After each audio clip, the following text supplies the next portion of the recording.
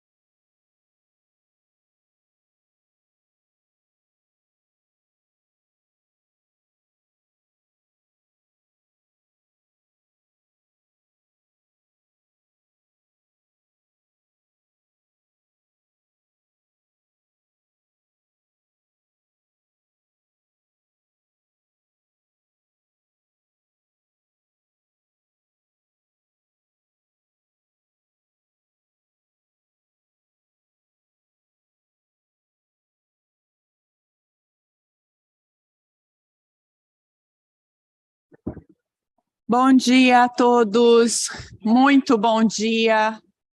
Espero que todos temos nos recuperados do dia interessante de ontem. Very good morning to all.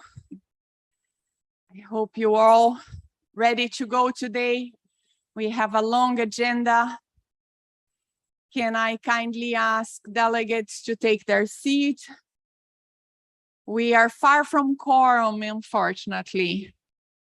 So I will need your good services with your colleagues to mobilize the delegations. Muy buenos días. Espero que hayan descansado de ayer. Les pido, por favor, a los delegados que tomen sus asientos. Nos faltan muchos para que tengamos quórum, así que les agradezco los que nos puedan colaborar en llamar a los colegas para que tengamos quórum. Muchas gracias.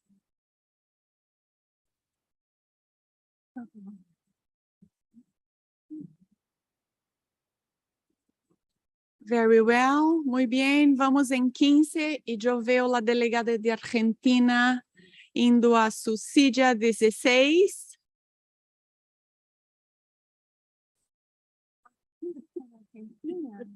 Qué pena, 15 con Argentina.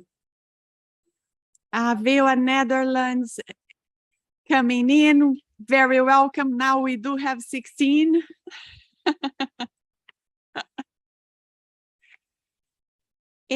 E vou pedir ao colega do Brasil, se é que ele pode tomar o assento ou mobilizar a delegação brasileira, por favor.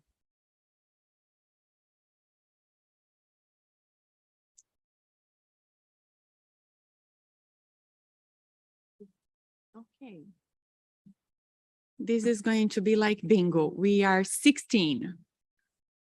Okay? So, somos 16. Necesitamos 22. 22 es el número mágico.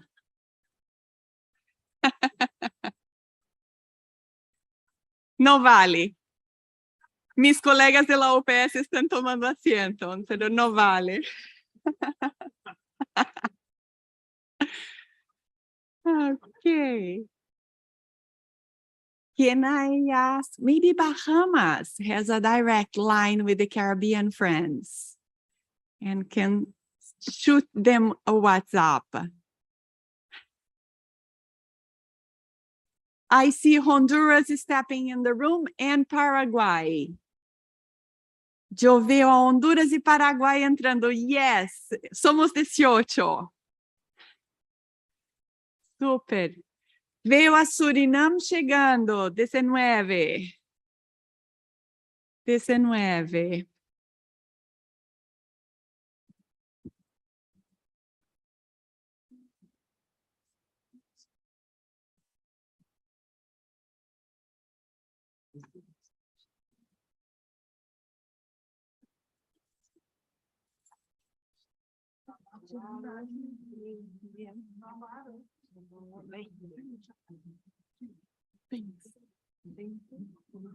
Veinte. Here we go. We are 20 now. We're 20.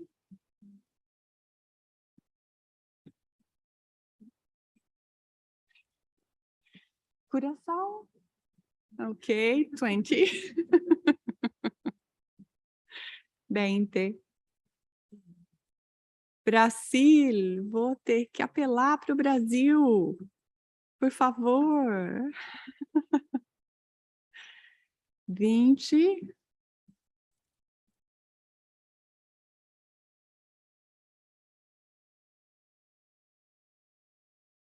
Como deseo que estuviéramos virtual, les cuento.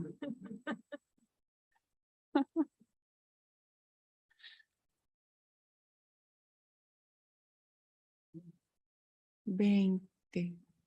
Yo voy a pedir a mi staff que encuentren a alguien de Panamá, quizás, Guatemala, quizás, todavía están por ahí.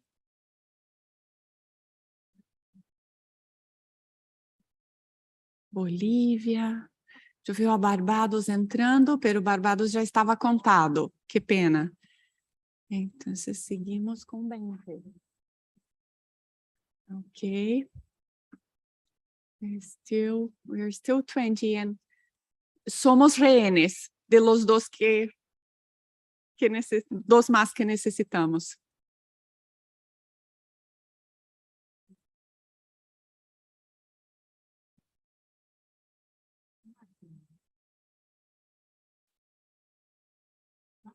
Sim, San Martín está 21.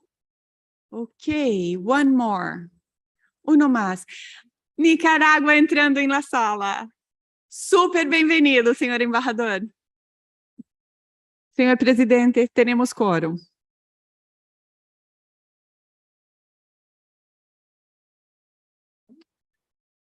Thank you so much, Monica. It's a bit like herding cats, isn't it? And I'm sure my esteemed colleague from Nicaragua never expected that he'd get such a warm welcome on his arrival. Warm welcome to you and to everyone. This is going to be a busy day. I want to thank everybody again for all their efforts yesterday, especially during the election period, which took a bit longer than anyone expected, but we got through it and we got a result. And I think we're all ready and happy to move on. So this is good news. So you all should have the daily program in front of you. We have a large number of items to get through today, starting with item 5.3, then 5.4, 5.5, 4.6. We're hoping to get through all 4 of those before the health break. And then after the health break, we'll be moving on to the 8s, as it looks like. So we'll start with item 5.3, amendments to the financial regulations and financial rules of the Pan American Health Organization. Oh, by the way, I forgot to mention the end of day yesterday that today is supposed to be Tylus Thursday. So for those of you that remembered, good for you. I remembered. Feel free to dress down if you wish. Tylus Thursday. And as I said, for the women of the room, it's really your choice what you want to dress in. I have no advice, as my wife likes to remind me, when it comes to dressing women. Okay, so I bring the document CSP 30/14 to the attention of the conference and invite Mr. Esteban Alzamora, Interim Director of Financial Resources Management of the Pan American Sanitary Bureau, to come to the head table. Good morning, Esteban.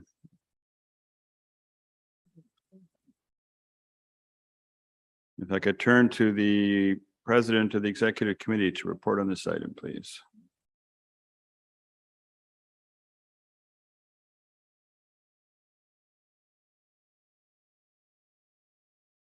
Madam Minister. Yes, thank you. Ay, voy a hablar en español. Buen día a todos y todas. Muchas gracias, señor presidente. Punto 5.3, modificaciones del reglamento financiero y las reglas financieras de la OPS.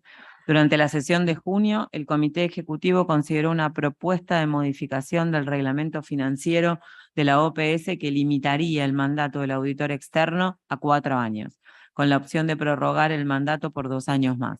El cambio fue propuesto con el fin de que la práctica de la OPS esté en consonancia con las mejores prácticas vigentes en otros organismos internacionales.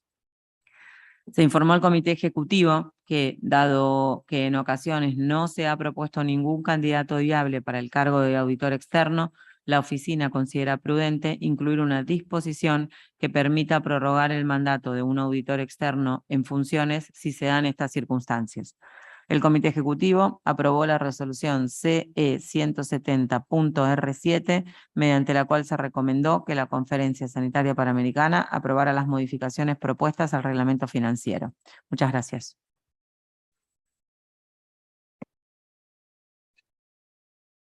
Gracias. I believe I turn immediately to the floor as opposed to Esteban to open the issue for discussion. Any delegates like to comment? Intervene?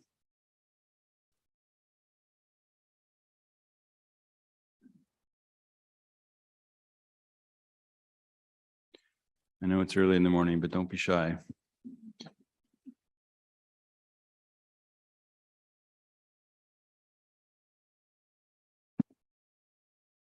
Okay, I don't think I see any comments. So Esteban, there's no comments for you to respond to. Madam Director, do you have any comments? She has none either. Wow, this is fantastic. So we're moving to the resolution immediately. I'll ask the rapporteur to read the resolution.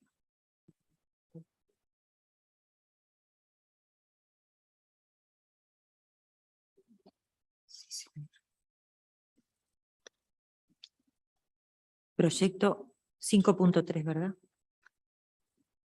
Sí. Proyecto de resolución.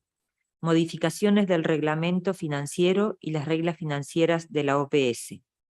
La 30ª Conferencia Sanitaria Panamericana, párrafo preambular 1, habiendo considerado la recomendación del Comité Ejecutivo y la modificación propuesta del reglamento financiero de la Organización Panamericana de la Salud que figura en el anexo A del documento CSP 30/14, párrafo preambular 2, considerando que la modificación del reglamento financiero refleja las mejoras prácticas relativas al límite del nombramiento del auditor externo, resuelve, párrafo operacional, aprobar la modificación del reglamento financiero de la Organización Panamericana de la Salud relativa al nombramiento del auditor externo establecida en el anexo A del documento CSP 30/14 y hace que esta modificación entre en vigor de inmediato.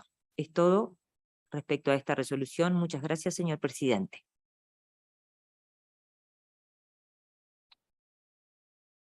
Thank you. So I think unless there's any objection, we can declare this resolution adopted.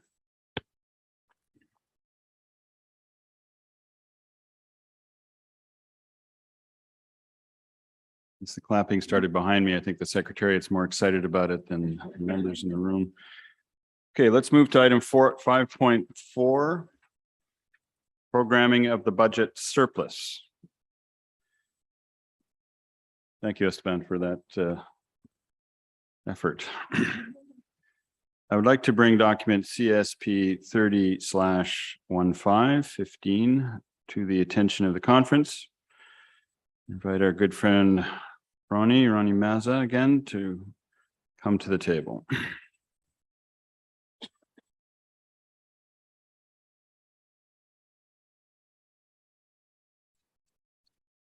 Madam President of the Executive Committee, over to you again.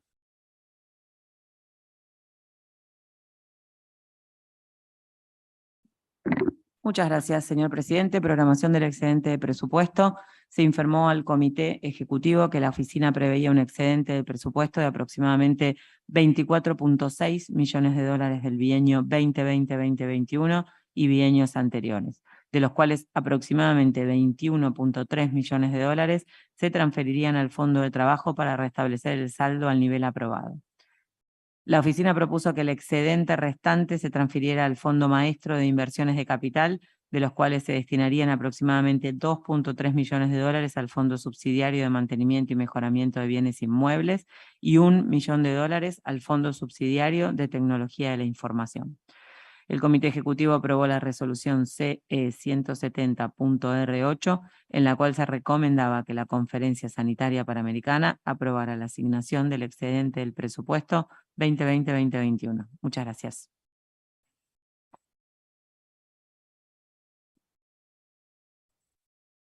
Gracias, señorita Presidente. So, Ronnie, over to you.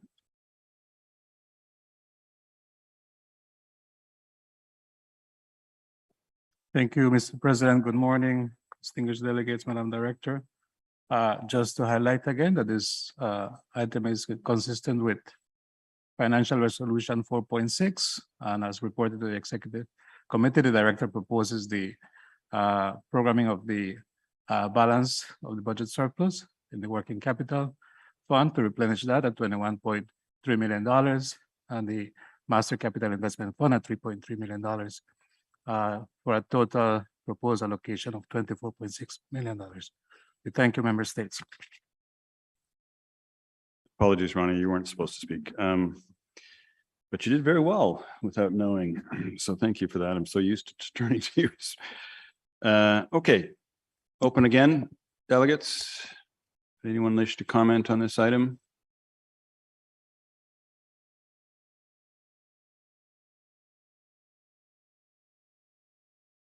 I think maybe the Secretary had a strategy for putting these items up first in the morning. I see none. And Ronnie, you already gave yours. Madam Director, any comments from you? All right, there's a resolution for this one. So, Madam Rapporteur, for you. Sí, señor presidente. Proyecto de resolución. Programación del excedente del presupuesto. La 30ª Conferencia Sanitaria Panamericana, párrafo preambular, habiendo considerado el informe de la directora sobre la programación del excedente de presupuesto, documento CSP 30/15, resuelve. Párrafo operacional. Aprobar la asignación del excedente de presupuesto correspondiente al bienio 2020-2021, que asciende a $24.601.516.21 de la siguiente manera. Inciso A.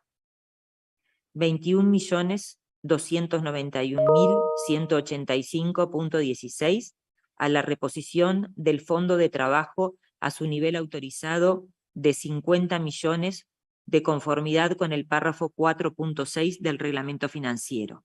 Inciso B.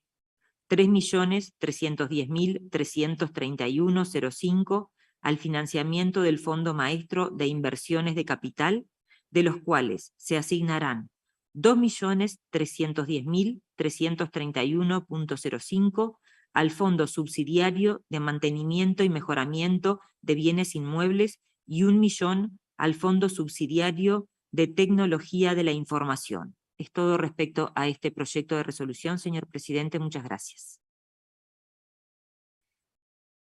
Thank you.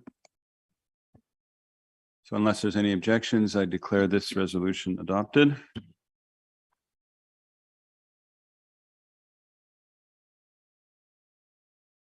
Madam Director, nobody noticed the hidden language about the $100,000 contribution to your retirement fund in that resolution. So here we go.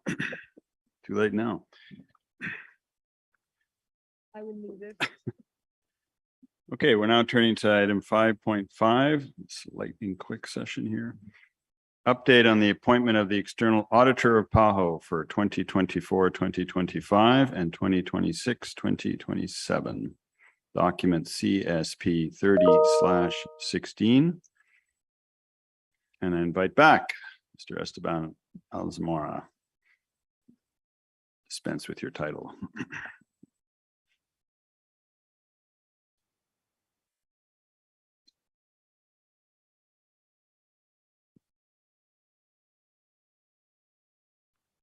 Madam President of the Executive Committee.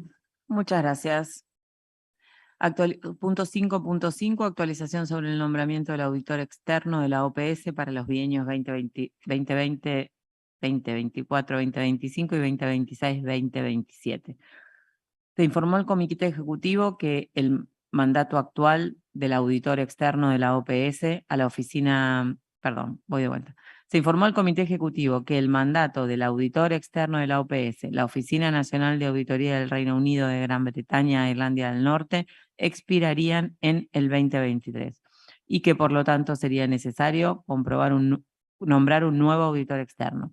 Asimismo, se informó al Comité Ejecutivo de la Oficina que la Oficina iniciaría el proceso para solicitar la postulación de auditores de prestigio internacional a fin de designar al de los próximos bienios, es decir, 2020, 2024, 2020, 2025 y 2026, 2027.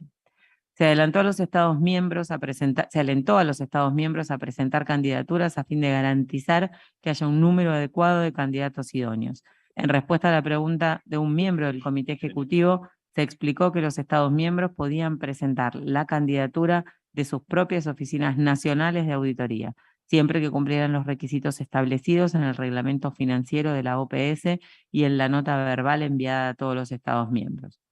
Gracias, señor presidente. Thank you. So Esteban, you have some comments? President, Madam Director, and distinguished delegates to the 30th Pan American Sanitary Conference. The financial regulations of the organizations stipulate that the directing council or the Pan American Sanitary Conference appoints an external auditor of international repute to provide an opinion on the financial statements of the Pan American Health Organization on an annual basis. The UK National Audit Office, the NAO, was appointed as our external auditor of PAHO for the 2018-2019 and 2020-2021 biennium, and was reappointed for the 2022-23 biennium. In accordance with best practices, the new external auditor must be appointed for the 2024-2025 and the 2026-2027 biennium. The process for the nomination and appointment was initiated by a note verbal sent from the director in August regarding the requirements for a member state to nominate an auditor to be considered. Some notes about the key requirements. Nominee does not have to be a national audit office. It could be an internationally renowned private firm. The nominee does not have to be its primary place of business in one of the member states. International repute. This could be demonstrated by a membership in an international organization of supreme audit institutions or other international audit associations, accredited with the World Bank or other international financial institutions or a government agency, or international references of prior experience. The nominee must be able to function in English and Spanish and deliver its report in English. Nominations from member states are due 31 January 2023. The Secretariat to present all valid nominations at the Directing Council September 2023. The Audit Committee will also review and may comment on the nominations received. Member states to appoint external auditor at the Directing Council September 2023. It is imperative that all member states participate in this process and identify qualified auditors to fill this critical role of the oversight for the organization. Thank you. Many thanks. Again, open the floor to member states. Any questions or comments?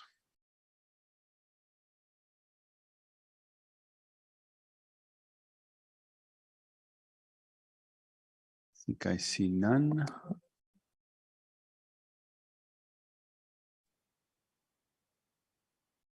Okay, so no comments to respond to. Madam Director, any comments?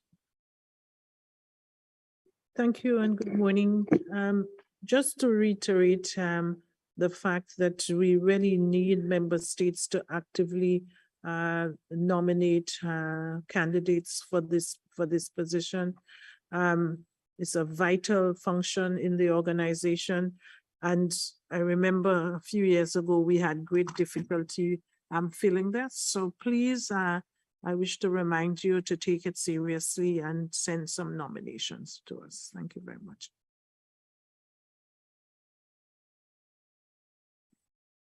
Thank you, Madam Director. So I'd like to inform the conference discussions will be reflected, such as they were, in the final report, primarily Madam Director's comment. Okay, can we move to item 4.6? Policy to strengthen national regulatory systems for medicines and other health technologies. Thank you, Esteban. Document CSP 30/11.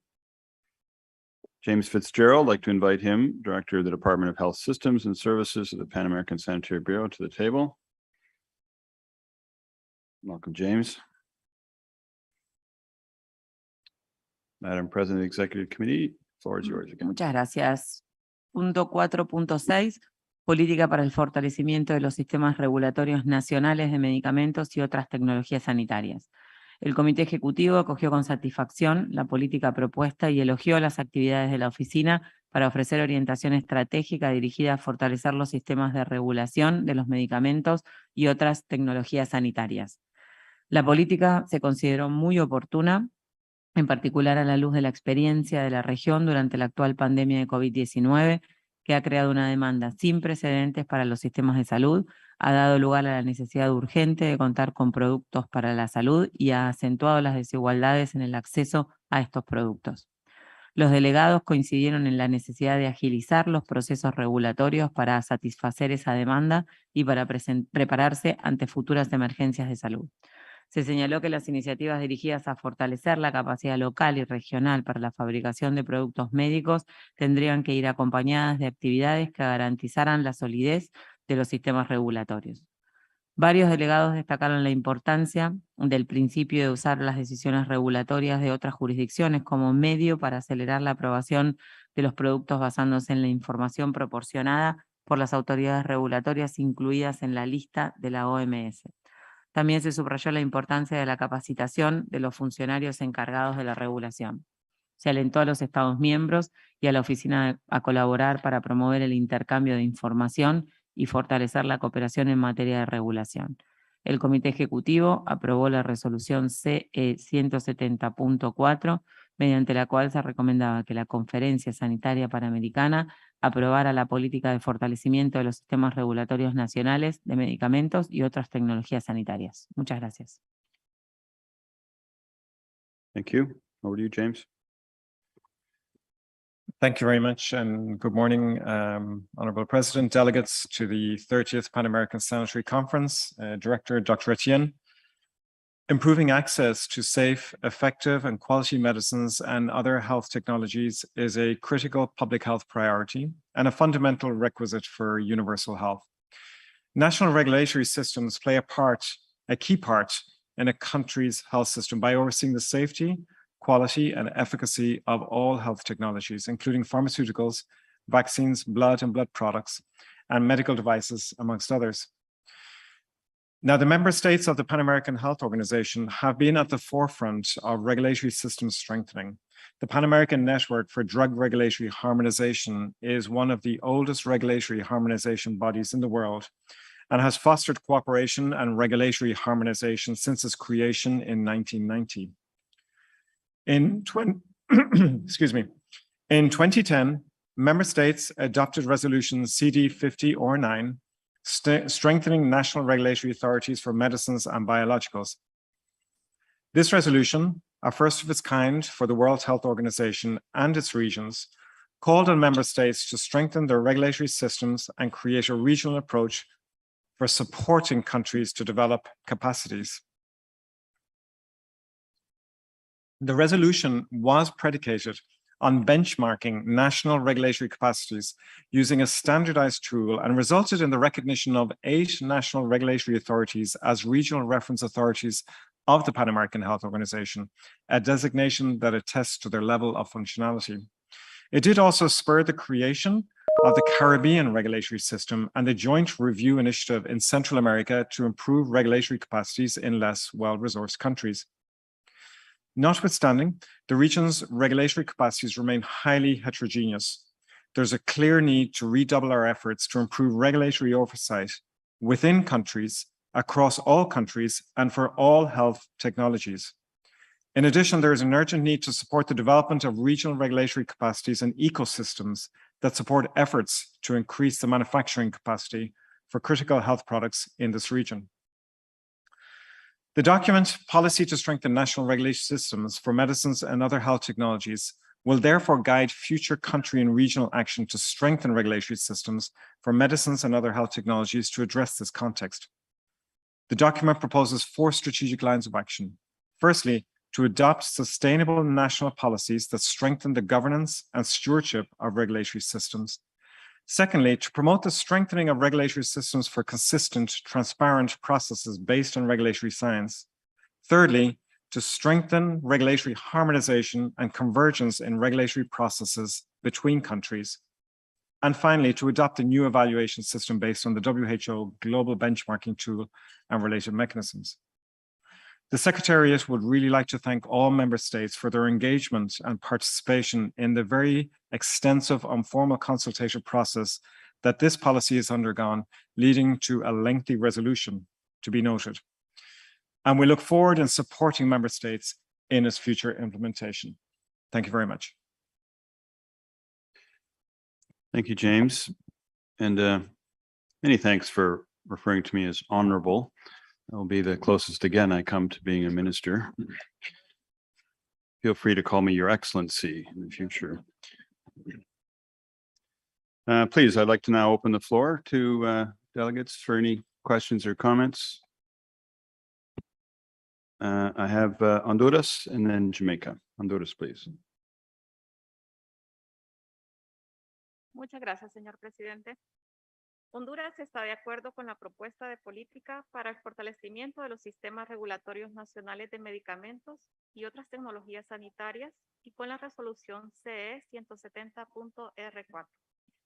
Nuestro país reconoce la preponderancia de fortalecer la autoridad regulatoria nacional, priorizando siempre el rol rector de la Secretaría de Salud, asegurando la calidad, seguridad y eficacia de los medicamentos y otras tecnologías sanitarias, contando con procesos consistentes, transparentes, basados en ciencia regulatoria y el respaldo del sector industrial, con el fin de contribuir al bienestar de la salud de la población, para lo cual requiere la cooperación técnica y financiera de la OPS-OMS. Consideramos deben crearse mecanismos para impulsar el fortalecimiento de autoridad regulatoria nacional, cumpliendo con el marco jurídico nacional correspondiente. Contar con un sistema regulatorio fortalecido nos da un mejor panorama sobre las perspectivas del mercado y mecanismos de integración de la región, con lo que se podría acceder a mejores precios en la compra a escala de las tecnologías de salud. Sobre la resolución propuesta, Honduras no tiene ninguna objeción. Muchas gracias, señor presidente. Gracias, Honduras. Jamaica, followed by Guatemala. Mr. President, Jamaica thanks PAHO for this policy, recognizing the need for the continuous strengthening of the regulatory system for medicines and other health technologies. Considering the challenges faced with the COVID-19 pandemic, the proposal for renewal of our mandates, as well as the establishment of potential roles in promoting the production of health technologies and responding to health emergencies, is of utmost importance and is supported. Jamaica has an established National Drug Regulatory Authority and the legislative framework for the regulation with suitably qualified professionals to carry out the function, while the national regulatory authorities have the responsibility to ensure timely access to innovative, effective, and safe therapies. We face capacity and resource constraints that limit our ability to license and monitor novel medicines and medical devices and tackling substandard, standard, and falsified products. The scope of our regulatory system is narrowed to marketing authorization, licensing of establishment, post-market surveillance, pharmacovigilance, and the oversight of local manufacturing, a subset of the PAHO WHO recommended function. Since most, if not all, the medicines in Jamaica are imported, the control of importation and distribution practices are prioritized. This approach is less resource intensive and still ensure regulation oversight. The Caribbean regulatory system supports our work through a reliance mechanism with post-marketing surveillance and products assessment for market authorization. Steps are being taken to strengthen this collaboration towards greater regulatory maturity. The need to strengthen regulatory harmonization and convergence activities and to adopt new evaluation system based on WHO global benchmark tools and related mechanisms are areas that we will seek to prioritize moving forward. In conclusion, Jamaica thanks FAHO for its continued support and registers our support for the resolution. Thank you, Mr. President. Many thanks, Jamaica. Guatemala, then US. Muchas gracias, presidente. Muy buenos días. En Guatemala, como en todos los Estados miembros, coincidimos en que los sistemas regulatorios son un componente esencial de los sistemas de salud y la importancia que tiene el fortalecimiento del sistema regulador de medicamentos y de tecnologías es de crucial importancia para dar acceso a medicamentos de calidad, seguros y eficaces que sean asequibles a toda la población. Aplaudimos el rol de la Organización Panamericana de la Salud para lograr que los estados puedan alcanzar el objetivo de que la población acceda a los servicios para la salud de calidad, incluyendo medicamentos y otras tecnologías sanitarias. Cada vez que resulta más claro que la prestación de servicios de salud van permanentemente ligados al acceso a suministros confiables.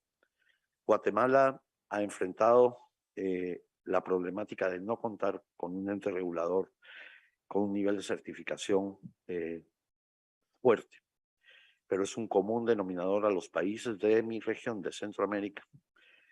Y creo que el esfuerzo para establecer mecanismos de regulación debe ser permanente. Incluso la posibilidad de establecer un ente regulador a nivel centroamericano que permita establecer un mecanismo eficaz, eficiente para dar acceso a la población de la región.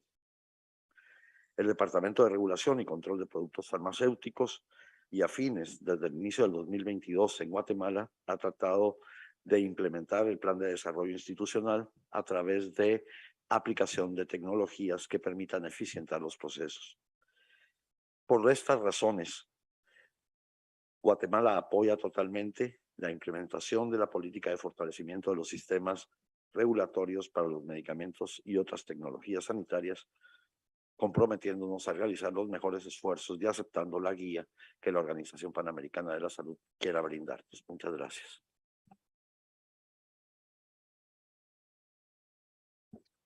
Gracias, Guatemala, US, then Bahamas.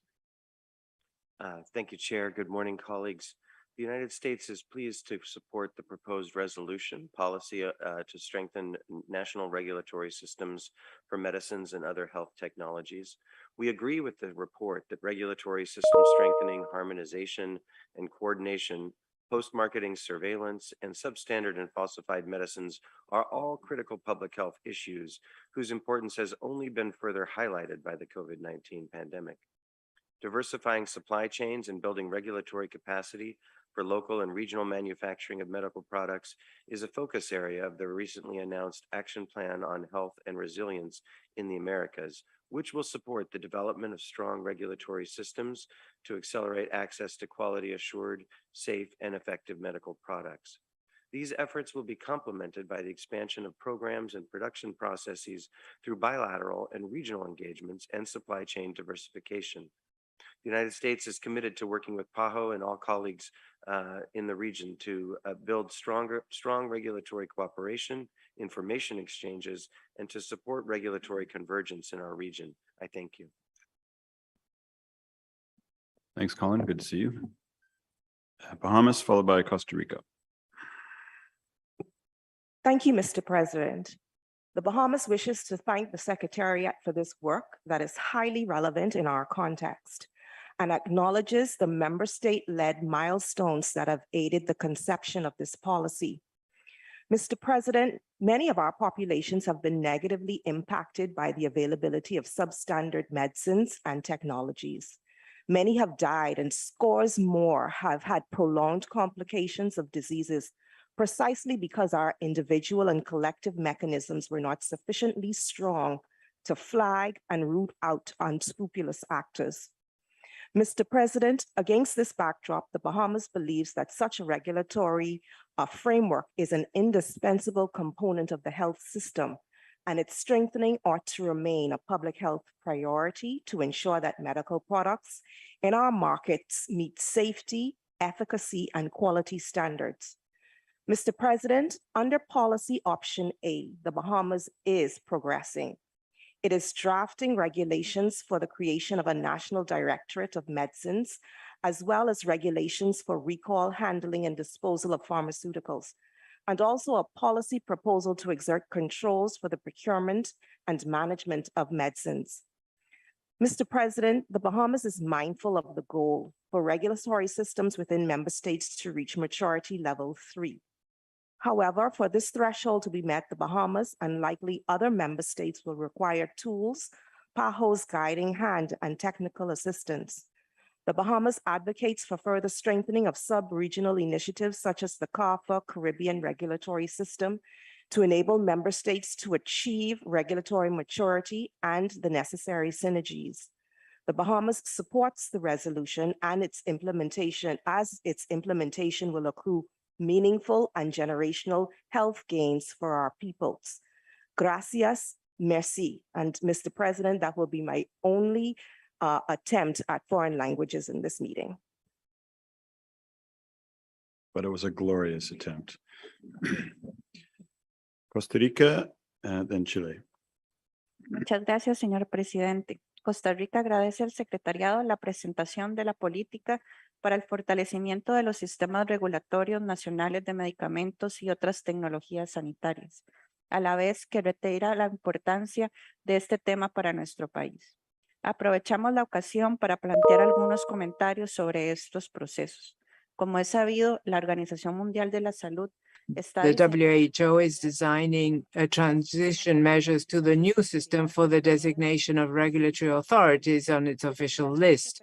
Designation that will make it possible to identify reliable regulatory systems to promote the use of decisions from other jurisdictions and the increase of the efficiency of the pre-qualification and procurement systems.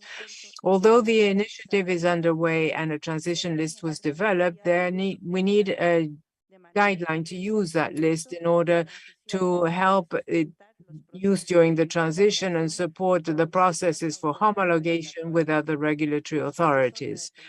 The processes show the need for regulatory authorities to communicate effectively with the regulatory authority whose decisions are being learned, but the practice is not viable because that authority cannot always provide information as to its decisions and its documents, because there might be conflicts of intellectual property or confidentiality. With regard to the joint evaluation assessment of medicine mechanism, we think that the creation of this kind of mechanism is very valuable as it can improve the availability of quality medicines. In particular, it is relevant to assess products that, given their complexity, cannot be evaluated by the national authority. Undoubtedly, this is an important advance that favors efficiency and best use of resources. Moreover, the document indicates that the countries in the region have made strides when it comes to convergence and regulatory harmonization through the work of the Latin American Network for the Drug Regulatory Harmonization, the PAN-DRH. But Central American countries, however, are being approached by other authorities to work using very different methodologies and strategies. Because we have limited human resource in all regulatory authorities, it is fundamental for organizations to coordinate among themselves to ensure that the proposals and interventions complement one another instead of being in conflict. Thank you very much. This is Costa Rica, Chile, then Canada. Muchas gracias, señor presidente. Thank you, Mr. President. We're grateful to the Bureau for presenting this document as the current situation of our regulatory national agencies and the visualization of potential weaknesses that today make it necessary to once again look at the agreements reached in this topic.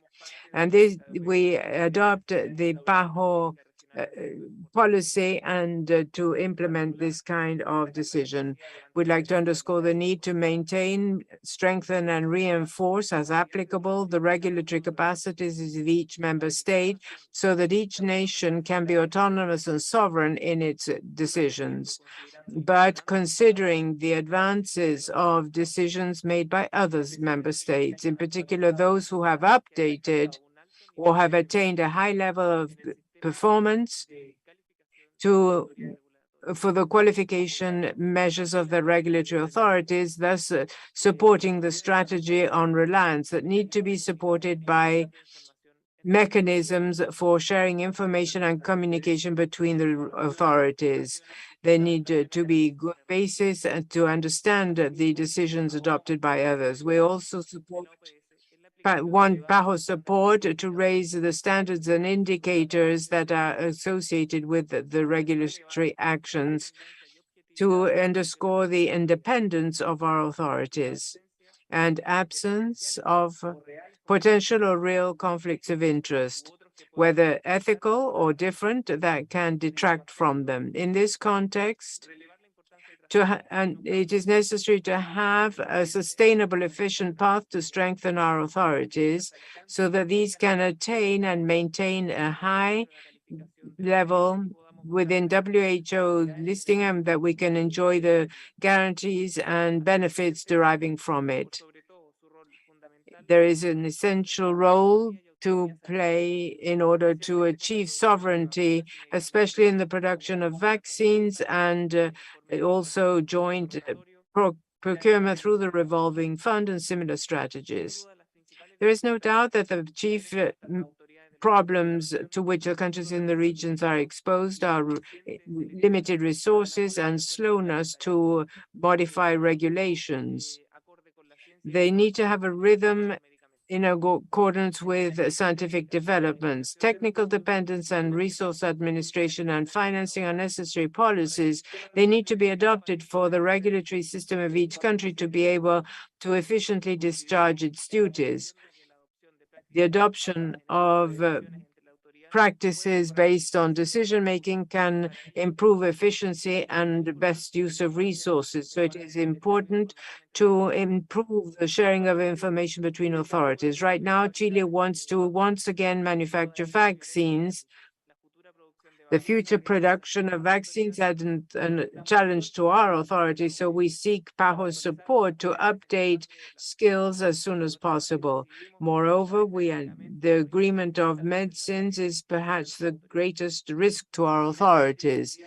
Lastly, and given the sustainable agenda of health in the Americas and the strategic PAHO plan for 2020 to 25, we want to look at the transition list of WHO, and we'd suggest that it be extended to 10 years to give greater viability and sustainability to regulatory agencies. With regards to the proposed resolution, Chile is one of the countries that participated of the initiatives of strengthening authorities since their outset. And we have participated with experts in drafting different evaluation tools. Chile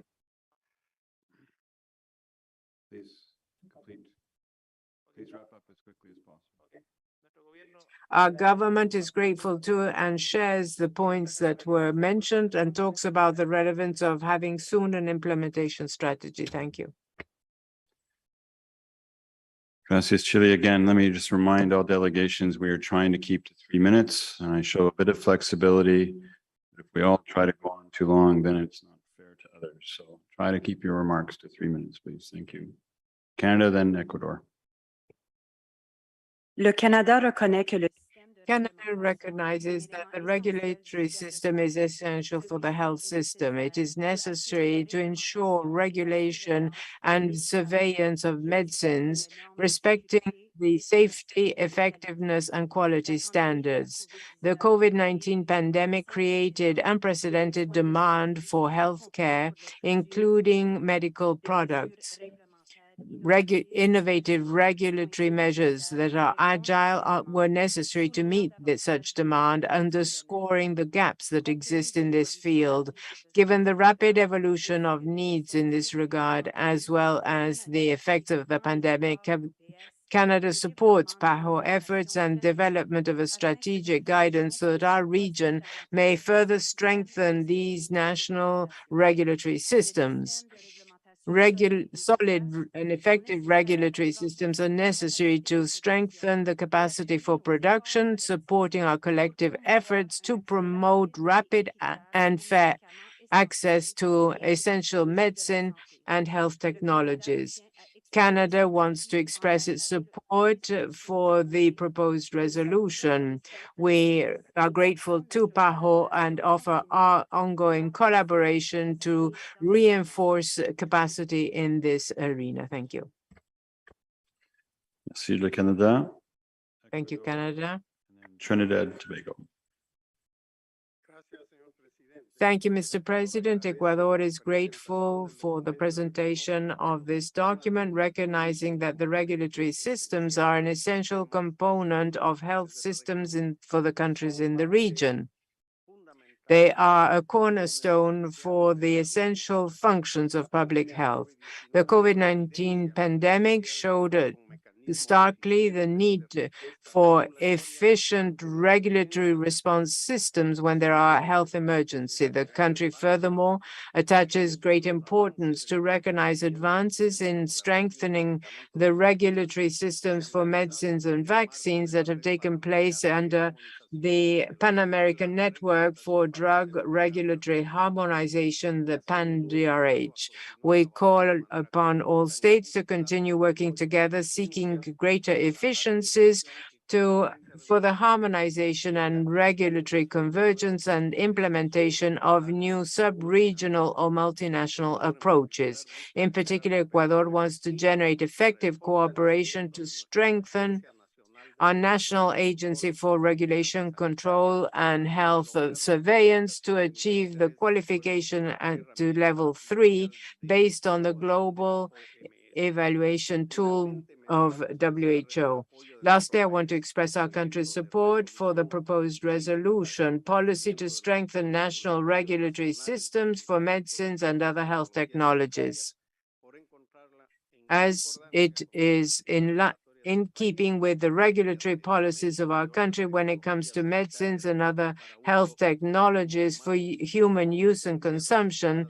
Competences assigned to a national agency for regulatory authority in our country under the Ministry of Health. Thank you very much. Gracias, Ecuador. Trinidad, Tobago, then Cuba. Hi, good morning. Thank you, Mr. President. Good morning to all members. Having reviewed the working document CSP 3011, it should be noted that Trinidad and Tobago endorses the two components identified as follows. One, recognition that the regulatory system is an essential component of health systems that ensure the equitable access to safe, effective, and quality medicines and other health technologies, a prerequisite for achieving universal health. Two, recognition that the need to strengthen the regulatory systems is a public health priority, underscoring that in 2010, the regions of the Americas adopted the system for evaluating and qualifying regulatory systems and systems for recognizing national regulatory authorities of regional reference. The objective of this policy is to renew these mandates, considering the achievements thus far and the new challenges confronting the region. There's a need to construct efficient and integrated regulatory systems, which also capture different health technologies and would seek to improve affordability, availability, and ultimately equitable access to medicines and other health technologies. This in turn will allow for the development of a productive sector and effective response to health crises. The region has made significant progress in regulatory convergence and harmonization, but there's still significant work to be done in the adoption of continuous plans to meet the new demands of the system. Areas such as regulation of medical devices, post-market surveillance in the face of increase in the circulation of falsified and substandard medicines, which pose a major health risk, over-the-counter sale of antibiotics, and monitoring and evaluation of clinical trials are just some of the challenges identified. In 2015, WHO member states supported the adoption of a single tool and methodology to comparatively evaluate all regulatory systems. The designation of these regulatory systems on the WHO listing allows for identification of reliable regulatory systems, which promotes the concept of reliance. This concept allows for the promotion of accessible, safe, effective, and quality medicines. I just want to end by saying I think COVID-19 will do for public health what the events of 9/11 have done for global security. To this end, Trinidad and Tobago is in support of the proposal and resolution identified. Thank you, Trinidad and Tobago, Cuba, then Bolivia.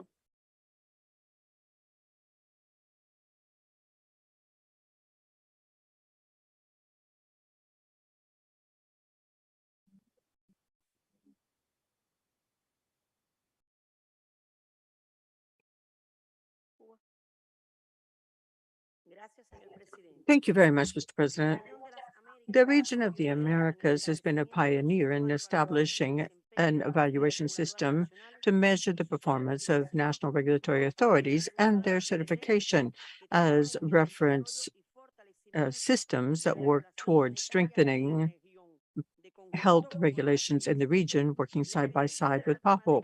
The experience of the last decade shows that the region followed a successful approach to develop the regulatory capacities that began with the evaluation and strengthening program of regulatory systems that was a pioneer in the world, and that made it possible to evaluate and certify 8 reference authorities that cover 82% of the population of the region.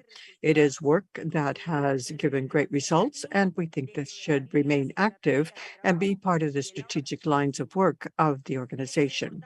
It is important to highlight that this issue and the proposal reflected in the document has been discussed in a working session with the national regulatory authorities, and especially it has been debated and a consensus had been reached amongst the regional reference authorities. And it is important in terms of the overall evaluation system of evaluation systems in WHO. This is a process where Cuba, along with reference authorities, have taken an active role, and here PAHO has played a vital role in the protection of the region, representing the region in the process of discussing and reconciling the overall evaluation system. We think that this text is a useful and relevant document in the current context. It answers issues discussed with the regulatory authorities of the countries of the region. And it's important to point out as an asset that this covers not only medicines and vaccines, but also medical devices, blood derivatives that are products, in addition to talking about the evaluation tool. It talks about how important it is to strengthen all of the health methodologies. So we support this document, and we are pleased to see this effort made to evaluate the systems in the region and the work that has been carried out for more than 1 decade in this connection. Thank you very much, Mr. President. Gracias, Cuba. I have 4 more delegations: Bolivia, Brazil, Dominican Republic, and finally Barbados. So Bolivia, then Brazil.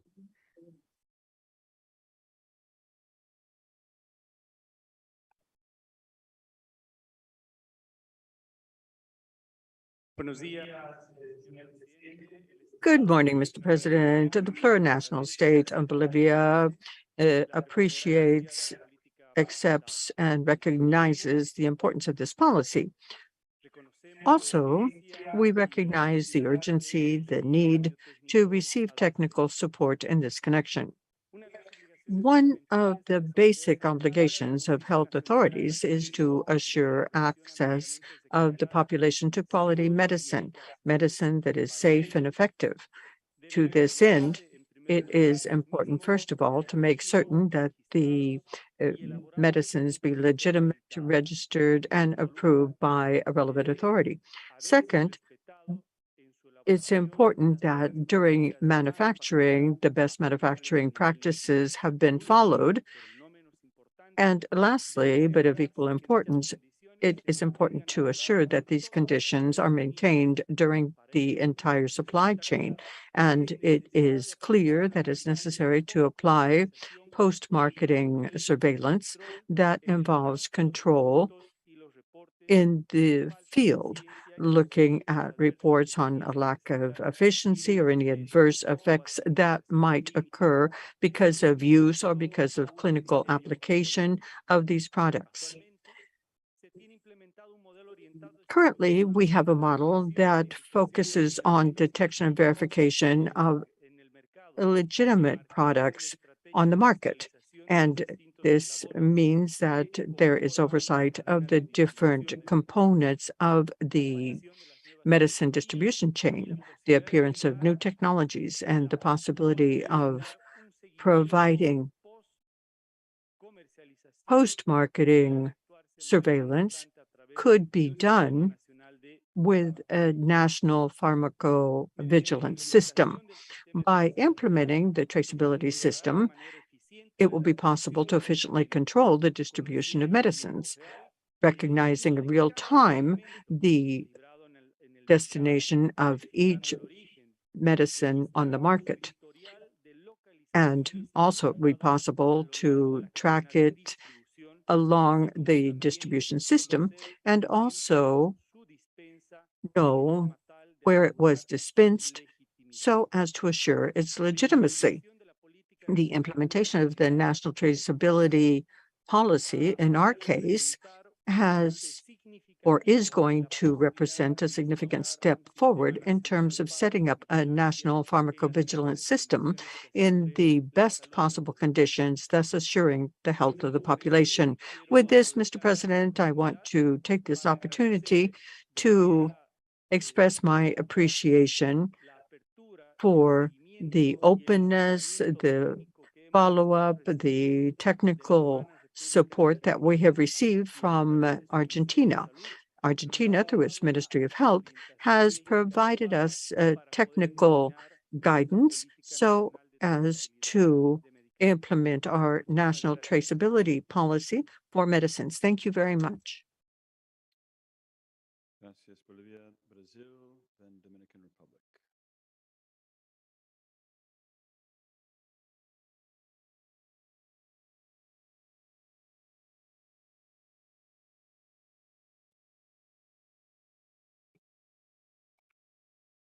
Senhor Presidente, Mr. President, Brazil is pleased with the Pan American Health Organization's proposal to strengthen the national regulatory systems for medicines and other health technologies.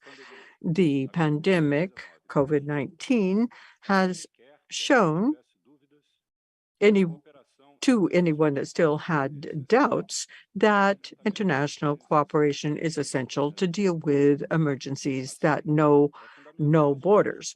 It is important to have a coordinated effort so that the regulatory authorities can have the necessary tools to deliver on their obligations to protect the health of our population. So autonomy, transparency, trust, those are the key words. It is important that regulatory decisions be made with technical backing, taking into account the need to avoid any pressure, especially political pressure. So our national authorities are looking at stocks, trying to keep them up to date so that we can quickly introduce new products on the market. And the role of the regulator to assure the effectiveness of products for health surveillance. In addition to that, it is necessary for regulatory decisions and their basis for decision be public at the same time that we protect the information that is part of industrial industrial protection. So in that way, society, industry can oversee these decisions and make certain that they are based on the best possible science. Now, it's also important to move ahead in terms of strengthening regulatory confidence so as to use in the best possible way human and financial resources. It is important that reliance be not just a word used in speech making, but that it become a permanent practice in this connection. Autonomy, regulatory transparency, build trust uh, in our regulatory authorities, in our population. So Brazil supports the proposed resolution presented and is available to support the initiative to build the capacities promoted by the Pan American Health Organization. Thank you. Obrigado, Brazil, Dominican Republic, and then finally Barbados.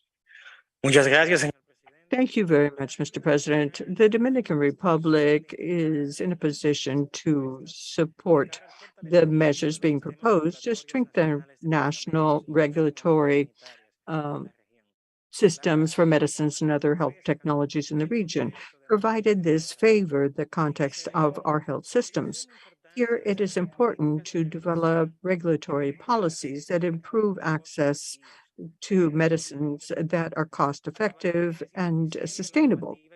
Right now, we do not have the necessary standards to control biosimilars, despite the scientific evidence that supports their use. And as we see in recent declarations of European organizations that are experts in this area, are highly effective. This is an important opportunity to expand coverage to include patients that require treatment for autoimmune or cancer diseases.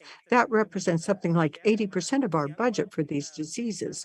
And that amount has gone up by fourfold in terms of volume and in terms of financial payments. Now, as a result of so many years of neglect, we have not had the necessary impact on chronic diseases. We see that this number of patients, this type of disease has gone up significantly. So if we do not act in a sustainable, decided way, we're going to have even greater increases. So we call on the Assembly to pay special attention to this situation that affects not only the Dominican Republic, but also these families' economies or financial position. So it's important to look at other subnational organizations, for example, Comisca, but that it not be limited to this issue, to be able to have joint procurement systems to avoid overlapping efforts and to increase the scope of efforts to lower the expense, increase the number of beneficiaries, and ensure quality, safety, effectiveness of the medicines and other health technologies. And that way, these resources could be used in a better way, all of this based on the community rights of the countries of Central America, and thus a Dominican Republic could be part of that region. It is essential that technical initiatives of the Pan American Health Organization be implemented so as to provide cross-cutting support to each country, avoiding parallel efforts in this area and thus achieving harmonious cooperation amongst all countries. Thank you. Gracias, Dominican Republic, Barbados, and then we have a late entry, UK. Barbados, please.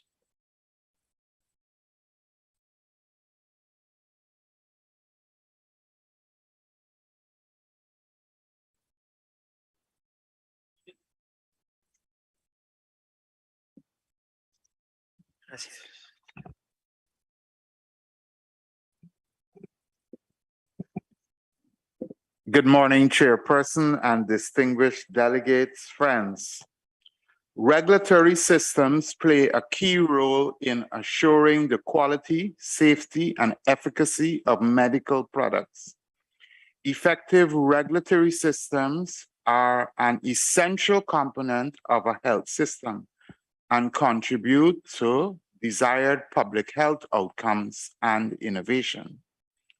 Equitable access to safe, effective, and quality medicines and other health technologies is a prerequisite for achieving universal health. The regulatory system is an essential component of the health system and is responsible for the regulation and oversight of medical products to ensure they meet safety, efficacy, and quality standards. Barbados supports the policy to strengthen national regulatory systems for medicines and other technologies, and thanks PAHO for their sterling work in this area. Our region is a net importer of medicines and technologies, and Barbados urges PAHO to ensure the region becomes self-sufficient in the production and marketing of medicines and vaccines. This was a lesson learned during the COVID-19 pandemic.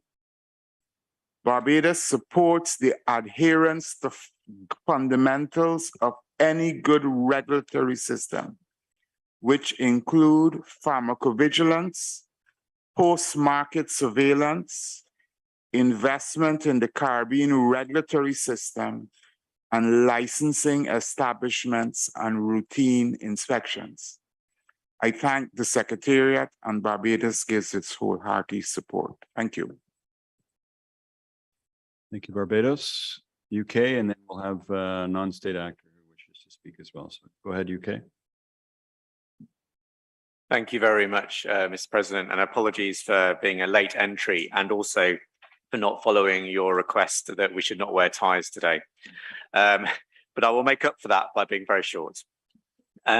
Regulatory systems are absolutely essential, and we very much support the resolution. And we have seen over the last few years just how important effective regulation is. I would just like to add that it's really important to also think through this issue and the importance of these regulatory systems in terms of small island states. Of course, also in terms of access to those novel health technologies and medicines, as I know other speakers have highlighted. And just really important to keep that in mind as we take this work forward in the coming years. And we thank PAHO for their work. Thank you. Well, it turns out, thanks UK, it turns out you're not the last new entry. And I want to be clear, I didn't request, I just offered the option, not wearing a tie, but God save the king anyway. Argentina, please. Thank you very much, Mr. President. Argentina takes note of the document. One of the priorities of our country, as expressed in different bilateral, multilateral fora, is to improve access to safe and quality medicines and technologies by strengthening regulatory systems to respond to public health emergencies. At the national level, we have created an interministerial group for the production of vaccines, technological diagnosis devices, etc. All of this to assess different vaccine candidates. We have a regional reference national laboratory following PAHO classification. Regarding this document, we have taken an active part in the informal consultations of PAHO for the preparation of the document. We suggest that we systematize the demand for training following a regional arrangement that would make it possible to give priority to training for the regulatory systems that request that support, and also thus discuss different mechanisms in the international sphere. We encourage increased cooperation amongst the health agencies and regulatory agencies with a view to coordinating next steps in this type of policy so as to strengthen regulatory capacity of health authorities in the region of the Americas. Lastly, we support the proposed resolution that has to do with the policy to strengthen the national regulatory systems for medicines and other health technologies. Thank you. Gracias, Argentina. And we have one non-state actor intervention, Consejo de Ministros de Salud de Centroamérica. You have the floor. Muchas gracias. Thank you. Regarding strengthening the national regulatory systems for medicines and other health technologies to optimize health and improve the regulatory authorities of Central American countries and Dominican Republic, the Council of Ministers, COMISCA, Central America and Dominican Republic, have consulted competent authorities as part of the Central American network, BREDCOM, which is coordinated by its executive secretariat. BREDCOM is the competent authority for generation of technical regional proposals that would lead to preparing health regulations that would be binding on member countries of SICA, so as to assure quality, safety, and effectiveness of medicines and other health technologies. All of this based on the Central American community and SICA. It is essential that initiatives and technical recommendations of the Pan American Health Organization and the World Health Organization that are sub-regional in their approach for health regulation and other cross-cutting aspects having to do with medicines and other health technologies be coordinated and channeled through the health cooperation strategy for Central America and the Dominican Republic between PAHO and COMISCA. In this way, we will be able to implement joint efforts and thus avoid overlapping efforts and do that in a parallel fashion. So, considering that the Council of Ministers of Health of Central America and Dominican Republic have instructed the Executive Secretariat of COMISCA to lead the formulation of the third version of the strategy on medicines and other health technologies for the region of Central America and the Dominican Republic for 2023-2027, including as one of its objectives to coordinate regional efforts to strengthen the health regulation system for medicines and other health technologies, so as to strengthen governance as well as stewardship of regulatory systems in the countries of Central America and the Dominican Republic. Thank you. Gracias. Just a quick gentle reminder to all, we've been pretty good, but remember to turn off your microphone after you finish speaking, so the next speaker turn his or hers on.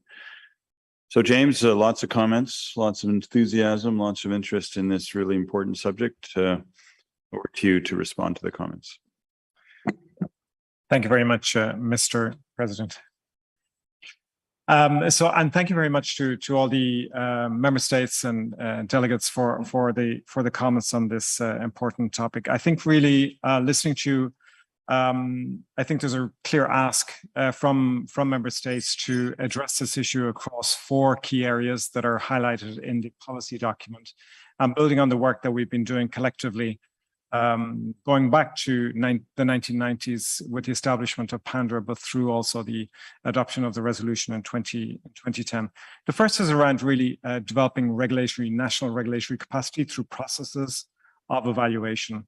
As was mentioned by Cuba, we've carried out essentially evaluations in 75% of all national regulatory authorities over the past 12 years, covering 82% of the population of the region.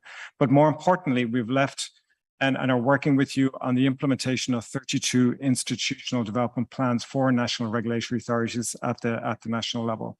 Now, we do note, as the experience has shown, that there's differences in functions and level of functionalities and how those functions are actually performed. And this is, I think, where where we really need to delve into a little bit more detail in addressing those gaps that have been identified in those institutional development plans to build the necessary capacity. Obviously, associated with this is the transition towards the global benchmarking tool.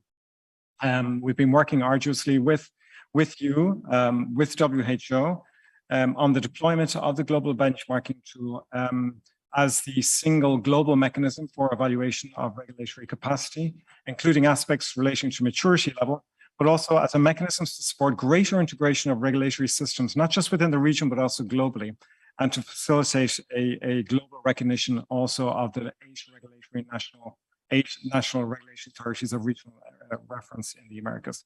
So we will continue to build that capacity through these processes of evaluation.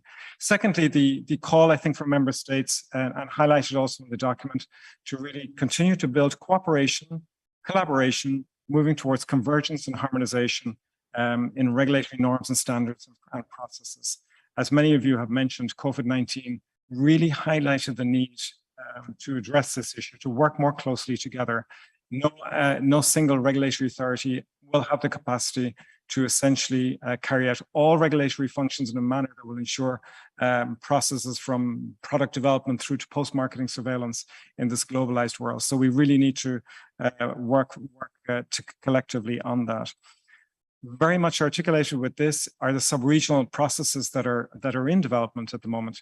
We've seen the Caribbean regulatory system really develop and flourish with the approval now of over 277 products, including 16 COVID-19 related products, and the regulatory approval processes taking on average only about 41 days in a manner that's extremely cost efficient. And associated with that, we have the post-marketing surveillance capacity, VigiCarb, in the Caribbean, that just recently has been reporting on adverse events associated with immunization, and over the period has reported actually 110 cases of substandard and falsified medicines within the region. This mechanism is well established and it's been developed in collaboration with our colleagues in CARICOM and has a strong mandate, and we'll continue to work with that mechanism, obviously looking at issues of sustainability as we move forward. And a similar mechanism we've also heard in Central America now that has been developed, the Central American Review Mechanism, that has now technical foundation, technical documents, pilot processes that are ongoing. And similar to what we've done in the Caribbean, we will of course work with our colleagues in COMISCA on its future development to ensure its consolidation as a mechanism moving forward. The third area I think that we really heard was the linkages between access, quality, production, and really the capacity of this region to be able to respond to its needs. Just last year, we adopted a resolution on increasing manufacturing capacity in the Americas. And in that resolution, we highlighted important gaps in manufacturing capacities across all health technologies, but particularly in areas of vaccine production. As a consequence, the director launched the regional platform to increase manufacturing capacity for medicines and vaccines. And we have the important projects in development relating to mRNA technology development, but also other areas, including capacities for production of PPEs. Central to this process is the acknowledgement and the linkages between having regulatory systems that have the capacities to ensure the necessary oversight in product development and market authorization, including emergency use, linked with science, technology, policy development, and the necessary trade and economic ecosystems that need to exist region-wide to support these processes. So we are really working arduously with you in all of these areas, and a particular note of thanks to the United States, to the European Union, and to Canada for their financial support of these important initiatives moving forward. The final area that I think that really has been highlighted in this discussion is the issue of governance. Governance in decision-making processes relating to regulatory decisions. The need for having independent, technically sound national regulatory bodies that can take decisions based on scientific evidence, and to ensure effective surveillance of pharmaceutical markets to monitor any adverse events that may be noted. This was particularly noted by Chile and Brazil.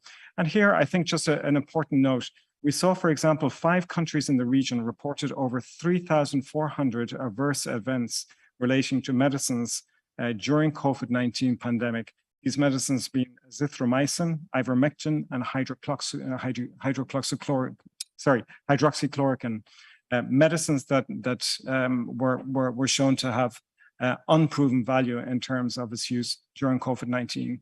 These medicines were ultimately approved, even emergency use, by national regulatory authorities throughout the region. So there's an important lesson here to be made in terms of ensuring that the decisions that are being taken are taken based on sound scientific evidence moving forward. We do acknowledge that there are multiple requests on the floor for specific technical cooperation that we will address with each of you, and we really thank you for the comments and support of the policy document. Thank you very much, Mr. President. Thank you, James, and don't worry, former President of the United States couldn't pronounce it either. Madam Director, please. Thank you, Mr. President. James has given really substantive comments, and I don't want to repeat. Neither could I have done it as well as he has. Let me just take this opportunity to recognize the interest of member states. After COVID-19, there is this strong recognition that we need to move to strengthen national regulatory authorities to assure their independence, and recognizing that they are essential if we must become self-sufficient and move on to production. So thank you for this interest, and PAHO will continue to work with you at the national and sub-regional level to strengthen regulatory authorities and to move this region closer to harmonization, but more importantly, to ensure safe, quality, efficacious medicines that can build the confidence of users. So thank you very much for your interest. Thank you, Madam Director. There is a resolution, as you know, associated with this item. And I think in light of the time and responding to the horror that our rapporteur reacted when she saw the length of the resolution that she was being asked to read out, I think if you all agree, we'll dispense with the full reading of the resolution. I would like to highlight in the op paragraph 2, where there seems to be the entire alphabet included of items, that are particularly 3 ones that I think are going to be critically important in the evolution of this: item I, item K, and item O. And I want to highlight in particular how important it is, and some delegations reflected on this, how important it is to combat disinformation and false advertising and false products. This is a critical issue, and I think it'll be incumbent on member states, not just member states, but the Secretariat, to assist in making sure that those false drugs that we've heard about are not going to be promoted or get away with it. Let's put it that way. Sorry, go ahead.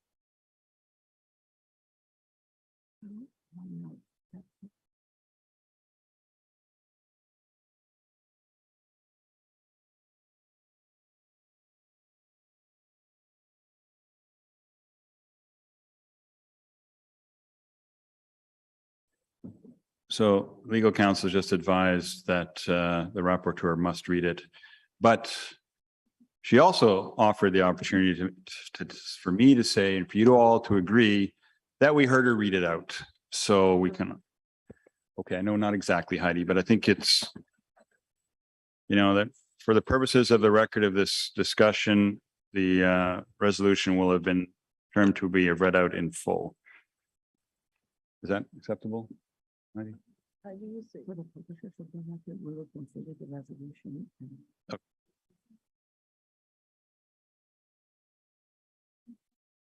See if I can get this right. For the purposes of the record, we will have indicated this will have been read out in full. Is that good enough? As published. We have as published. I think I'll give you the microphone next time. So I hope we all agree with that. And on that basis, we declare the resolution adopted. So done.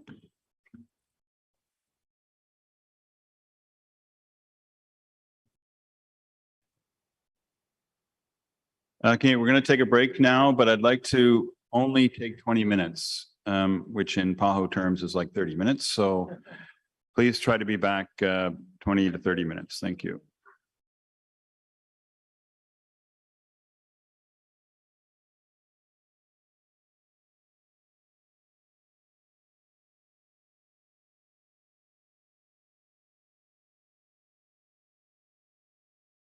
countries to face climate change.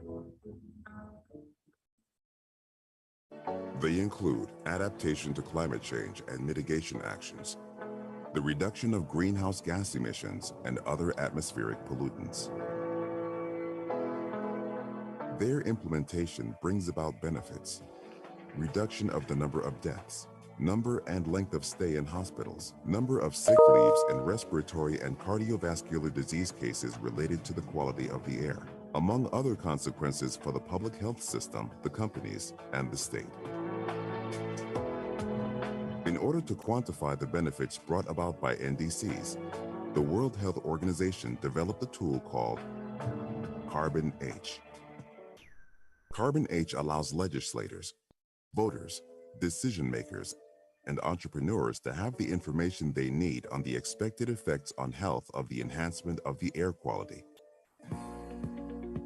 The NDC, as prepared by Colombia, encompasses 148 measures aimed at reducing greenhouse gas emissions by 51% by the year 2030, as compared to 2014. By using the Carbon H tool, it is estimated that some of the health co-benefits of implementing the NDCs are avoiding 25,600 deaths over the period 2021 to 2030, and 3,800 per year after 2030. As of 2030, 2,750 cases of hospitalization per year caused by respiratory and cardiovascular disorders will be avoided, reducing 892,000 asthma episodes in children per year after the year 2030. This represents economic benefits for the public health system of up to $12.9 billion during the period 2021 to 2030, and of $1.8 billion per year, or the equivalent of 0.64% of GDP, as of the year 2030. Carbon H is free of charge for countries, and PAHO is committed to providing the necessary technical cooperation to make the most of it by adding the healthcare costs and tangible figures to the climate actions. You're the only one missing. Visit www.paho.org and get acquainted with the experiences, applications, and possibilities offered by Carbon H.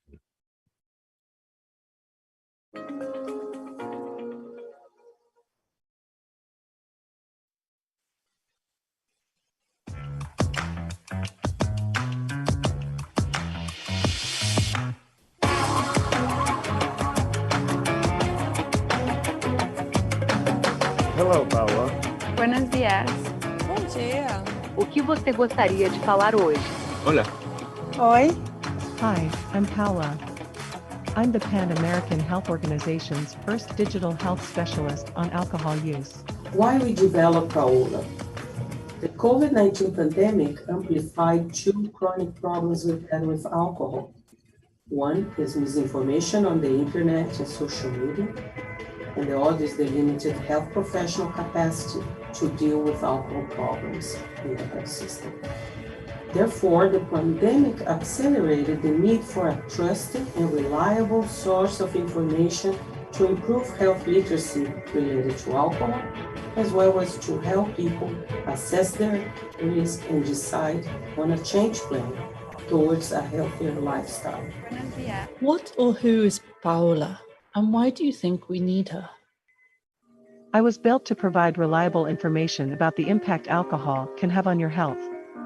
I want to help reduce your risk of harm from alcohol use. Beber álcool pode causar câncer?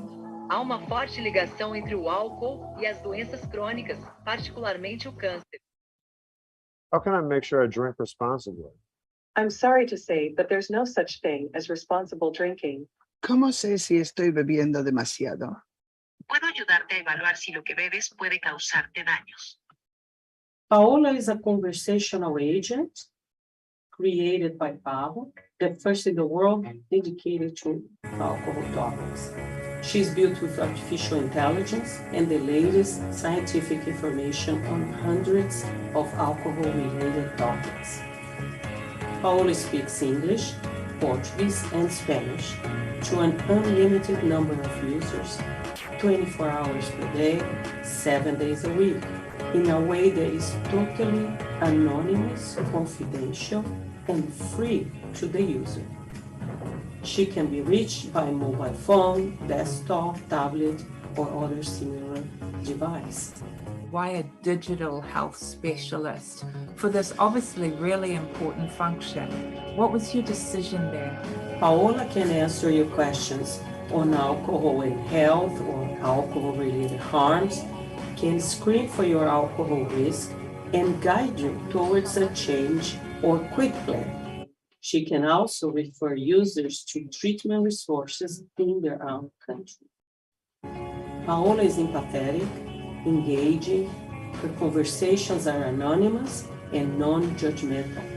The capacity of digital people is enormous to reach more people where they are at a minimal or no cost.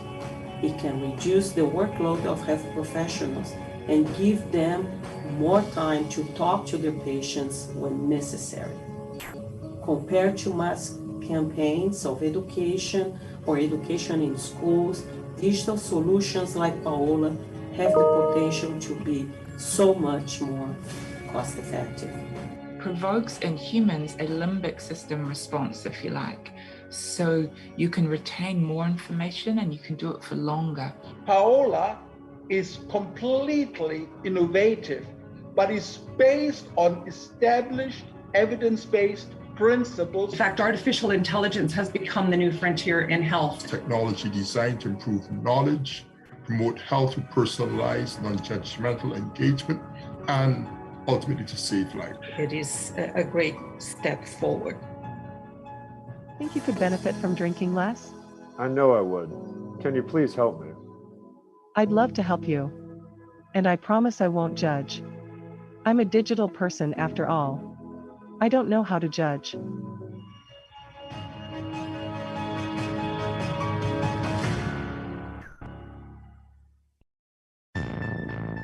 The Americas, a dynamic region full of diversity, and yet the most unequal in the world. 201 million people still live in poverty. Illnesses such as obesity, diabetes, hypertension, and high cholesterol are more prevalent among poor and vulnerable populations. The mortality rate is twice as high for children under 5 with undereducated mothers. And every year, 2 million babies are born to mothers between the ages of 15 and 19. It is our duty to protect those who are most in need. We will do whatever is necessary to ensure that no one is left behind. We've been doing so for over a century, and we're not going to stop now. Because our determination doesn't stop. Our dedication doesn't stop. Our commitment to our communities doesn't stop. And because life doesn't stop. Health is the most precious resource we have and an engine of sustainable development. It helps to close gaps and reduce inequalities. Investing in resilient healthcare systems is vital for their recovery and preparation for the future. However, no single nation or organization can tackle the health challenges facing the Americas alone. We are the partner of choice to promote public health and the best resource to improve the quality of life in our communities.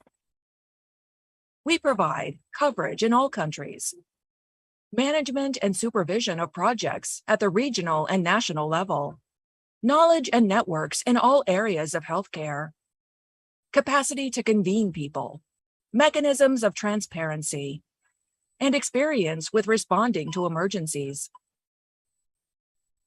Building partnerships has been essential to improving healthcare in the region. Life expectancy has increased by 36 years. The mortality rate for children under 5 has been reduced by 67%. Hundreds of millions of people have been able to get vaccinated and obtain access to medicines. Smallpox, polio, rubiola, and measles have been eradicated. Each of these achievements demonstrates what can be attained through collaboration. And yet, we still have much work to do. Many people's lives depend on us.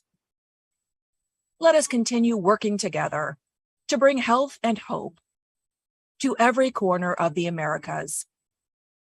The Pan American Health Organization.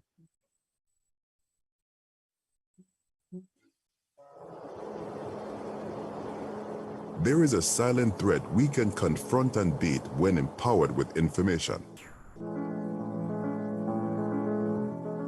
Around 57% of cases of liver cirrhosis and 78% of liver cancer worldwide are caused by infections, which in turn are caused by hepatitis B or C viruses. These viruses may produce an inflammation of the liver. Some of the common symptoms are fever, nausea, vomiting, abdominal pain, skin rash, jaundice, loss of appetite.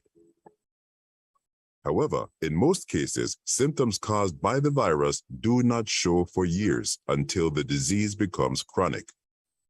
Knowledge is power. Moreover, in order to prevent the spread, we must bear in mind that both hepatitis B and C are transmitted by contact with infected blood due to unprotected sexual relations, mother to newborn contact during delivery, sharing needles, and other personal and intimate objects. A vaccine against hepatitis B is available for people of all ages. A single dose administered to a baby within 24 hours of delivery, followed by a comprehensive vaccination plan during the first 12 months of the child, may avoid transmission of the virus from an infected mother to her child. A routine vaccination plan for children and adults belonging to groups at risk, such as healthcare workers, is the best way of achieving immunity for the population from hepatitis B. In the case of hepatitis C, there is no vaccine to prevent contagion, but there are treatments that cure the infection for good, thus avoiding complications and transmission to others. Remember, knowledge is power. That's why, ask for a hepatitis B vaccine for your baby. Practice safe sex. Do not share syringes, needles, or other objects that may contain contaminated blood. And last but not least, go get tested. Do not hesitate to get a test in order to have a hepatitis diagnosis. If we act mindfully, we may achieve our goal to eradicate viral hepatitis in the Americas by the year 2030.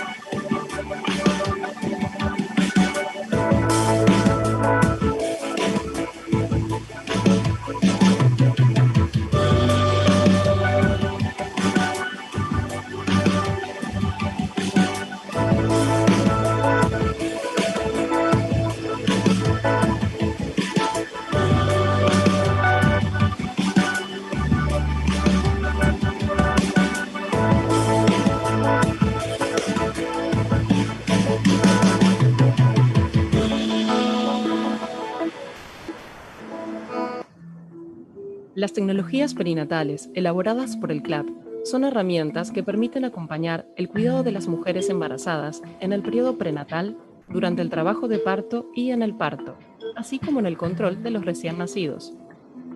Son instrumentos de bajo costo y de alto impacto en la atención primaria de salud, pero también lo son para especialistas que asisten a niveles de mayor complejidad. Son fáciles de utilizar, de interpretar, trasladar y facilitan la atención oportuna tanto de las gestantes como de los recién nacidos. Esto con esto y la cifra, me voy al medio del campo y yo controlo el embarazo.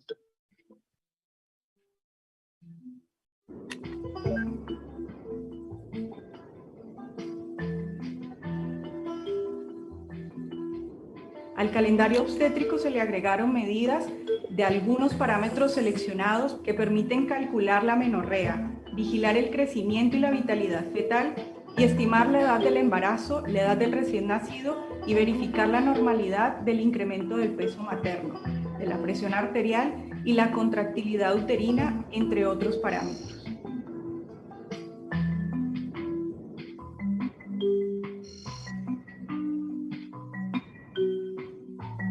Este disco permite detectar casos con restricción del crecimiento fetal o macrosomía fetal, alteraciones de la duración del embarazo o una contractilidad mayor a la correspondiente a la edad gestacional.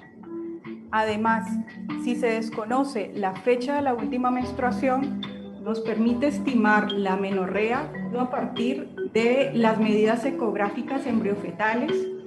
A partir de la semana 20 se presentan los valores de percentiles 10 y 90 del peso fetal y el percentil 50 de la talla correspondiente a cada semana.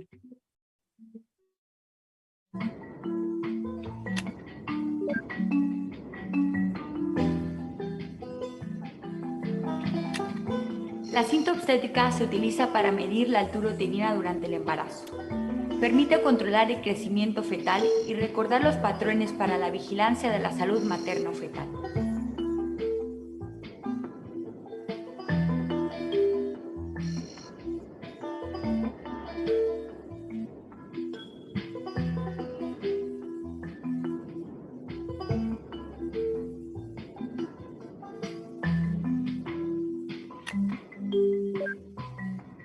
El estetoscopio fetal ilustrado tiene figuras sobre la técnica de auscultación y registro de patrones normales y desaceleración de la frecuencia cardíaca fetal a partir de la semana 20 de gestación, asociada a las contracciones uterinas en el embarazo y parto. De esto depende su interpretación y las recomendaciones.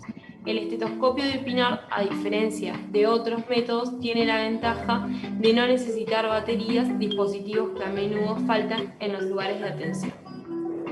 ¿Cómo, perdón?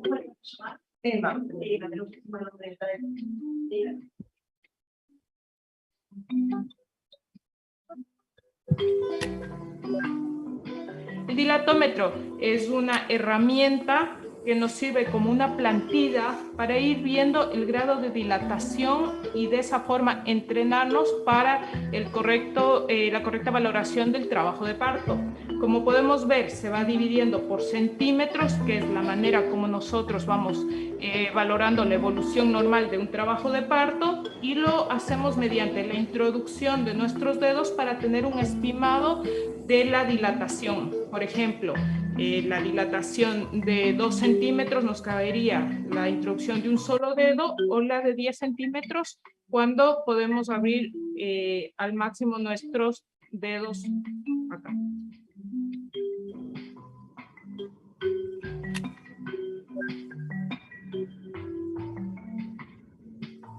La cinta neonatal es una cinta métrica diseñada para medir el perímetro cefálico del recién nacido al momento del nacimiento y a las 24 horas si fuera necesario confirmar la medida.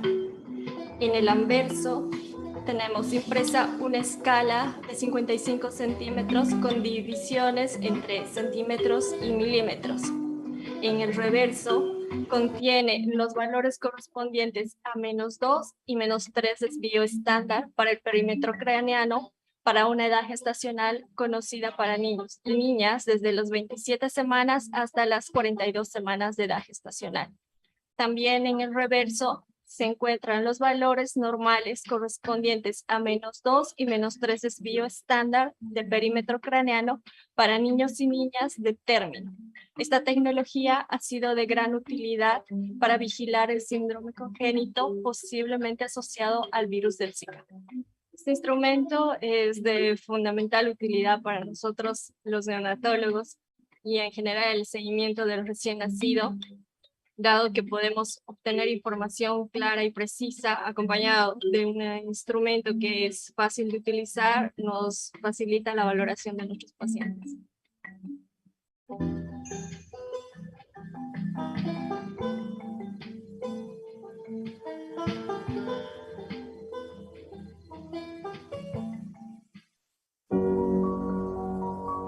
Although you may not feel it, it's here.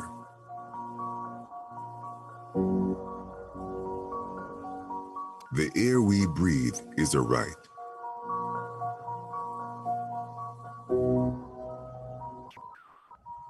Nine out of 10 people live in cities where air pollution levels are above those recommended by the World Health Organization. Air pollution knows of no borders. It is a global issue, causing inflammation of our airways, cardiovascular diseases, neurodegenerative diseases, preterm births, and skin aging. And it kills almost 7 million people every year.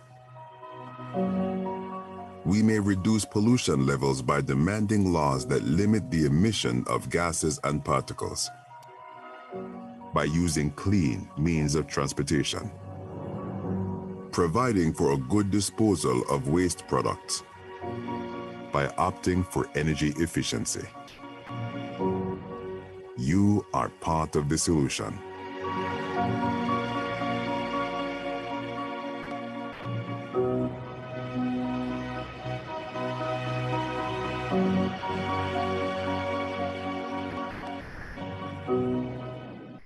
Aging opens up a world of possibility.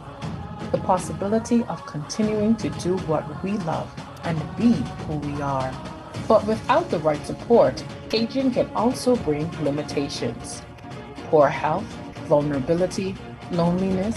We believe that a safe, caring, and supportive environment can turn aging into an opportunity to be healthy, to live fully, to embrace change, and keep learning and developing. We believe all people have the right to thrive at any age, adding dignity to years, well-being to years, life to years.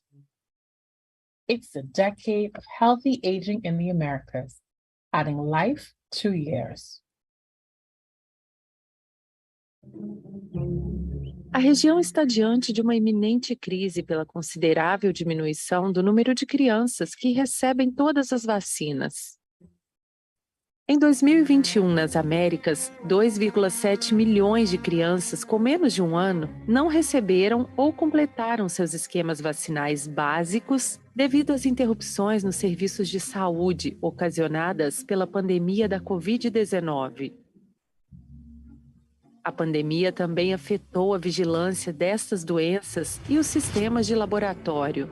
A região poderia não ser capaz de detectar o próximo surto de uma doença prevenível por vacinação antes que ela se torne uma epidemia multinacional. Pela íntima relação entre epidemias e a vida em sociedade, estamos não somente ante a um risco sanitário, mas também ante a um risco econômico, educacional e social. Precisamos diminuir o risco de importação e de surtos de doenças que foram eliminadas das Américas, como a poliomielite, a rubéola e o tétano neonatal. Para conseguir isso, os Estados-membros, os parceiros e a Organização Pan-Americana da Saúde devem trabalhar em conjunto para fortalecer todos os aspectos dos programas de imunização, investindo recursos financeiros e aumentando a quantidade de pessoas capacitadas que possam garantir serviços de imunização e sua integração ao sistema de atendimento primário da saúde. Isto somente vai ocorrer se os governos e os sócios se comprometerem, política e economicamente, a fechar as lacunas na imunização. Como principal colaborador da região em todas as questões de saúde pública, a OPAS está perfeitamente posicionada para ajudar os Estados-membros a priorizar suas necessidades mais urgentes e implementar ações a favor da vacinação. Continuemos com nossa exitosa colaboração para fortalecer os programas nacionais de imunização em toda a região. É possível superar esta crise. Juntos, triunfamos no passado e voltaremos a triunfar. Organização Pan-Americana da Saúde, 120 anos. Somos a Organização Pan-Americana da Saúde. Comemoramos 120 anos de solidariedade na promoção da saúde e bem-estar das pessoas, sem deixar ninguém para trás.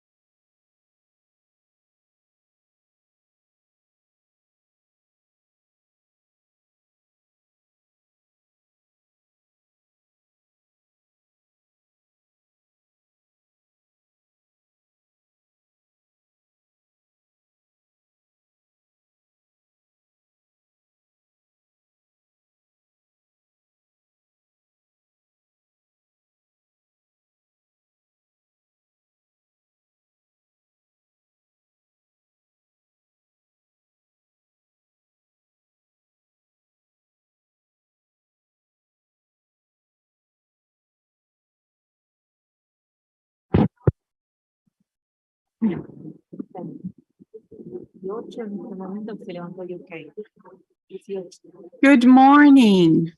Very good morning. I hope you enjoyed the quiche. And thank you for returning timely. I will kindly ask you to take your seats so we can confirm quorum. And I am sure that by now, you know, we need 22 members in the room. So let's start counting.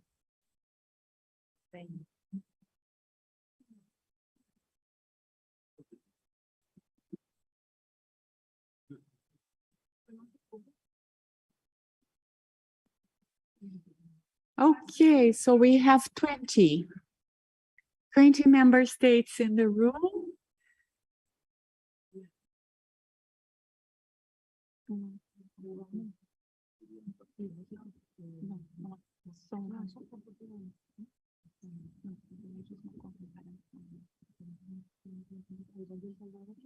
Okay, El Salvador, 21.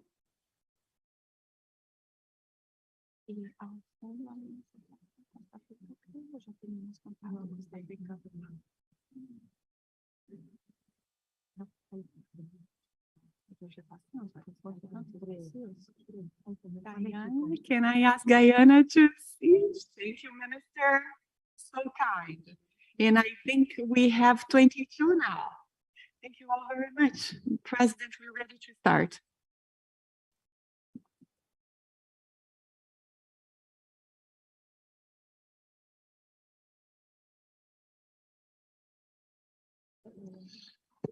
Thank you, Monica. And thank you, various felines, for getting back. Sorry, that's my herding cats joke. 8.1 is our next item. Update on the COVID-19 pandemic in the region of the Americas. Something we've been spending a lot of time on the last couple of years. Document CSP 30/INF/1, Revision 1. I'd like to invite back to the stage Dr. Ciro Garpti, the Director of the Department of Health Emergencies. Welcome, Ciro. And I'll turn to the President of the Executive Committee to report on this item. Muchas gracias, señor presidente. Thank you very much, Mr. President. So item 8.1, update on the COVID-19 pandemic in the region of the Americas. The Executive Committee received an update on the COVID-19 situation in the region as of June of this year, when case numbers had been rising across the region. The committee expressed appreciation for the Bureau's continuous support and leadership throughout the pandemic. It was pointed out that the SARS-CoV-2 virus is unlikely to disappear altogether, and that countries would have to continue to contend with it to find ways to mitigate its impact. Vaccinations, supported by other social protection and public health measures, were considered as a primary tool for accomplishing this objective. The need for effective means of combating vaccine misinformation and disinformation was stressed. Several delegates drew attention to the region's heavy dependence on imported products and emphasized the need to boost regional capacity to produce vaccines, medicines, and other strategic health supplies. The Bureau was encouraged to continue to support efforts to develop regional capacity for the manufacture and distribution of critical supplies. It was considered essential to continue to strengthen the resilience of health systems and services and to address weaknesses and inequalities in access to health services.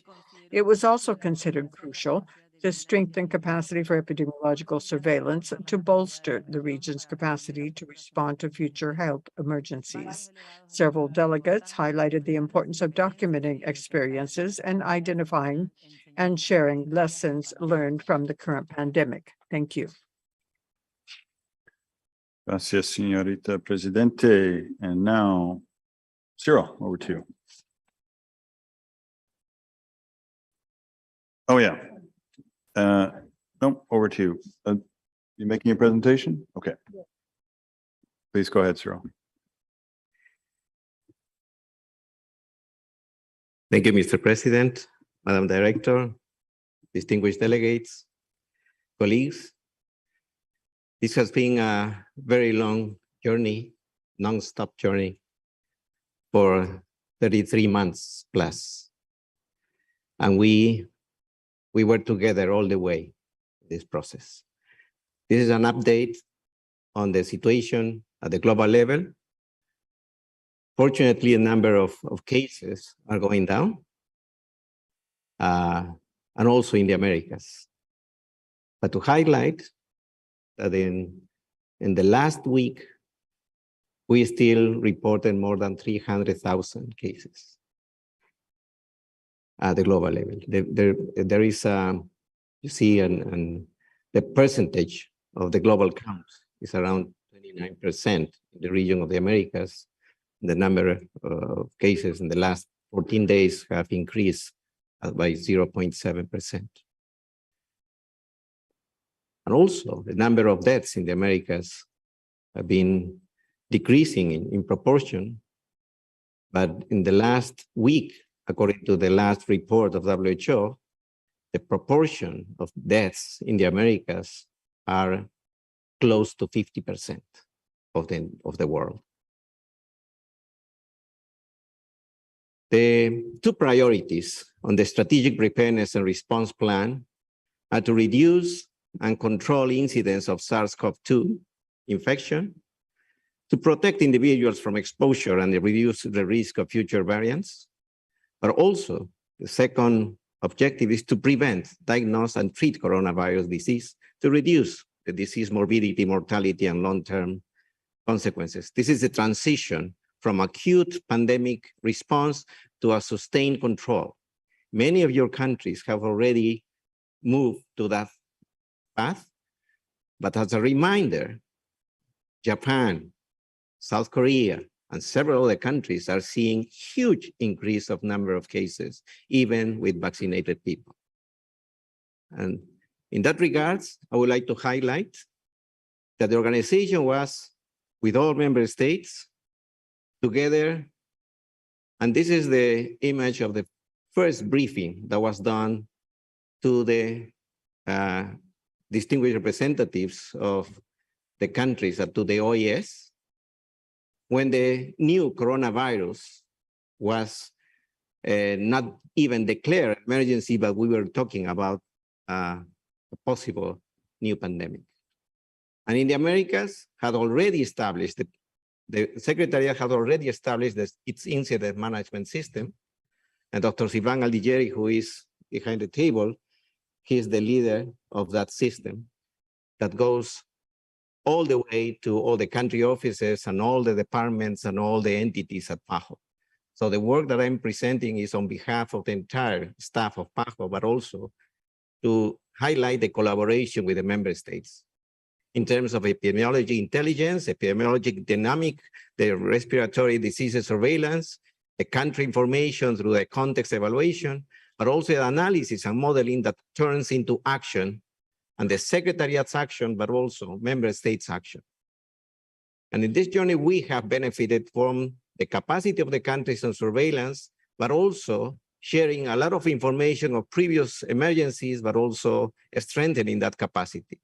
Those reports that were produced initially every week now are every 2 weeks, every 4 weeks, but were essential to follow the pandemic. The national laboratories was one of the biggest achievements that we had worldwide. Was the first region with installed capacities for molecular detection of SARS-CoV-2 by March 2020. You recall when all the member states were closing their borders, closing their flights, we already sent missions, and also we had the countries trained in detection of SARS-CoV-2, including the deployment of more than 45 million diagnostic tests delivered to 90 or 39 countries and territories. The National Laboratories Genomic Surveillance Network that we discussed yesterday, and you approved the resolution on the strategy, 33 laboratories from 30 countries, 8 reference laboratories with increased capacity and more than 4.9 million complete regional genomic sequences shared globally. That's a big achievement. And we are proud of the work of the member states together with the Secretariat. The vaccination of COVID-19 in the Americas is one of also the areas that we look at. 1.99 billion vaccine doses administered in our region, 69.7% proportion of fully vaccinated persons in Latin America and the Caribbean. Unfortunately, we are still at that level, but that average also hides the situation of some countries that do have a very low vaccination coverage. 17 countries with coverage rate more than 70% in the Americas. And this is a map with the vaccines that were delivered by the revolving fund of PAHO. And this you see 150 million doses to 33 countries and territories. And we received the general support of 11 countries for 36.9 million doses. You see the names of the countries that donated vaccines through the revolving fund of PAHO. So that generosity also is helping several countries to increase their vaccines, but were crucial in a moment where the global supply of vaccines were very low and very few countries had direct access to through bilateral agreements. The percent of the population fully vaccinated against SARS-CoV-2 as of 23rd of September, you see the percentage, we see more than 70% dark blue, a light blue 40 to 60%. And then you see also there are some countries that have below coverage, and this is still a challenge in the Americas. One of the areas where PAHO had already strong capacity was have the regional stockpile for critical supplies. The global supply chain was broken, but from everything that WHO purchased, collected, was distributed to all regions. Our region received less than 1% of everything that was sent globally. So our strategic warehouse in Panama, where we had dedicated people, one of them is our good friend, Jerónimo Venegas, who passed away during the pandemic, and this is a recognition of his work and his name with other people that do this work. We sent 227 shipments delivered to 35 countries and territories, including 9 million globes, etc., all the numbers that you see. And investment was more than 300 million, and to protect around 40 million people, particularly healthcare workers, but beyond that as well. The health systems and services was another area where we collaborated together since 2020. PAHO has delivered workshops, guidelines, and missions and critical areas, including first level of care, clinical management, rational and sustainable use of oxygen. You recall the crisis of oxygen availability in our countries, infection prevention and control, commodities, logistics and distribution, and surge capacity. And regarding surge capacity, one of the areas that was highly successful in our region is the emergency medical teams for COVID-19 response. The emergency medical teams for our region is the national emergency medical teams, not international medical teams. And that's why most of your countries deployed, you see all the dots there, 300 emergency medical teams to increase the capacity. And we increased the capacity of 50,000 beds and more than 2,000 critical care beds, 60 regional emergency medical team missions, and also the adaptation of medical centers. Most of you adapted hotels or warehouses or even built hospitals for COVID, 385. The risk communication and community engagement is one of the key areas that we work together. on the national risk communication and community engagement plans, over 100 press briefings to disseminate evidence-based information on the pandemic, engagement with civil society actors, and also partnership to engage via social media, cell phones, and others. And we produce materials in several languages, and we work together with the ministries of health and the countries to develop those plans to engage more the community. And you know, still there is, in some countries, there is an issue with infodemics, not only on the terms of the pandemic itself, but also on non-proof treatments or other measures that we unfortunately are still dealing with. The regional initiatives and networks that we do have in the Americas enable a more effective and rapid pandemic response. That's the national regulatory authorities, the infection prevention and control groups and networks, the public health laboratories network, the COVIGEN, the PAHOS technical advisory group on vaccine preventable diseases, the expert groups on and networks for clinical management, the emergency medical teams, all these networks, more than 90% of the members of these networks are member states experts. And that is the value of our organization, the solidarity of the countries, for the donor countries, but also the ones that do not have that much money to share, but they do have the expertise. And that expertise was crucial to work together to combat this pandemic. The PAHO revolving fund to access vaccines, you know, based on solidarity, equity, transparency, and quality, delivered between, includes 41 vaccine products, 29 injection devices, and the in goods procured just last year was 1.7 billion. So that's an asset of organization, and it's the area where we can continue strengthen. The PAHO Strategic Fund, the overview from 2018 to 22, 54 participating entities, 35 countries and territories, and 19 health agencies, over 110 million people supported, and 785 million products procured. And we are, as you've heard previously, advancing on the manufacturing of COVID-19 vaccines and other health technologies as key aspect, learning from the COVID-19 experience, but looking forward to have capacity to deal with other emergencies and not depend more than 90% from other regions. And the possible scenarios that we look forward, the best case scenario is to significantly less severe and manageable epidemic diseases. We hope that is the scenario that we can see. But the most probably scenario will be periodic spikes in transmission may occur with corresponding stress on health systems and services. And what we are seeing in other regions is a reminder that we are not out of the pandemic yet.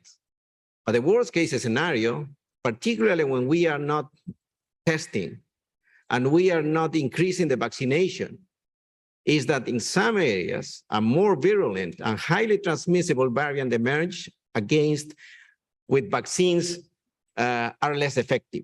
So in that regards, we can confront this pandemic for longer periods. So it's a call to increase the capacity and to increase the surveillance integrated into the surveillance of acute respiratory illnesses, but also the genomic surveillance, and strengthen the health systems and services that based on the primary health care. And in that regards, I would like to emphasize the primary is the priority approach that we have at any level of the health system, and expanded immunization program. So we have emergency procedures updated based on lessons learned.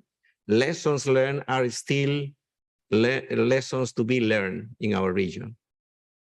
And we need to do a proper evaluation to identify which are the areas that we need to improve. Also flexible public health measures and health logistics networks to rapidly deploy persons and goods. That's the network that we do have. And resilient health systems and services is at the core of the recovery from the COVID-19 pandemic. And this slide is presented on behalf of the Department of Planning, Budget, and Evaluation. The director instructed us to do an external independent evaluation. Why? Because we need to assess what is the PAHO's performance in this pandemic response, the Secretariat response, the performance, and the scope is from January 2020 to June 2022. Also regions, North America, Central America, South America, and the Caribbean, and 35 member states. The methodology is to review the documents, the surveys, interviews, and case studies. And this team is doing an external, is done by external and independent team of global and regional experts. And though you see the timeline, they are completing the field work and the data collection, and they will produce data analysis and draft report by the end of November. And in November, December, probably will identify which are the key areas and recommendations that the Secretariat may implement. As a reminder, after every big emergency, the Secretariat, together with the countries, have done proper lessons learned, evaluations, and that's why all the mechanisms that you saw from the response of the Secretariat was done because we learned from every big emergency and disaster. In that regards, there are several opportunities to analyze the pandemic preparedness and response. And there are many initiatives going on today as we speak, because we're trying to find the solution. Why are we that good while we are that bad? When we look at the lessons learned and everything that we do and do nice presentations, it is like the love at first sight that is cured with a second look. We need to take a second look at what we have done during this period. And we need to learn from that together. The only way is do it together. And these initiatives that are, we'll say that, popping up, not only from the Secretariat, but for many institutions, are having our countries constrained in the capacity to follow each of them. And of course, our countries do not have the capacity to deal with each of those initiatives. But international health regulations amendments is a big topic. And we will discuss further in the another topic of the agenda. The Global Architecture for Health Emergency Preparedness and Response, that was an initiative of the DG that was presented at the World Health Assembly in a side event, but is considered that it was shared with all the countries. But this is something that is moving on. The Financial Intermediary Fund for Pandemic Prevention, Preparedness, and Response that is being implemented through the World Bank, and there are call of proposals already, and maybe the first allocations will be in November. Where are we in that? Guyana, fortunately, is representing us in the board of the Americas, but still we need to discuss more in depth, and the countries need to identify the priorities. Otherwise, the funding available, that is a grant, it is not a loan, will mostly go to other regions rather to the Americas. The health emergencies workforce that was discussed by my colleague James Fitzgerald is a workforce to build our capacities to deal with the current challenges, but also to early detect and respond and inform and share the capacities so we don't deal with a new emergency. Investing in everything sometimes do not have that type of benefit. And the Intergovernmental Negotiating Body is another big, important negotiating body. And we will have the discussion at lunch break. It's a regional consultation on the IMB, because we need more involvement, engagement of the countries in the Americas, so we know which are the discussions going on. With that, Mr. President, I would like to thank you for your kindness on giving us the floor. Thank you. Thank you very much, Ciro. two very quick comments. One is probably other than the Madam Director, you are the most famous PAHO representative in the last 2 years of media ever. I really appreciate that. Your comment about love at first sight, sober second thought, having been married twice, I know exactly what you mean.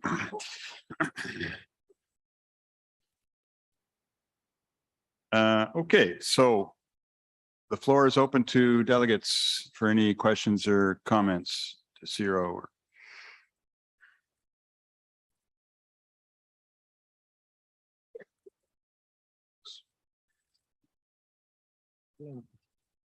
Honduras, please.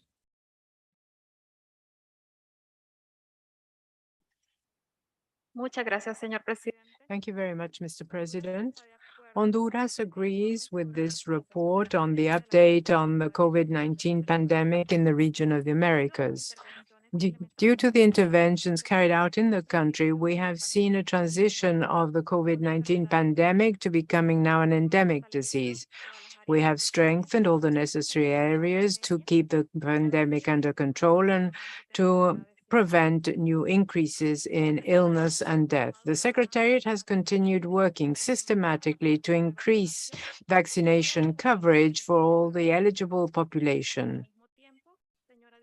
Madam Director, at the same time, we would like to publicly thank the important role played by the Pan American Health Organization and the World Health Organization to tackle the pandemic in our country. The country received an enormous technical and financial contribution from PAHO WHO in order to improve the diagnostic capacity of the country to mobilize vaccinations through the COVAX mechanism.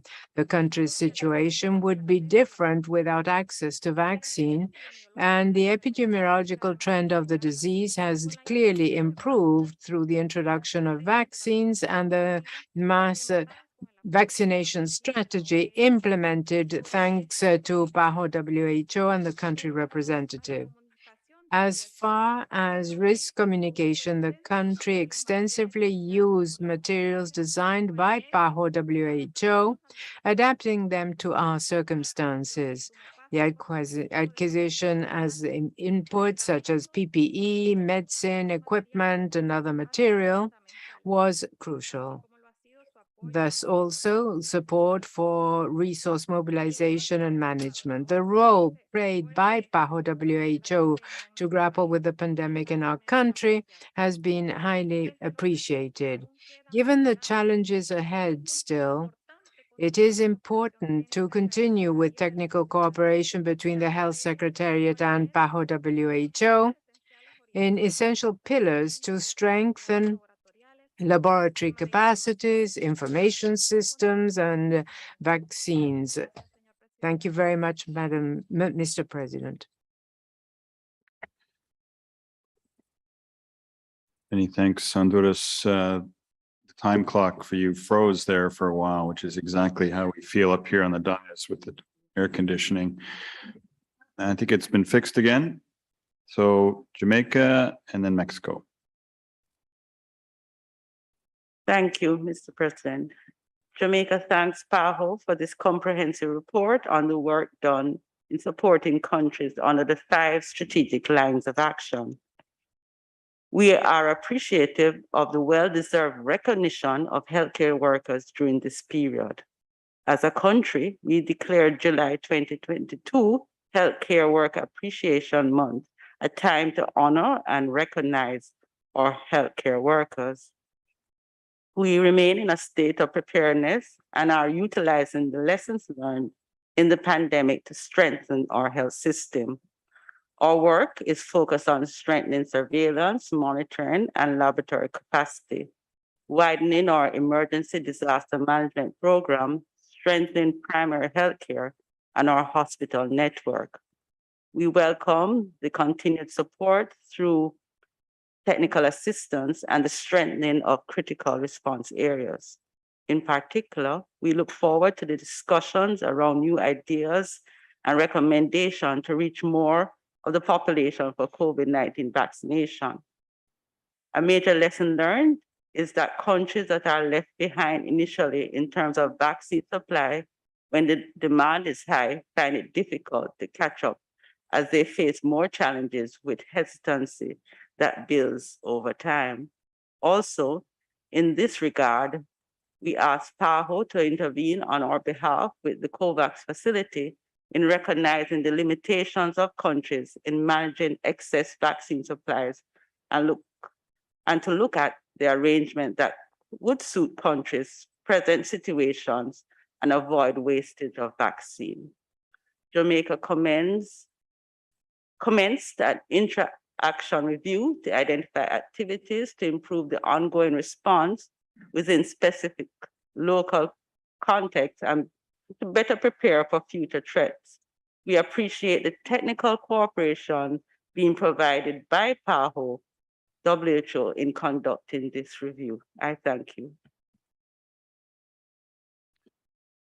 Thank you, Jamaica. Mexico, then Argentina. Muchas gracias, señor. Thank you very much, Mr. President.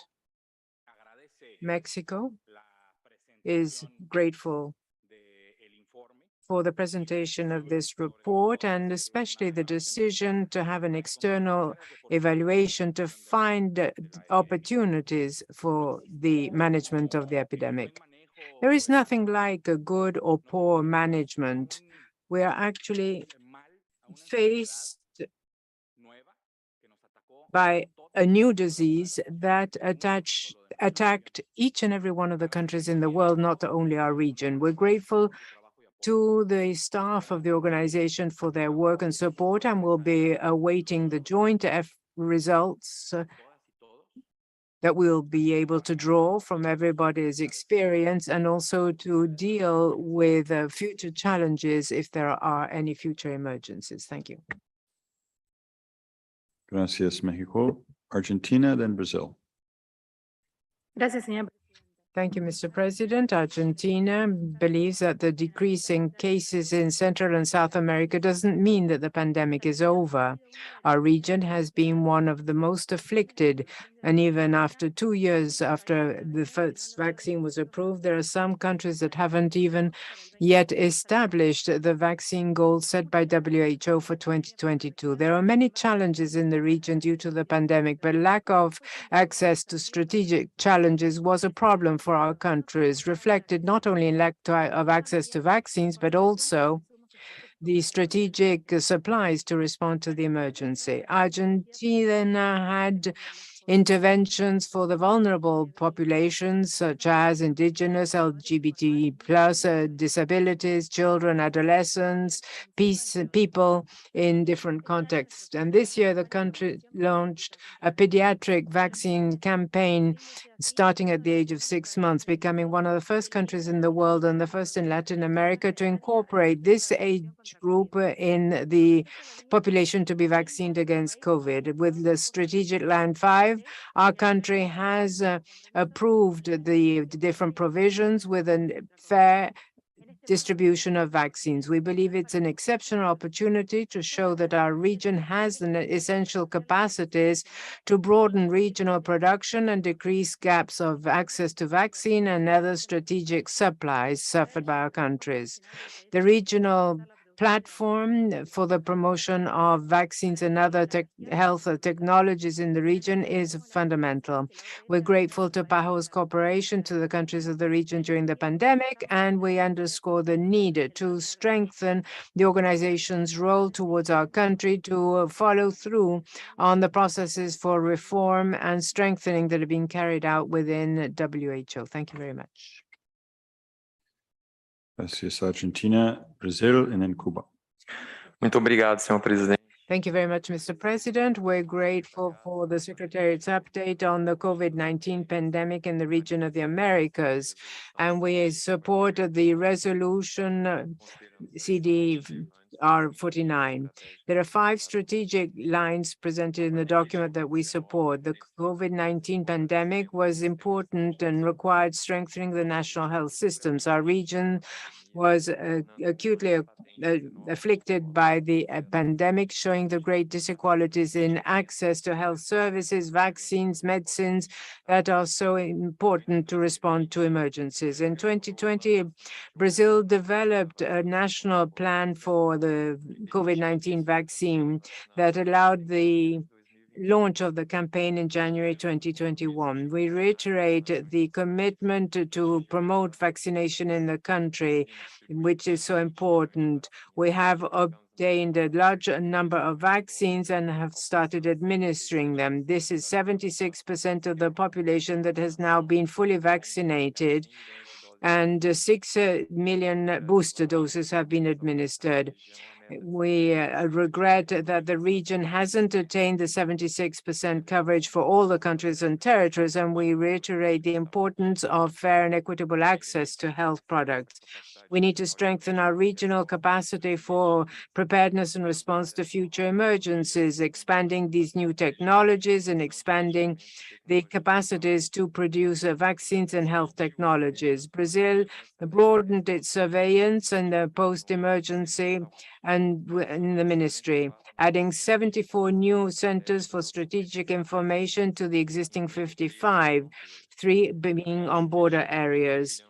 We have devoted money to increase detection abilities of new emergencies. The government of Brazil expanded also the genetic sequencing capacities in the country, all central public health laboratories for the SARS-CoV-2, and want to expand it to incorporate new pathogens. We appreciate the work and efforts by PAHO WHO to help everyone achieve vaccination coverage with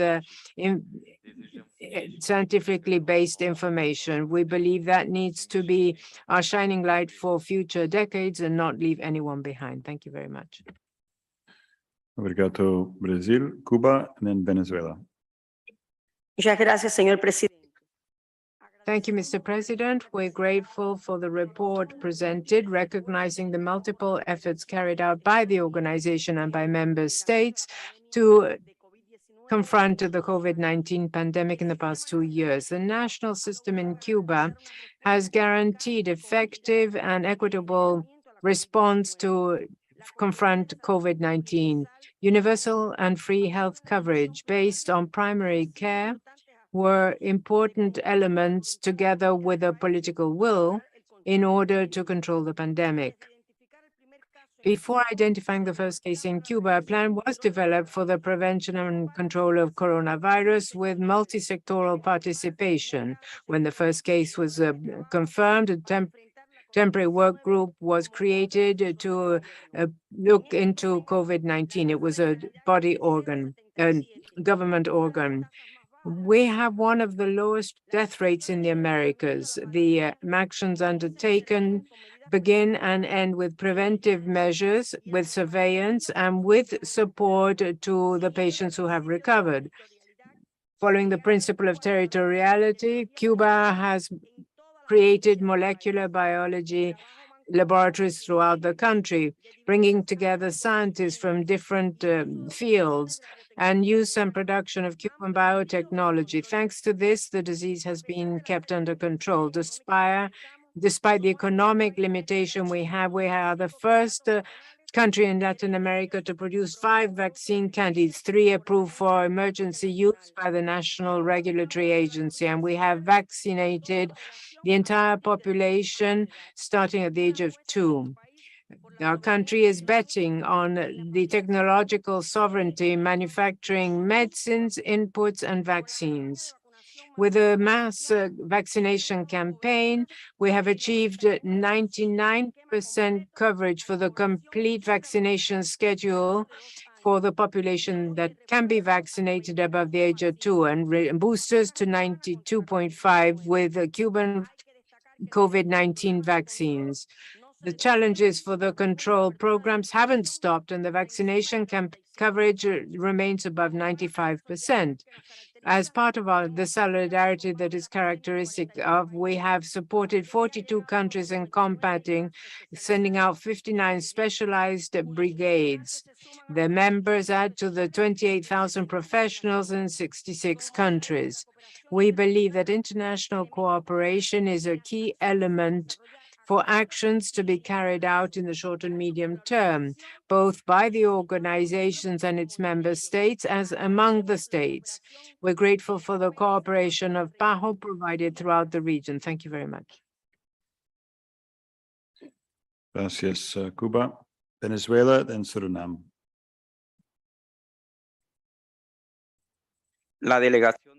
The delegation of the Bolivarian Republic of Venezuela is grateful to the Secretariat for the presentation of this document.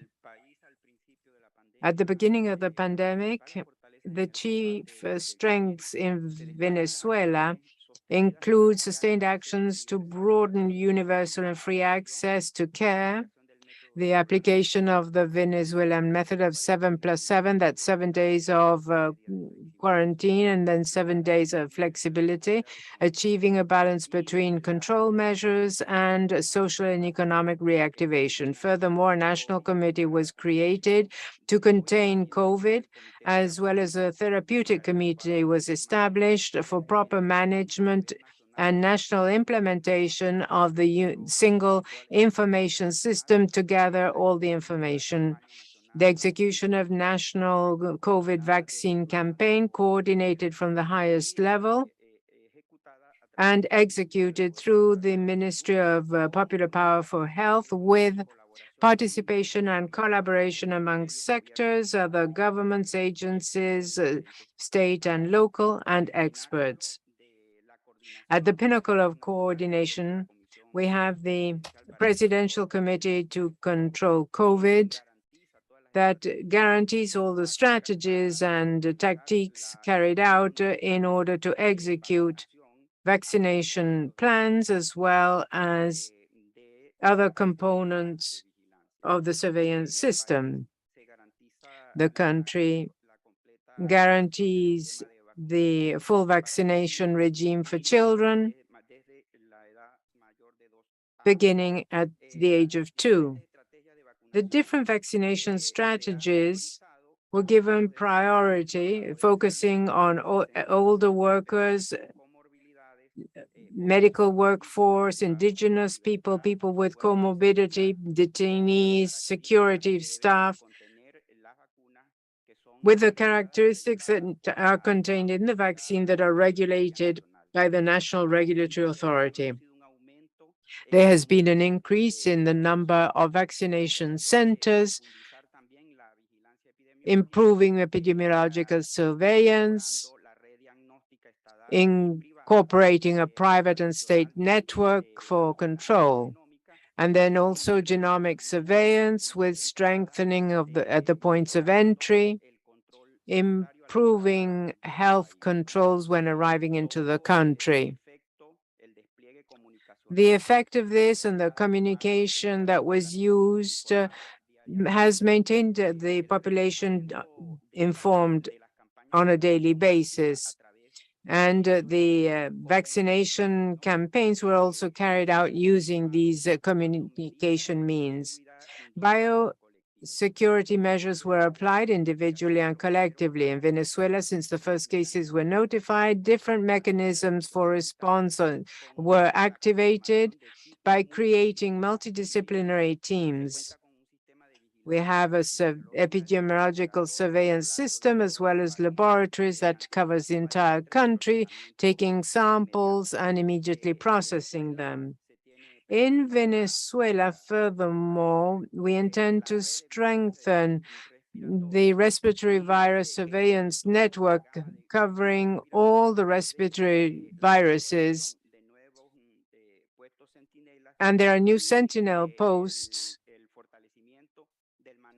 in addition to strengthening controls over for post-COVID patients. COVID is a national emergency, and we will continue emphasizing the strengthening of all those components that are. Thank you, Mr. President. Gracias. Suriname followed by Bolivia.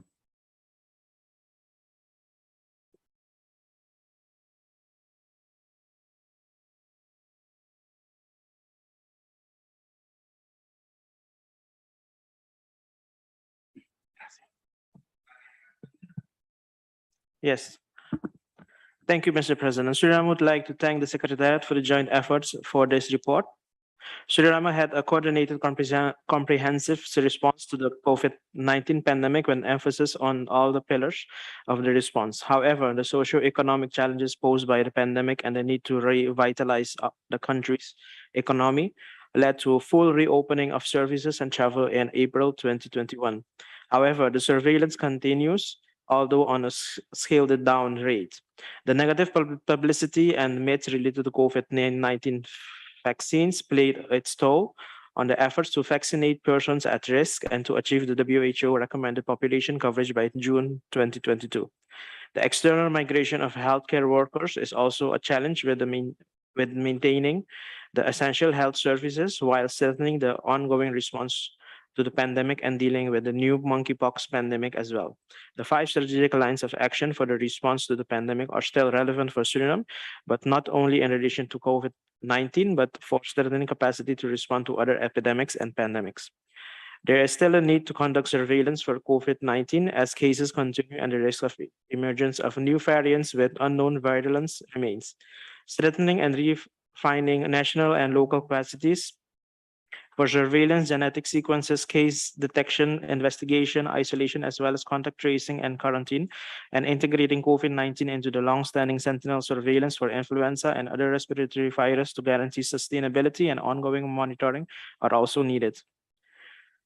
We are making efforts to ensure continued supplies of COVID-19 vaccines and to promote its acceptance and uptake. The COVID-19 vaccine has now been integrated into the National Immunization Program. Health system strengthening to improve sustained and surge capacity is also a priority for Suriname in both the primary and secondary levels of care. To ensure that the global community is guaranteed equity, we call that strong multilateralism and lobby within regional and international organizations takes place. The lessons learned from COVID pandemic is that we need to strengthen our health disaster response and document all the different methods from other countries. One size doesn't fit all. To strengthen leadership and governance, there is renewed focus on the essential public health function, whereby an assessment of the essential public health function is being done at this point. Mr. President, Suriname takes this opportunity to thank the Pan American Health Organization and the Caribbean Public Health Agency for their unconditional support during this pandemic. Thank you, Mr. President. Thank you, Suriname. Bolivia, then USA. Buenos días, presidente. Good morning, Mr. President. The delegation of the plurinational state of Bolivia is grateful to and recognizes the importance of the document presented on update on the COVID-19 pandemic in the region of the Americas. From the very moment of recovery of democracy in my country, the national government understood that in order to reconstruct the economy, it was essential to protect health and life amongst our citizens. In this context, this is the first task that we addressed decisively, guaranteeing vaccines, diagnostic tests offered free, medicine, intensive care units, oxygen, and staff exclusively assigned to take care of our people, achieving decisive results. We reduced throughout Bolivia 62 times the lethality rate of between the first and the fifth wave. In other words, from 6.2%, we brought it down to 0.1%. We reduced the mortality rate by 97.1%, the occupations of ICU beds by 85%, and the use of ventilators by 90%. With this data, we can assert that proper management of the pandemic in our country has deserved the collective appreciation by our population because of these favorable outcomes. Thank you, Mr. President. Gracias, Bolivia. USA. Thank you so much. Sorry, thank you so much, Chair, and really appreciate the report from Ciro and all of the work, really, frankly, the invaluable work that PAHO has provided for all of us in our region over the course of this pandemic. Listening especially to the report, I really wanted to just come in briefly. I can only echo the colleagues, or a number of colleagues in particular. I'm thinking of our Mexican colleagues' response just now in terms of just the ongoing challenge. Every time we think we're learning lessons, then actually it shifts again, and we have to relearn something different, whether that's how we communicate with our public, whether that's the actual medical countermeasures that are needed and that are effective. And so again, the role that PAHO plays is just so critical in that regard. I also wanted to just briefly note appreciation for taking the time, despite all the logistical challenges and this very historic week that we've spent together, the fact that we are going to have this opportunity in the lunch break to meet with our INB representative, Ambassador Tovar da Silva. That is also a really great thing to help. And it's one thing I wanted to suggest and encourage and appreciate again, how the PAHO Secretariat can continue to help us as a region to come together, to work through our issues at a regional level where we can, for example, and then go to the global level, as we've experienced together, including at INB2 in July, when our region comes together, because we are so diverse, and we have so many different national experiences and challenges that we're trying to address. Whenever we can come to consensus, it really has a major impact on the global conversation. And we saw that in July at INB2. And so I want to thank PAHO for everything that they're doing already to facilitate and just encourage more of that as we go into these ever increasingly complex and interconnected negotiations, including at WHO, but also elsewhere, as folks have noted with the World Bank Fund and others that we have to contend with as well. So thank you so much for the chance to weigh in. Thanks, US. I believe there are no other member states who wish to speak. So I'd like to turn to one of our colleagues from non-state actors, International Federation of Pharmaceutical Manufacturers and Associations. You have the floor.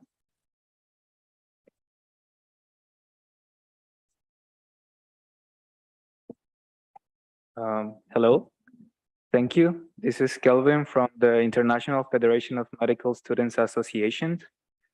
Honorable Chairperson and distinguished delegates, the International Federation of Medical Students Associations recognize the quick and strategic actions that member states and the PAHO have taken against COVID-19 that have led to the gradual improvement of the critical situation that we once faced. However, COVID-19 is still a significant threat to our region due to the hundreds of people still suffering the consequences from the virus. We make a call to action to member states to ensure equal access to vaccination among vulnerable populations, as well as strengthening vaccine safety surveillance, as vaccines constitute a critical tool in the battle against COVID-19. To continue to strengthen COVID-19 response strategies and promote preventive measures among our populations. And finally, to develop and participate in research studies assessing therapeutics and diagnostics, as well as COVID-19 actions in low capacity and humanitarian settings. Thank you. Many thanks, and my apologies for misnaming you. Medical students and pharmaceutical manufacturers are clearly not the same constituency. Okay, so Ciro, you've heard a number of comments. Over to you to provide further additional comments back. Muchas gracias, señor. Thank you very much, Mr. President. And thank you to all the member states who've spoken, who've shared their comments. And thank you to each and every one of the member states and our partners who are with us working in this response. when we have the contact with the countries, we feel that we're together in this, and we find solutions.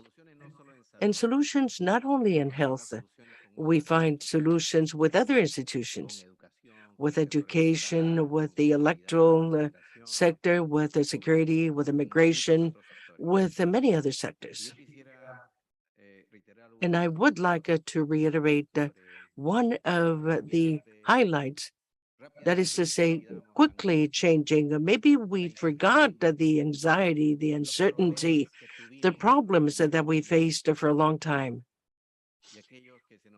And those that went ahead of us to the other world, particularly our health workers.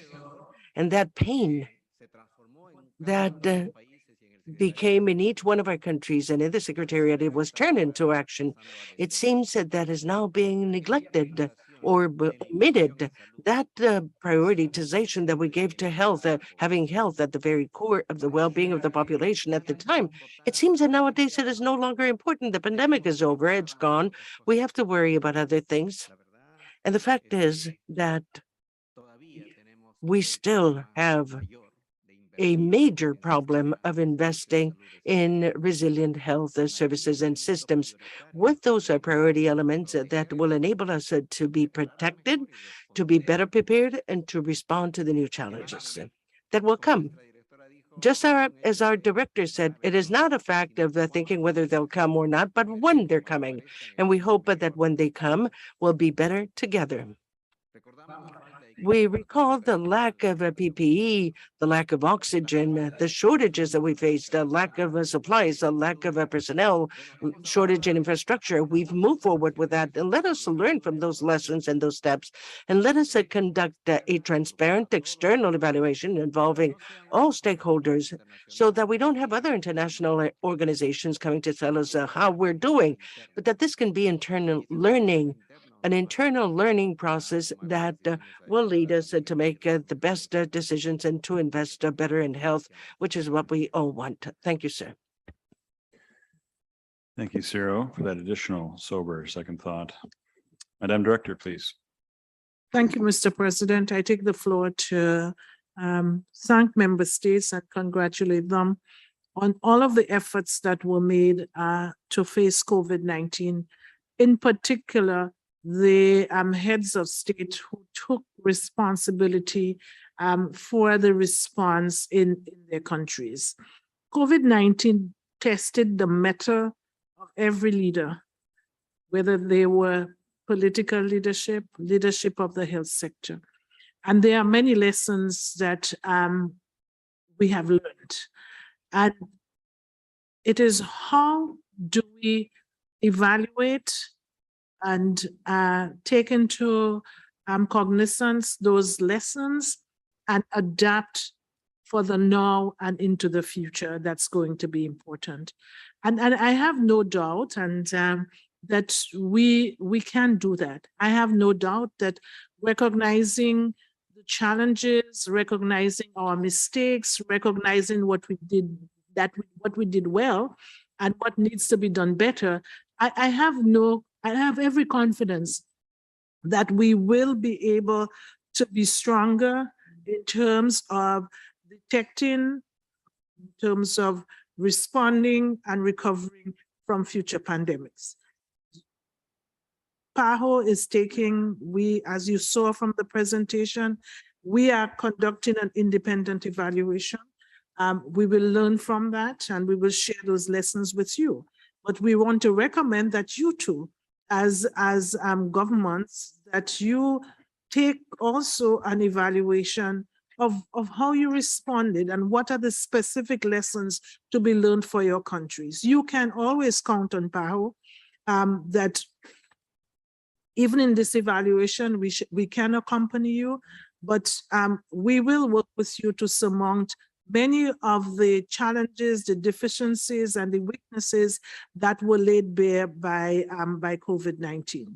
And the next pandemic may be a month away, or 3 months away, or several years away. But what we do know is that we need to prepare now. And please don't think that COVID is over. We don't know. It may well peter out, but there is always the possibility of the emergence of a variant that is much more virulent. And then we are in the throes of another wave again. So please continue to remain vigilant. Please lead your countries in themselves being vigilant, and ensure that we really expand the drive for vaccines with our populations that are most at risk. The elderly are dying in our countries because we are not reaching them. The people in situations of vulnerability are dying because we are not reaching them. The vaccine naysayers are reaching them faster than we can reach them. And so this has to be a concerted effort that we will get there. We will do all of the communication that is necessary, the social communication. And let me remind you that we are not the best people to communicate with communities. It is community leaders themselves, community members themselves that will do it more effectively. So thank you so much again for all of your efforts that you've placed into COVID-19.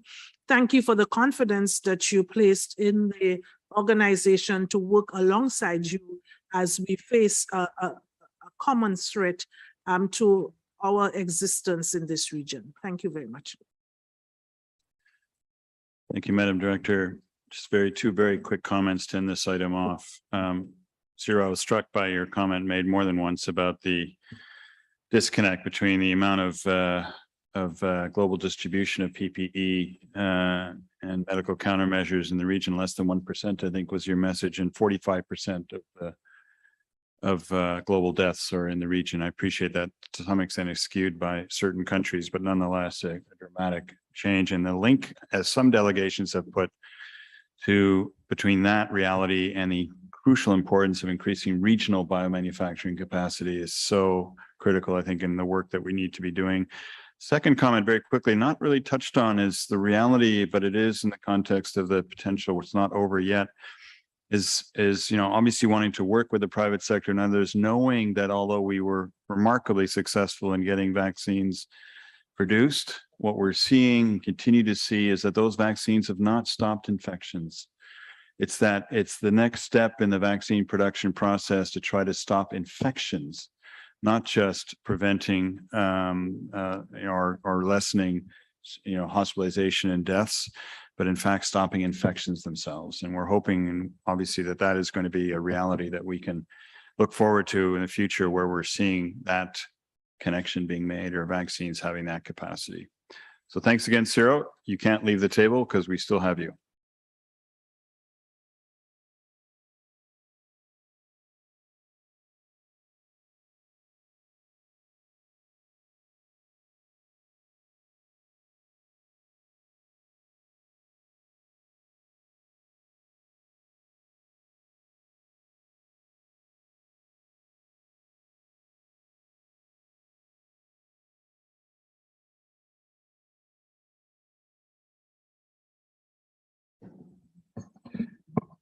So I've been advised by the Secretary that, in fact, the International Federation of Pharmaceutical Manufacturers and Associations is here and wanted to take the floor on this item. So I will give you a brief opportunity to do that and tell us how you're going to break the infection vaccine issue. Go ahead, or fix it, I should say. You have the floor quickly. Thank you, Mr. President.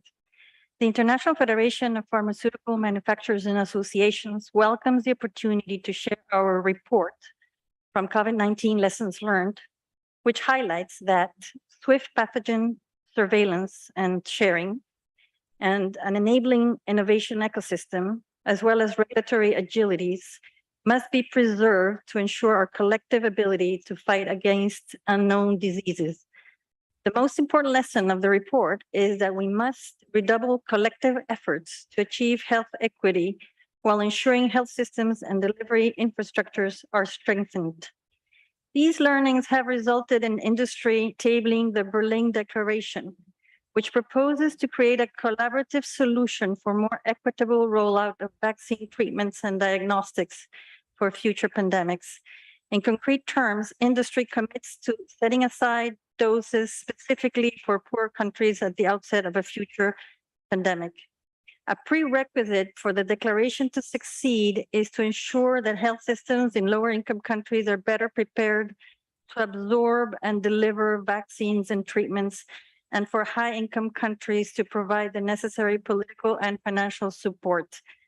As discussions continue on how to strengthen health emergency preparedness, we must bear in mind that their future global health architecture must acknowledge a multi-stakeholder structure, including industry, public agencies, multilateral organizations, financial institutions, governments, and philanthropic organizations. This is the only viable solution to managing pandemic crisis in the region and beyond. Muchas gracias por su atención. Thank you very much for your attention. Yes. So I'd like to inform the conference that the discussions will be noted in the final report. We have one more item to complete before our lunch break. I know it's a very short time frame, so hopefully we'll be able to, despite the importance of this issue, to address it in an expeditious manner. Document CSP 30/INF/4, implementation of the international health regulations. Ciro is here again, so but I'll start with Madam Presidente of Executive Committee. Muchas gracias, señor presidente. Thank you very much, Mr. President. Implementation of the International Health Regulations, Agenda Item 8.4. The Executive Committee reviewed an earlier version of the report on this item. Delegates affirmed the central role of the International Health Regulations in the global health architecture, while also acknowledging that the COVID-19 pandemic has revealed weaknesses in the regulations that needed to be addressed. Lack of compliance with the regulations was considered a major problem. Support was expressed for the consideration of targeted amendments to the regulations. However, for the amendment process to be successful, it was considered essential to reach consensus on a procedure that would ensure the participation of all member states and the representation of subregions with differing priorities. To that end, it was suggested that a mechanism should be established to provide for rotation among the members of the working group on amendments to the International Health Regulations. Delegates emphasized that while the discussion of potential amendments were ongoing, efforts to strengthen core capacities and implement the existing international health regulations must continue. The Bureau was urged to continue supporting countries in that regard. Thank you, sir. Gracias, Ciro. Thank you, Mr. President, Madam Director, distinguished delegates, colleagues. I'm glad to introduce the agenda item 8.4, implementation of the international health regulations. The current report includes information on acute public health events, state parties' core capacities, administrative requirements, and governance. Finally, the report highlights issues requiring concerted actions by state parties in the region of the Americas and by the Pan American Sanitary Bureau to enhance future application and implementation of the regulations and compliance with them. Between the 1st of January 2022 and the 15th of July of this year, 91% of the state parties in the Americas confirmed or updated the contact information for the national focal points for the IHR. Users from all 35 state parties had the credentials to access the WHO EIS portal, and routine tests of connectivity were successful in more than 80% of the state parties. From July 2021 and July 2022, 106 acute public health events of potential international concern were identified and assessed in the region. 106 acute public health events of potential international concern were identified and reported in the region. And in 73% of them, the national authorities were the initial source of information. This is a very positive trend towards timely and transparent sharing of key information. Just a few years ago, almost 60% of all the alerts were coming from non-official sources. That is showing the commitment of the countries, the increased commitment of the countries of sharing timely information through the IHR. This year, 91% of the state parties in the region of the Americas have complied with the IHR State Party Annual Report. But Grenada, Barbados, Trinidad and Tobago did not submit their SPAR. The IHR roster of experts includes 436 professionals and 23% of them from the region of the Americas. They include experts designated by 11 of the 35 state parties in the region: Argentina, Barbados, Brazil, Canada, Cuba, Jamaica, Mexico, Nicaragua, Paraguay, Peru, and the United States of America. With this, we highly encourage all member states to designate national professionals for the IHR roster of experts. Those experts may be invited to participate at the IHR Emergency Committee to discuss potential public health emergencies of international concern. So it's crucial for each member to have at least one expert in that roster. Please note that there are currently 3 ongoing public health emergencies of international concern. We think that's only COVID. It's COVID-19, it is monkeypox, and the risk of international spread of poliovirus is also a public health emergency of international concern. And the discussions that we will have regarding polio later today is also another topic of big importance. The overall future of global governance necessary to prepare for and respond to health emergencies is closely related with implementation of the resolution WHA 7512, amendments of the IHR 2005, and the decision WHA 75 strengthening WHO preparedness for and response to health emergencies, and the decision EV 151-2 on the Standing Committee on Pandemic and Emergency Prevention, Preparedness and Response. Please note that the deadline for the IHR proposed amendments is tomorrow, Friday, September the 30th of September 2022. You have still 1 day to propose amendments. It was known for, of course, since several months. The IHR Review Committee regarding amendments to IHR is convened pursuant to Article 51A and 47 of the IHR, as well as the decision of WHA 75-9, and the first meeting will take place next week on the 6th of October 2022. So those things are happening while we speak regarding the IHR. It's the most important to keep that in mind. The conference is invited to take note of this report and provide any comments it deems pertinent. Thank you, Mr. President. Thank you, Ciro. Over to delegates. I see the UK's flag up, so go ahead, UK.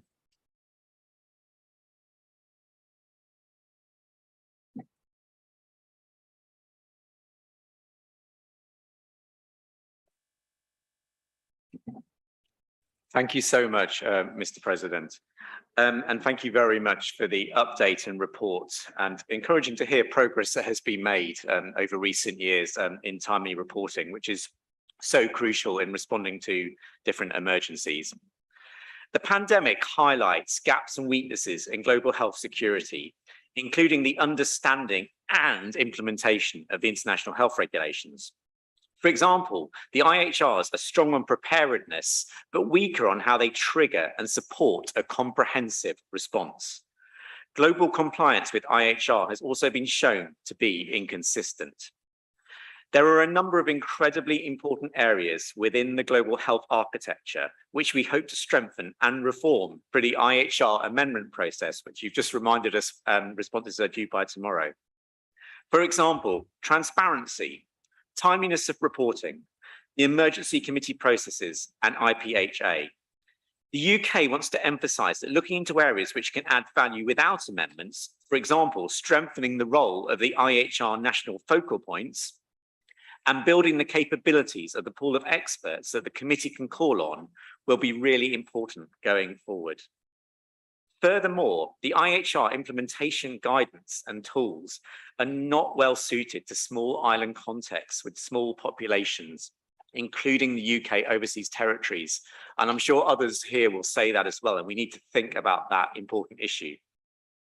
In future iterations of the international health regulations, guidance for small island contexts and overseas territories, or small populations with similar constitutional links to UN member states, would be incredibly beneficial to aid translation and implementation. And I look forward to hearing your response on that. But thank you so much for all your work. Thanks, UK. Honduras, then Panama.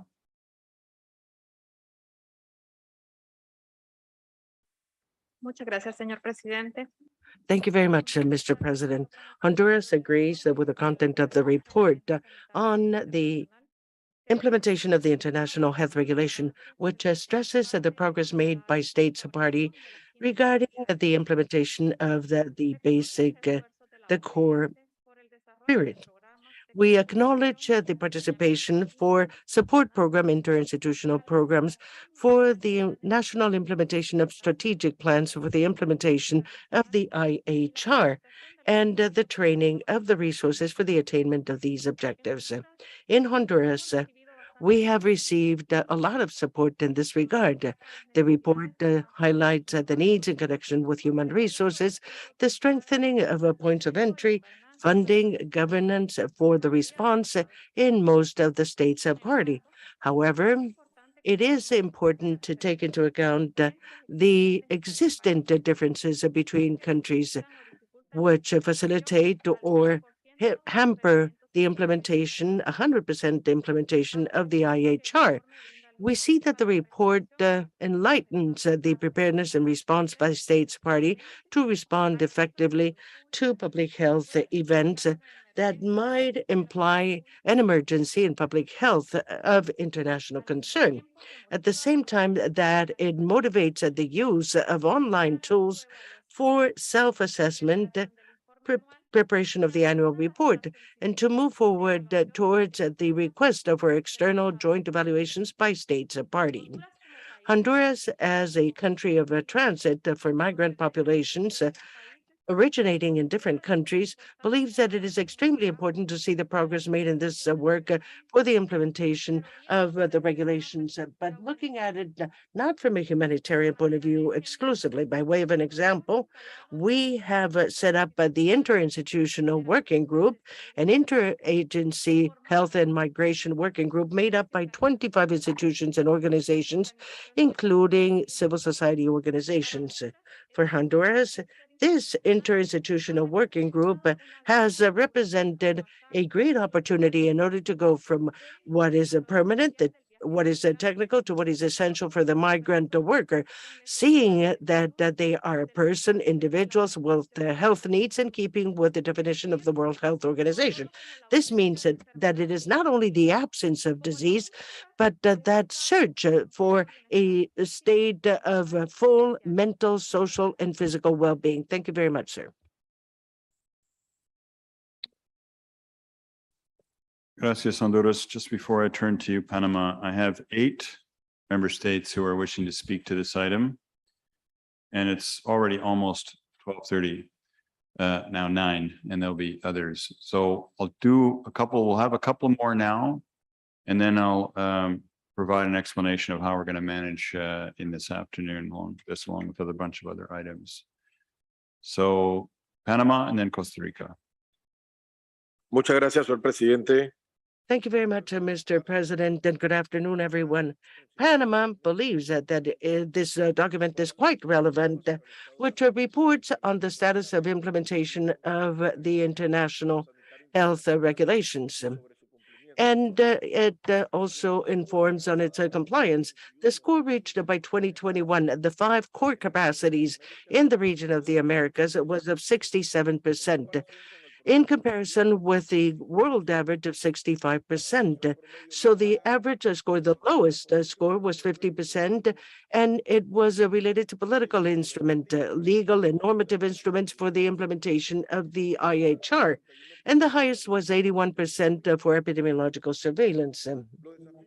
The challenges in keeping with the indicators was equality in gender and health emergencies with 44%, an increase in the labor force during a public health events, 54%, political instruments as well as legal and normative instruments, 57%, funding for the implementation of the IHR, 58%, the safe environment in health centers, 58%, and the resources for alert detection and capacity of the resources, 58%.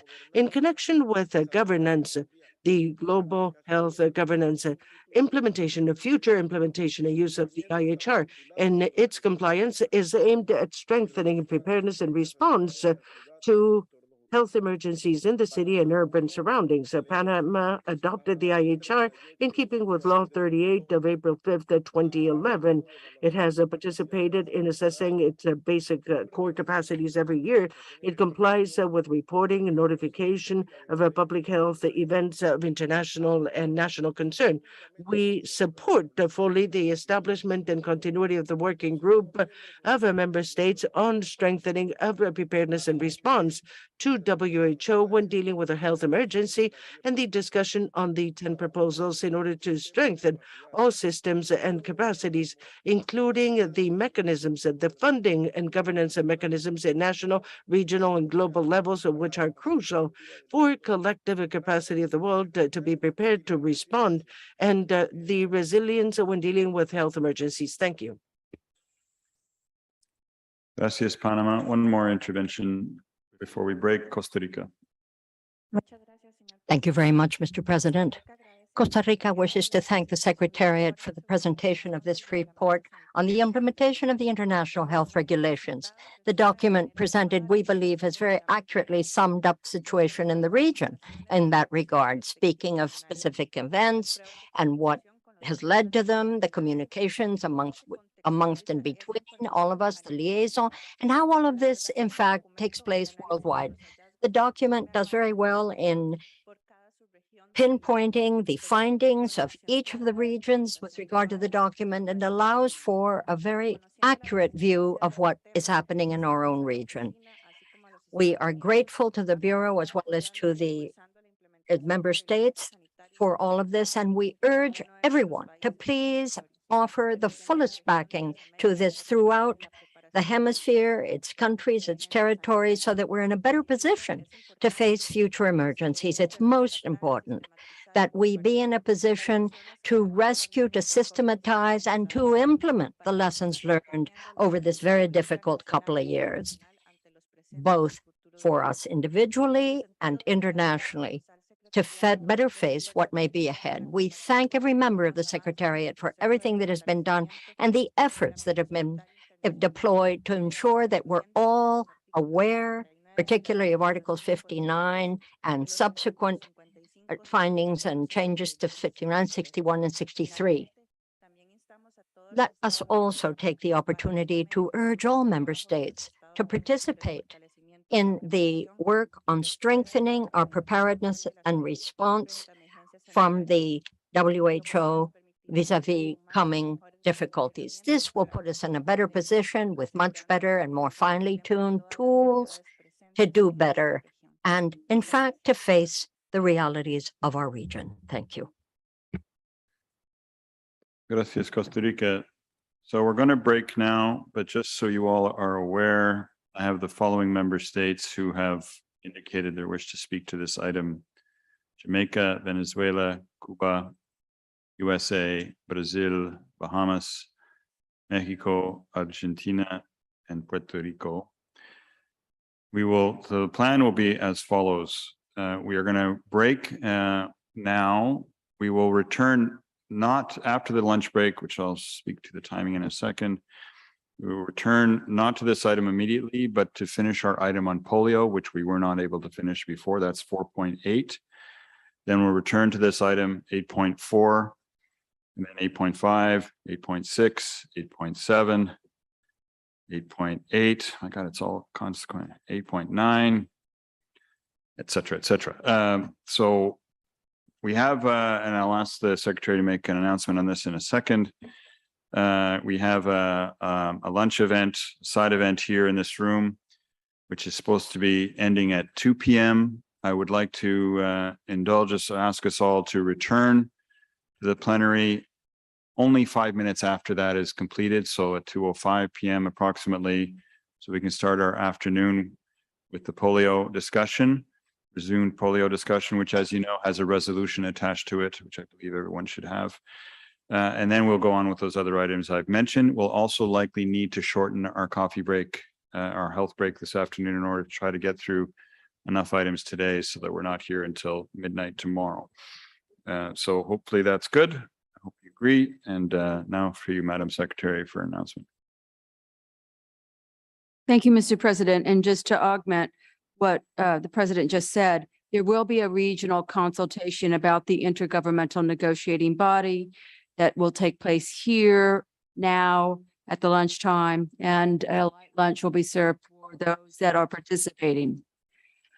Secondly, all resolutions that have been approved so far are available on the resolution tracking system. And for those of you that may need to have access or help facilitate access for these, please count on the Secretariat who will help you get into the system and know where those are. So thank you, Mr. President. We are adjourned.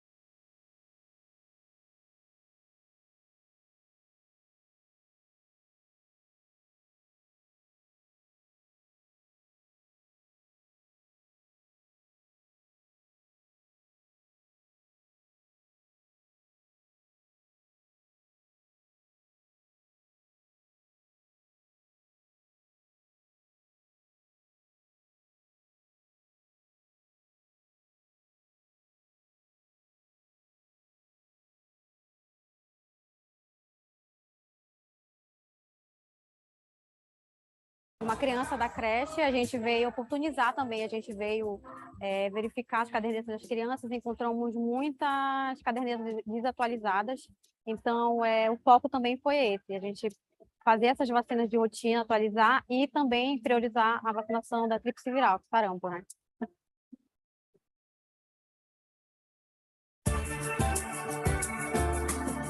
A varredura vacinal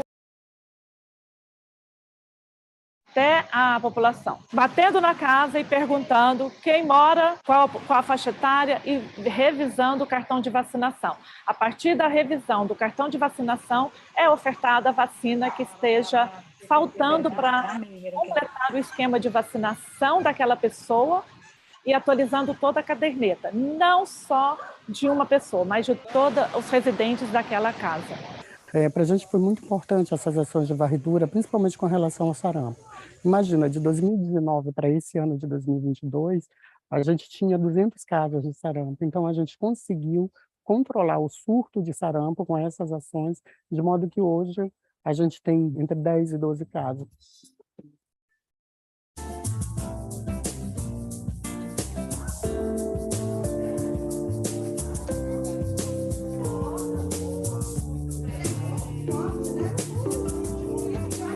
Você acha que é importante você tomar vacina? Por quê? Porque é ótima para nossa vida e nos livrar de todos os vermes e proteger as nossas famílias.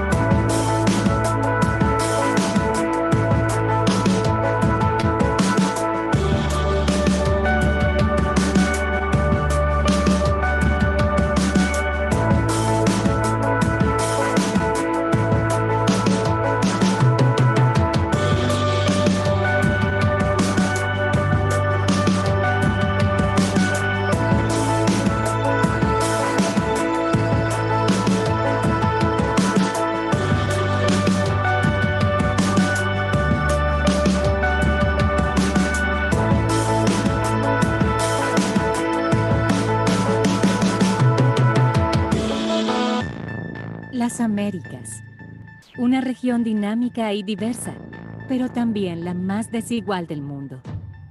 201 millones de personas todavía viven en la pobreza. Enfermedades como la obesidad, la diabetes, la hipertensión y el colesterol alto son más prevalentes entre los pobres y los más vulnerables. La mortalidad de niños menores de 5 años es el doble cuando las madres tienen menor educación. Y cada año nacen 2 millones de niños de madres entre 15 y 19 años.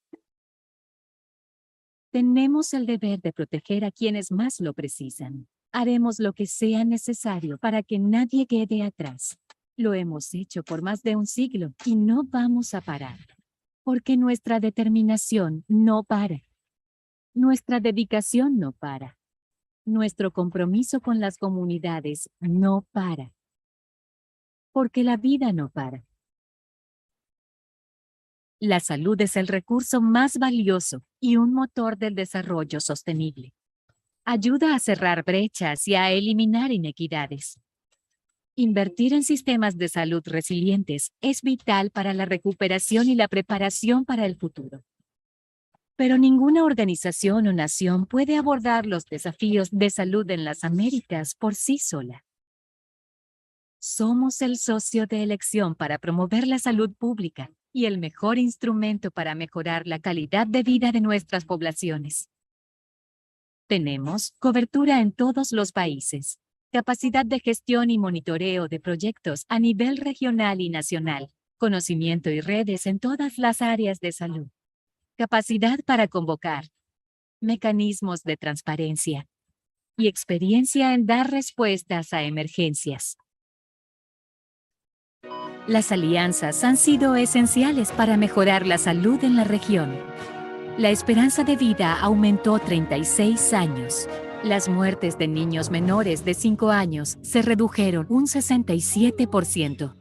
Miles de millones de personas se han podido vacunar y acceder a medicamentos.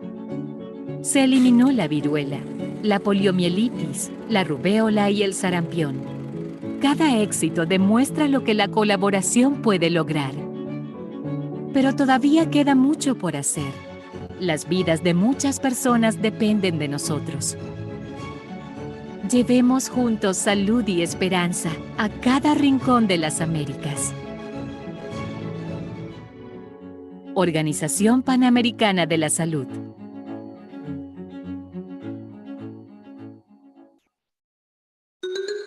La diabetes, las enfermedades cardiovasculares, las enfermedades respiratorias crónicas y el cáncer son las principales enfermedades no transmisibles. En los últimos años, estas han aumentado impulsadas por el envejecimiento, la urbanización, la globalización y cambios en nuestros estilos de vida, hasta convertirse hoy día en la gran epidemia de nuestro tiempo. El impacto de las enfermedades no transmisibles puede reducirse con estilos de vida saludables, pero para adoptarlos, la voluntad individual no es suficiente. Por ejemplo, cuando comprar alimentos saludables es más costoso y difícil de encontrar que la comida chatarra. Cuando realizar ejercicio físico es todo un desafío porque no contamos con áreas verdes acondicionadas, cercanas y seguras. Cuando dejar de fumar o de beber resulta complicado porque la publicidad de estos productos nos invade en todas partes. Se requieren leyes y normas que hagan de la opción saludable la más fácil de tomar, pues de no hacerlo, cada vez más personas se enfermarán y necesitarán medicamentos y tratamientos costosos de por vida, los cuales podrían llevarlos a la ruina. Pero estamos a tiempo de poner un freno a esta epidemia, y algunos países en las Américas ya han tomado acciones, como por ejemplo, reformulando los productos procesados para hacerlos más saludables, informando a los consumidores acerca de su contenido y promoviendo un mayor acceso a alimentos frescos, regulando la venta de alimentos en las escuelas, así como proporcionando agua potable sin costo, aplicando impuestos al tabaco, alcohol y bebidas azucaradas para reducir su consumo, a la vez que facilitando el acceso a programas para dejar de fumar, prohibiendo el consumo de tabaco en espacios públicos cerrados y limitando la publicidad en cigarros, alcohol y comida chatarra, creando espacios para la realización de actividades físicas, así como promocionando las ciclovías recreativas y el uso del transporte público. Los gobiernos deben asegurar los servicios de salud para la población, el acceso a la detección oportuna, el diagnóstico, cuidados de salud y medicamentos, sin discriminación y sin que ello implique caer en dificultades económicas. Las personas deben tener apoyo y acceso a la información para empoderarlas en el manejo de su propia salud, con el fin de mejorar el control de sus enfermedades y contribuir a un desarrollo sano de ellos y sus familias. De esta forma, las personas como tú, yo y todos pondremos un alto a esta terrible epidemia y podremos disfrutar de una vida más larga y beneficiosa. Políticas públicas y hábitos saludables constituyen la receta para un mejor estilo de vida. Comparte esta información y si deseas saber más, visita nuestra página.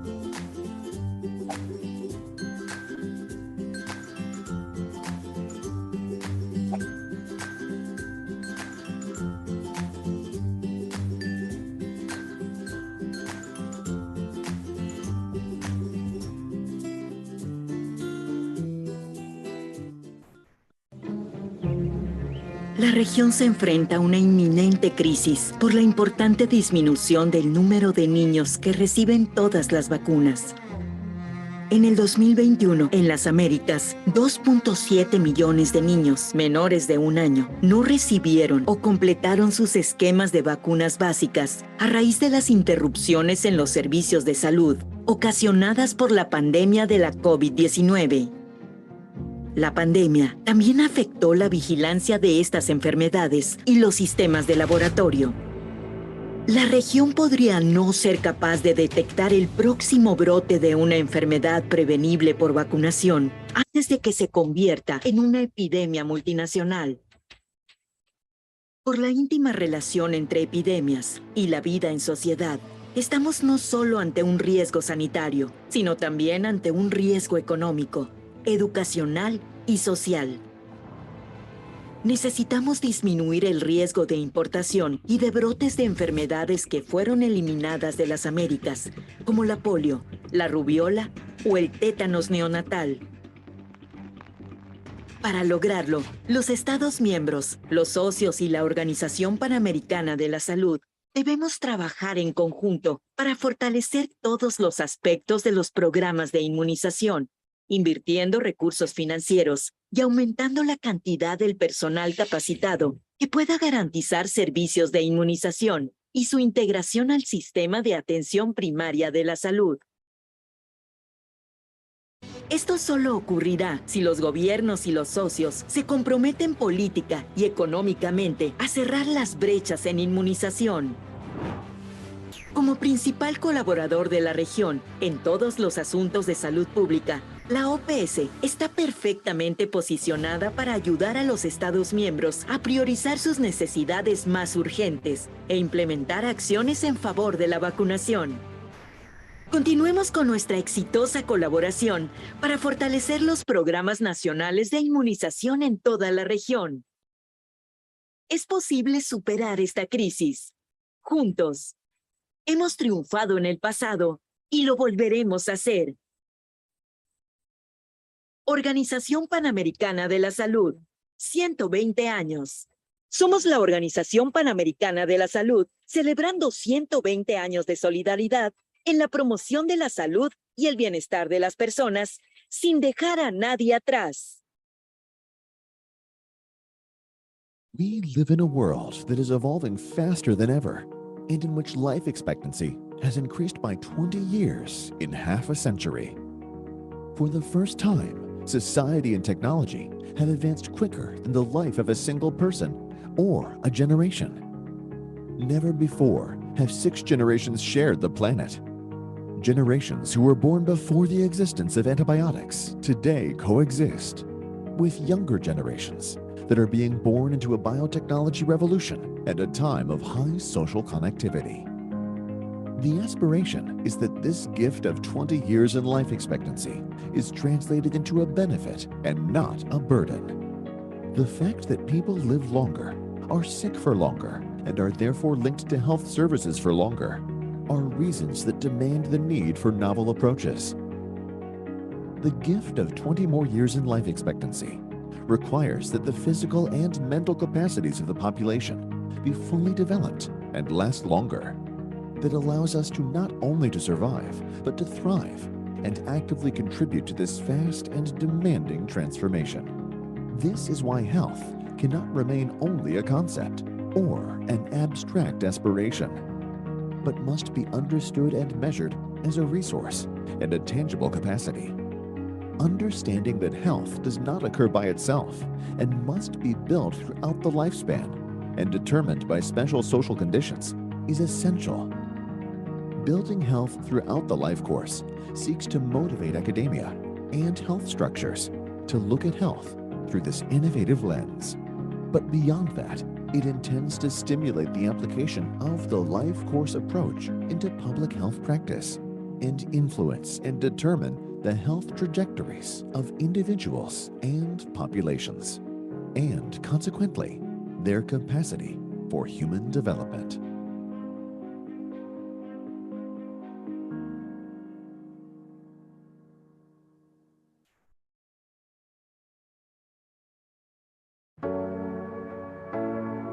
Las contribuciones determinadas a nivel nacional, NDC, reúnen los compromisos asumidos por los países para enfrentar el cambio climático. Incluyen acciones de adaptación al cambio de clima y de mitigación, la reducción de las emisiones de gases de efecto invernadero y otros contaminantes atmosféricos. Su implementación trae beneficios: reducción del número de muertes, estadías en el hospital, licencias laborales y casos de enfermedades respiratorias y cardiovasculares relacionadas con la calidad del aire, entre otras consecuencias para el sistema público de salud, las empresas y el Estado. Para cuantificar los beneficios de las NDC, la Organización Mundial de la Salud desarrolló una herramienta de cálculo llamada Carbón H. Carbón H le permite a legisladores, votantes, tomadores de decisiones y empresarios contar con información sobre los efectos esperados sobre la salud de la mejoría en la calidad del aire. La NDC preparada por Colombia contiene 148 medidas para reducir el 51% de las emisiones de gases de efecto invernadero para el año 2030 en relación a 2014. Usando la herramienta Carbón H, se estimaron que algunos de los co-beneficios a la salud de la implementación de las NDC son 25.600 muertes evitadas en el período 2021-2030 y 3.800 muertes evitadas al año a partir de 2030. 2.750 casos de hospitalización al año por causas respiratorias y cardiovasculares evitadas a partir de 2030. Reducción de 892.000 episodios de asma al año en población infantil a partir de 2030. Esto representa para la salud pública beneficios económicos de hasta $12.900 millones entre 2021-2030 y $1.800 millones al año, equivalente al 0.64% del PIB a partir de 2030. Carbón H es una herramienta gratuita al servicio de los países y la OPS está comprometida en proveer cooperación técnica para aprovecharla al máximo, incorporando los costos de salud y números tangibles a la acción climática. Solo faltas tú. Visita www.pajo.org y conoce tú también las experiencias, aplicaciones y posibilidades de Carbón H.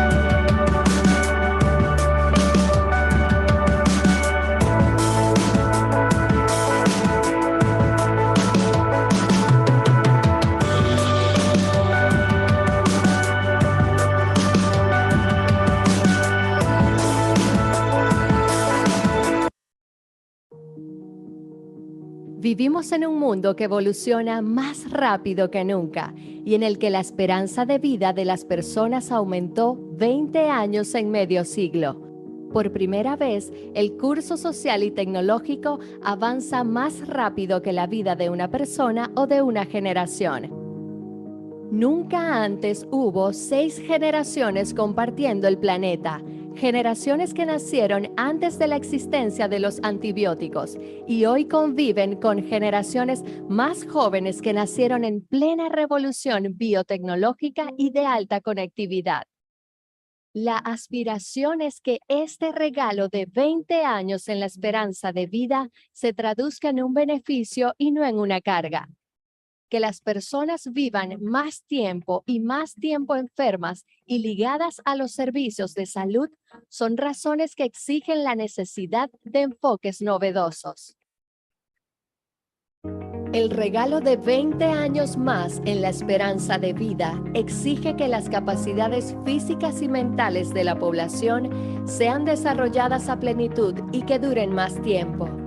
Que permita no solo el sobrevivir, sino prosperar y contribuir activamente a esta información rápida y exigente. Es por esto por lo que la salud no puede quedarse solo en una aspiración abstracta, sino que debe entenderse y medirse como un recurso y una capacidad tangible. Entender que la salud no se da por sí sola y que debe ser construida a lo largo del curso de vida y determinada por condicionantes sociales es esencial. Construir la salud a lo largo del curso de la vida busca motivar a la academia y a las estructuras sanitarias a dar una mirada a la salud con ese lente innovador. Pero más allá, pretende motivar la aplicación del enfoque en la práctica de salud pública e influenciar y determinar las trayectorias de salud de los individuos y las poblaciones, y en consecuencia su capacidad para el desarrollo humano.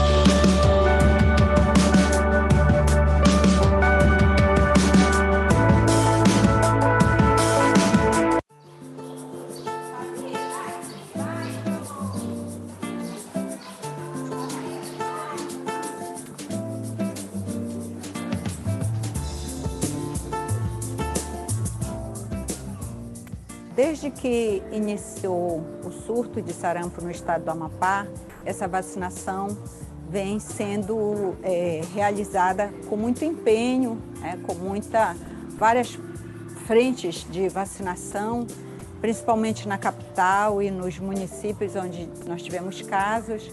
Então, nós organizamos na forma de varredura, de vacinação casa a casa, estratégias em escolas, em creches.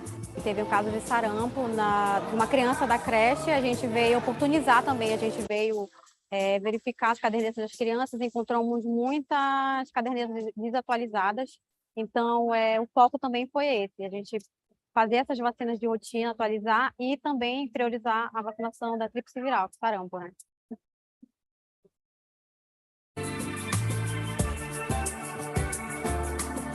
A varredura vacinal é uma ação que a equipe de saúde vai até a população, batendo na casa e perguntando quem mora, qual a faixa etária e revisando o cartão de vacinação. A partir da revisão do cartão de vacinação é ofertada a vacina que esteja faltando para completar o esquema de vacinação daquela pessoa e atualizando toda a caderneta, não só de uma pessoa, mas de todos os residentes daquela casa.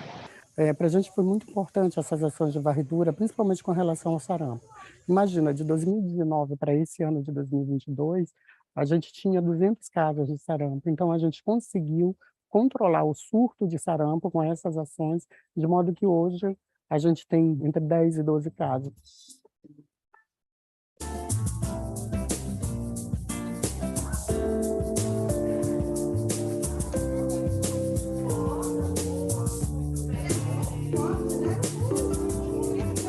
Você acha que é importante você tomar vacina? Por quê? Porque é ótima para nossa vida e nos livrar de todos os vermes e proteger as nossas famílias.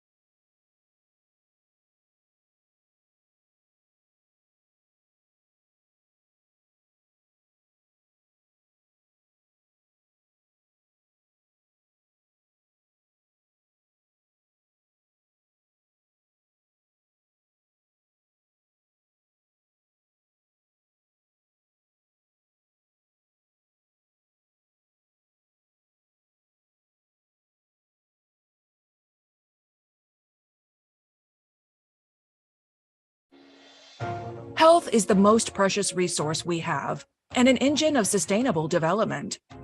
It helps to close gaps and reduce inequalities. Investing in resilient healthcare systems is vital for their recovery and preparation for the future. However, no single nation or organization can tackle the health challenges facing the Americas alone. We are the partner of choice to promote public health and the best resource to improve the quality of life in our communities.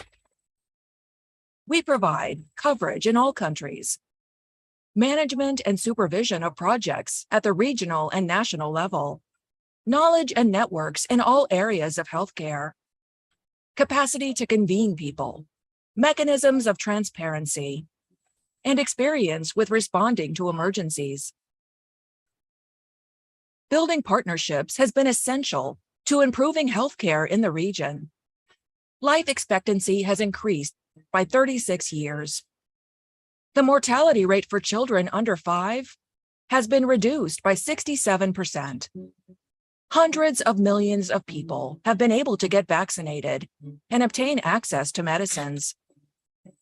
Smallpox, polio, rubeola, and measles have been eradicated. Each of these achievements demonstrates what can be attained through collaboration.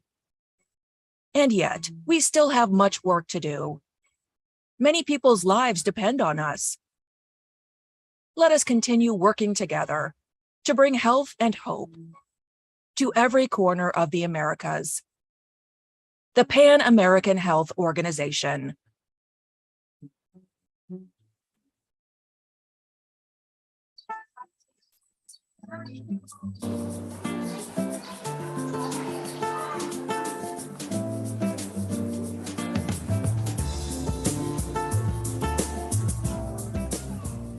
Desde que iniciou o surto de sarampo no estado do Amapá, essa vacinação vem sendo realizada com muito empenho, com várias frentes de vacinação, principalmente na capital e nos municípios onde nós tivemos casos. Então, nós organizamos na forma de varredura, de vacinação casa a casa, estratégias em escolas, em creches. Teve o caso de sarampo de uma criança da creche, a gente veio oportunizar também, a gente veio verificar as cadernetas das crianças, encontramos muitas cadernetas desatualizadas, então o foco também foi esse, a gente fazer essas vacinas de rotina, atualizar e também priorizar a vacinação da tríplice viral, sarampo, né?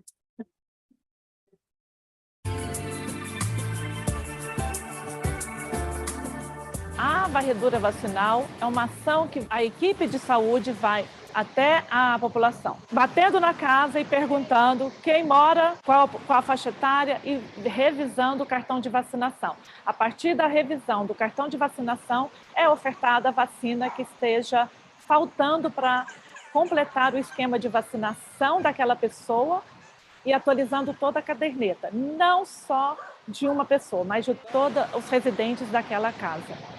Para a gente foi muito importante essas ações de varredura, principalmente com relação ao sarampo. Imagina, de 2019 para esse ano de 2022, a gente tinha 200 casos de sarampo. Então, a gente conseguiu controlar o surto de sarampo com essas ações, de modo que hoje a gente tem entre 10 e 12 casos.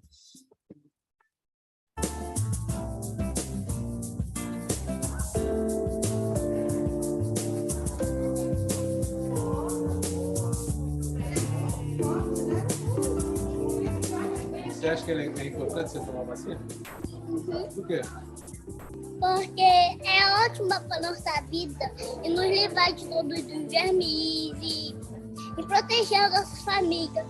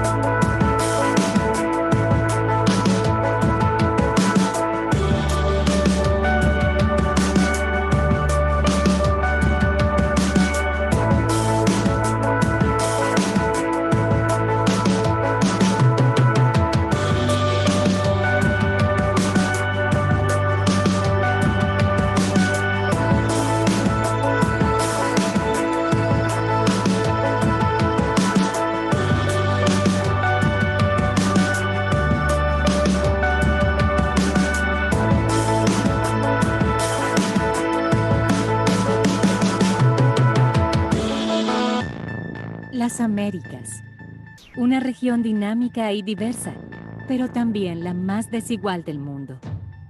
201 millones de personas todavía viven en la pobreza. Enfermedades como la obesidad, la diabetes, la hipertensión y el colesterol alto son más prevalentes entre los pobres y los más vulnerables. La mortalidad de niños menores de 5 años es el doble cuando las madres tienen menor educación. Y cada año nacen 2 millones de niños de madres entre 15 y 19 años. Tenemos el deber de proteger a quienes más lo precisan. Haremos lo que sea necesario para que nadie quede atrás. Lo hemos hecho por más de un siglo y no vamos a parar. Porque nuestra determinación no para. Nuestra dedicación no para. Nuestro compromiso con las comunidades no para. Porque la vida no para. La salud es el recurso más valioso y un motor del desarrollo sostenible. Ayuda a cerrar brechas y a eliminar inequidades. Invertir en sistemas de salud resilientes es vital para la recuperación y la preparación para el futuro. Pero ninguna organización o nación puede abordar los desafíos de salud en las Américas por sí sola. Somos el socio de elección para promover la salud pública y el mejor instrumento para mejorar la calidad de vida de nuestras poblaciones. Tenemos cobertura en todos los países, capacidad de gestión y monitoreo de proyectos a nivel regional y nacional, conocimiento y redes en todas las áreas de salud, capacidad para convocar, mecanismos de transparencia y experiencia en dar respuestas a emergencias. Las alianzas han sido esenciales para mejorar la salud en la región. La esperanza de vida aumentó 36 años. Las muertes de niños menores de 5 años se redujeron un 67%. Miles de millones de personas se han podido vacunar y acceder a medicamentos. Se eliminó la viruela, la poliomielitis, la rubéola y el sarampión. Cada éxito demuestra lo que la colaboración puede lograr. Pero todavía queda mucho por hacer. Las vidas de muchas personas dependen de nosotros. Llevemos juntos salud y esperanza a cada rincón de las Américas. Organización Panamericana de la Salud.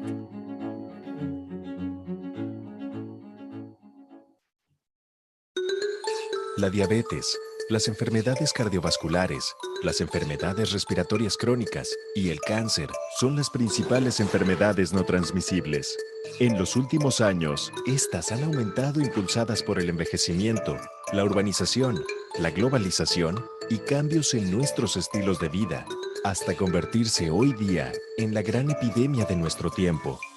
El impacto de las enfermedades no transmisibles puede reducirse con estilos de vida saludables, pero para adoptarlos, la voluntad individual no es suficiente. Por ejemplo, cuando comprar alimentos saludables es más costoso y difícil de encontrar que la comida chatarra. Cuando realizar ejercicio físico es todo un desafío porque no contamos con áreas verdes acondicionadas, cercanas y seguras. Cuando dejar de fumar o de beber resulta complicado porque la publicidad de estos productos nos invade en todas partes. Se requieren leyes y normas que hagan de la opción saludable la más fácil de tomar, pues de no hacerlo, cada vez más personas se enfermarán y necesitarán medicamentos y tratamientos costosos de por vida, los cuales podrían llevarlos a la ruina. Pero estamos a tiempo de poner un freno a esta epidemia, y algunos países en las Américas ya han tomado acciones, como por ejemplo, reformulando los productos procesados para hacerlos más saludables, informando a los consumidores acerca de su contenido y promoviendo un mayor acceso a alimentos frescos, regulando la venta de alimentos en las escuelas, así como proporcionando agua potable sin costo, aplicando impuestos al tabaco, alcohol y bebidas azucaradas para reducir su consumo, a la vez que facilitando el acceso a programas para dejar de fumar, prohibiendo el consumo de tabaco en espacios públicos cerrados y limitando la publicidad en cigarros, alcohol y comida chatarra, creando espacios para la realización de actividades físicas, así como promocionando las ciclovías recreativas y el uso del transporte público.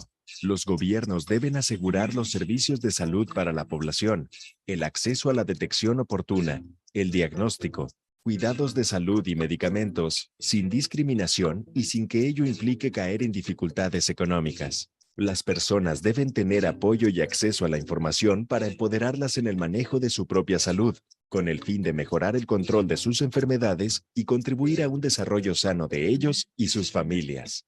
De esta forma, las personas como tú, yo y todos pondremos un alto a esta terrible epidemia y podremos disfrutar de una vida más larga y beneficiosa. Políticas públicas y hábitos saludables constituyen la receta para un mejor estilo de vida. Comparte esta información y si deseas saber más, visita nuestra página.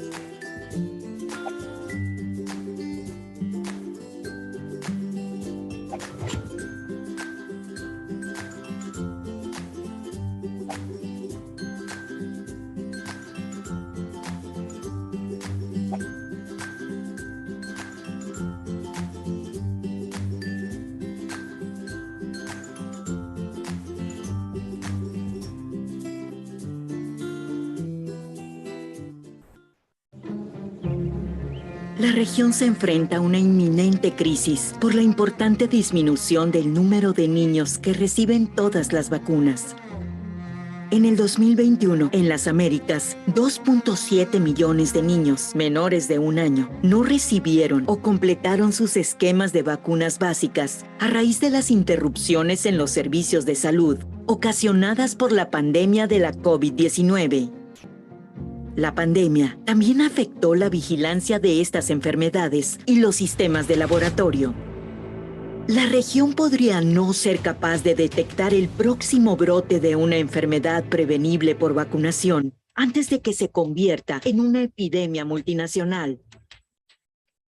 Por la íntima relación entre epidemias y la vida en sociedad, estamos no solo ante un riesgo sanitario, sino también ante un riesgo económico, educacional y social. Necesitamos disminuir el riesgo de importación y de brotes de enfermedades que fueron eliminadas de las Américas, como la polio, la rubiola o el tétanos neonatal. Para lograrlo, los Estados miembros, los socios y la Organización Panamericana de la Salud debemos trabajar en conjunto para fortalecer todos los aspectos de los programas de inmunización, invirtiendo recursos financieros y aumentando la cantidad del personal capacitado que pueda garantizar servicios de inmunización y su integración al sistema de atención primaria de la salud. Esto solo ocurrirá si los gobiernos y los socios se comprometen política y económicamente a cerrar las brechas en inmunización.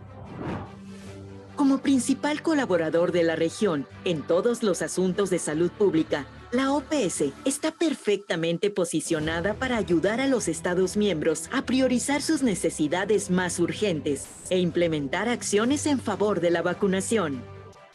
Continuemos con nuestra exitosa colaboración para fortalecer los programas nacionales de inmunización en toda la región. Es posible superar esta crisis. Juntos. Hemos triunfado en el pasado y lo volveremos a hacer. Organización Panamericana de la Salud, 120 años. Somos la Organización Panamericana de la Salud, celebrando 120 años de solidaridad en la promoción de la salud y el bienestar de las personas, sin dejar a nadie atrás. We live in a world that is evolving faster than ever, and in which life expectancy has increased by 20 years in half a century. For the first time, society and technology have advanced quicker than the life of a single person or a generation. Never before have 6 generations shared the planet. Generations who were born before the existence of antibiotics today coexist with younger generations that are being born into a biotechnology revolution at a time of high social connectivity.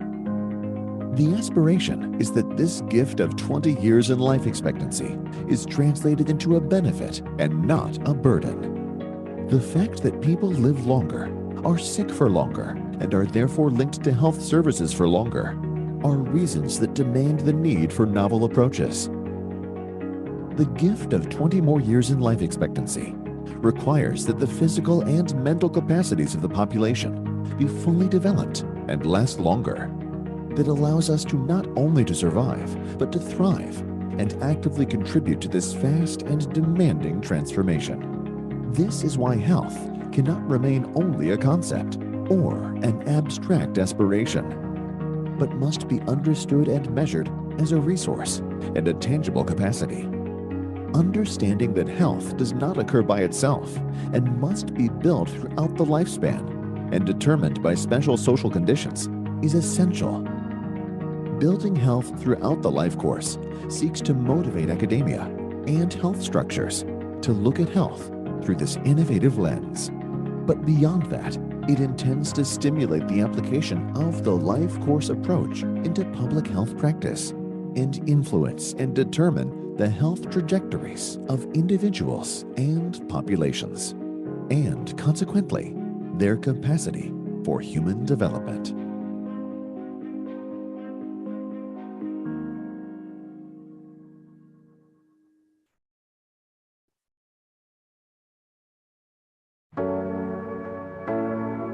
Las contribuciones determinadas a nivel nacional, NDC, reúnen los compromisos asumidos por los países para enfrentar el cambio climático.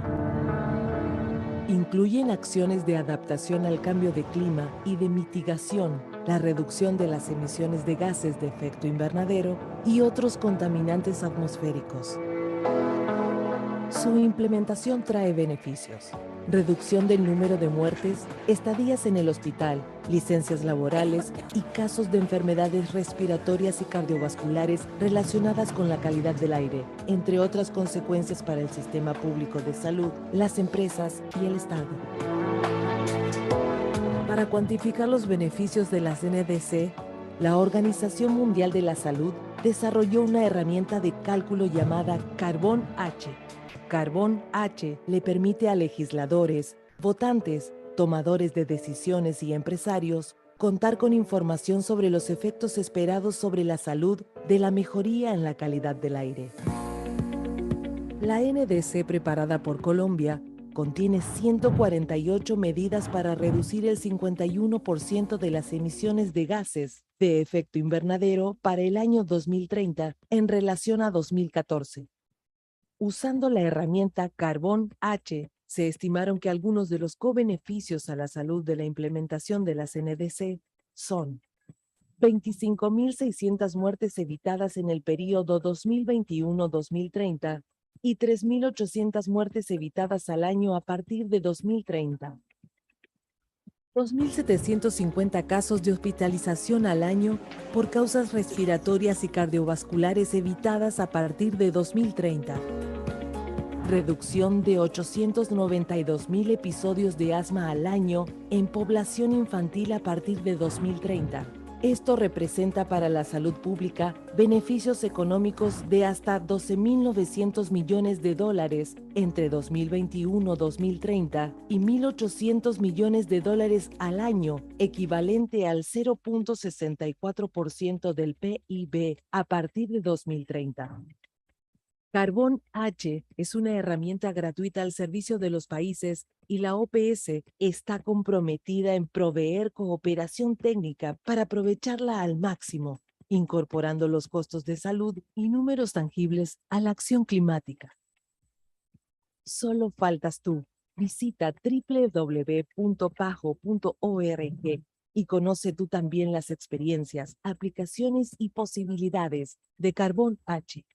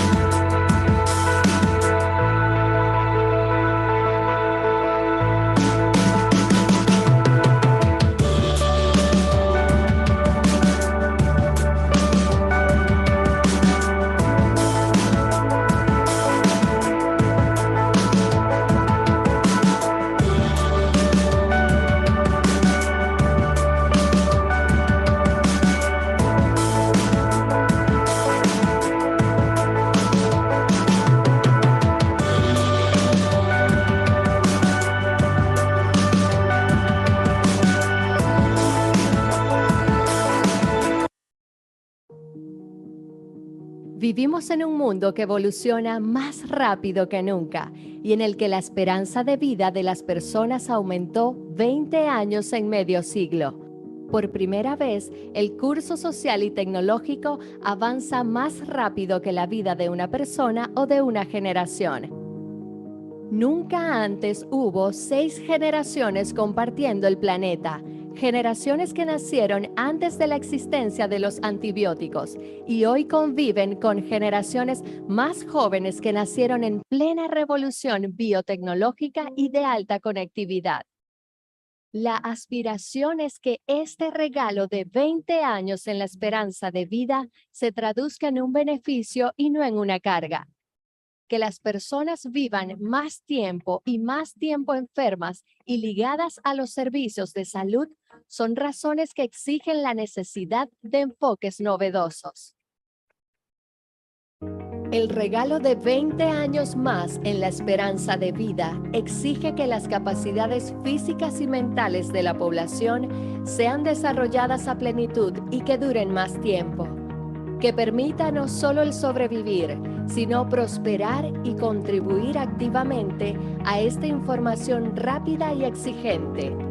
Es por esto por lo que la salud no puede quedarse solo en una aspiración abstracta, sino que debe entenderse y medirse como un recurso y una capacidad tangible. Entender que la salud no se da por sí sola y que debe ser construida a lo largo del curso de vida y determinada por condicionantes sociales es esencial. Construir la salud a lo largo del curso de la vida busca motivar a la academia y a las estructuras sanitarias a dar una mirada a la salud con ese lente innovador.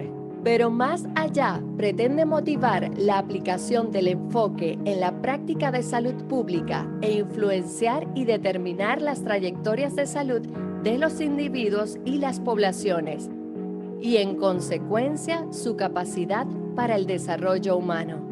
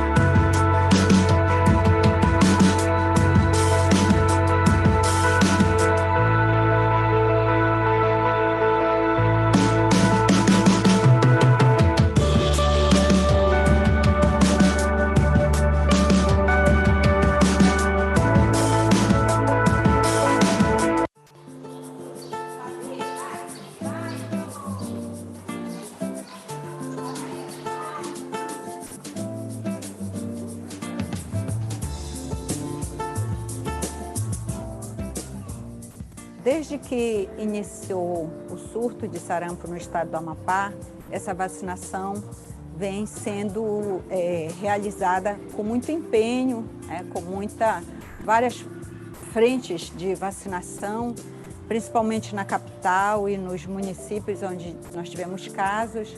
Então, nós organizamos na forma de varredura, de vacinação casa a casa, estratégias em escolas, em creches. Teve o caso de sarampo uma criança da creche, a gente veio oportunizar também, a gente veio verificar as cadernetas das crianças, encontramos muitas cadernetas desatualizadas, então o foco também foi esse, a gente fazer essas vacinas de rotina, atualizar e também priorizar a vacinação da tríplice viral, sarampo, né?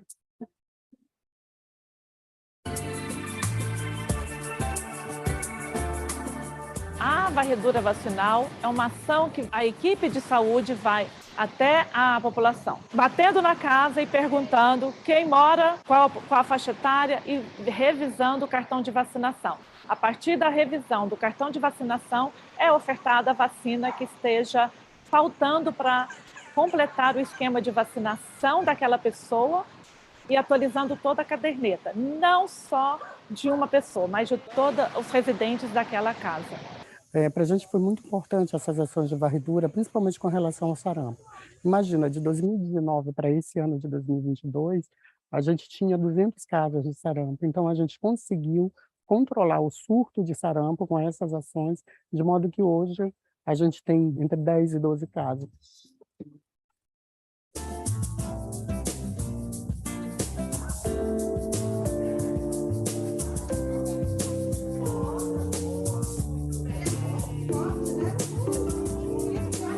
Você acha que é importante você tomar vacina? Por quê? Porque é ótima para nossa vida e nos livrar de todos os vermes e proteger as nossas famílias.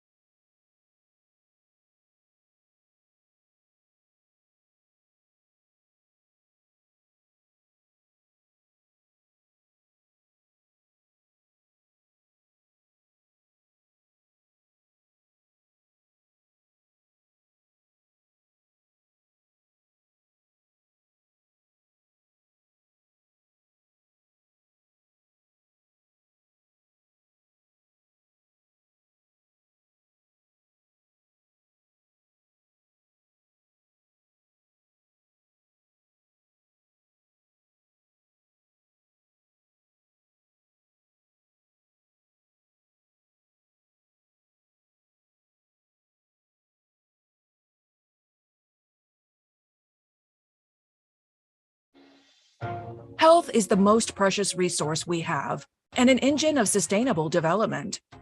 It helps to close gaps and reduce inequalities. Investing in resilient healthcare systems is vital for their recovery and preparation for the future. However, no single nation or organization can tackle the health challenges facing the Americas alone. We are the partner of choice to promote public health and the best resource to improve the quality of life in our communities. We provide coverage in all countries, management and supervision of projects at the regional and national level, knowledge and networks in all areas of healthcare, capacity to convene people, mechanisms of transparency, and experience with responding to emergencies. Building partnerships has been essential to improving healthcare in the region. Life expectancy has increased by 36 years. The mortality rate for children under 5 has been reduced by 67%. Hundreds of millions of people have been able to get vaccinated and obtain access to medicines. Smallpox, polio, rubeola, and measles have been eradicated. Each of these achievements demonstrates what can be attained through collaboration. And yet, we still have much work to do. Many people's lives depend on us. Let us continue working together to bring health and hope to every corner of the Americas. The Pan American Health Organization.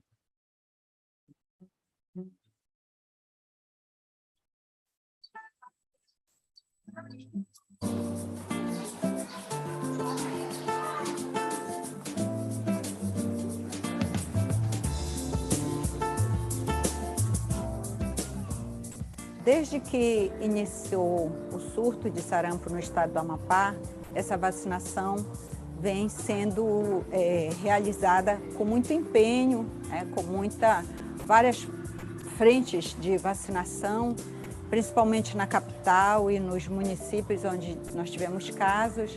Então, nós organizamos na forma de varredura, de vacinação casa a casa, estratégias em escolas, em creches. Teve o caso de sarampo de uma criança da creche, a gente veio oportunizar também, a gente veio verificar as cadernetas das crianças, encontramos muitas cadernetas desatualizadas, então o foco também foi esse, a gente fazer essas vacinas de rotina, atualizar e também priorizar a vacinação da tríplice viral, sarampo, né?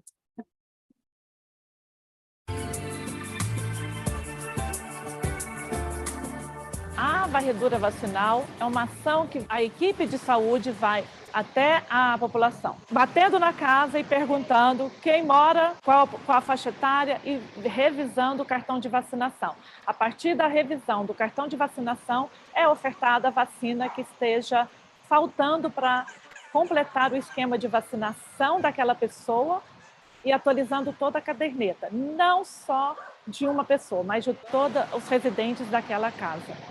Para a gente foi muito importante essas ações de varredura, principalmente com relação ao sarampo. Imagina, de 2019 para esse ano de 2022, a gente tinha 200 casos de sarampo. Então, a gente conseguiu controlar o surto de sarampo com essas ações, de modo que hoje a gente tem entre 10 e 12 casos.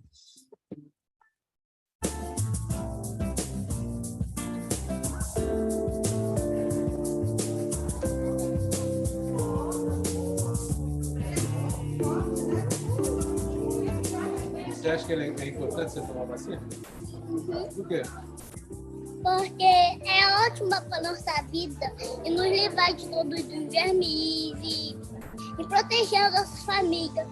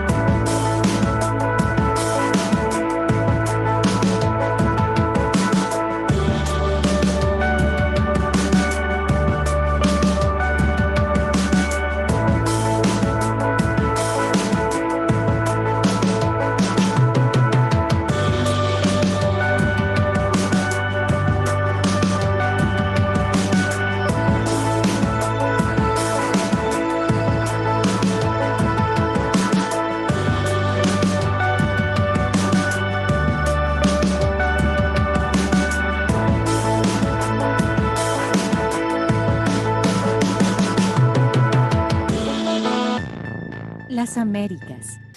Una región dinámica y diversa, pero también la más desigual del mundo. 201 millones de personas todavía viven en la pobreza. Enfermedades como la obesidad, la diabetes, la hipertensión y el colesterol alto son más prevalentes entre los pobres y los más vulnerables.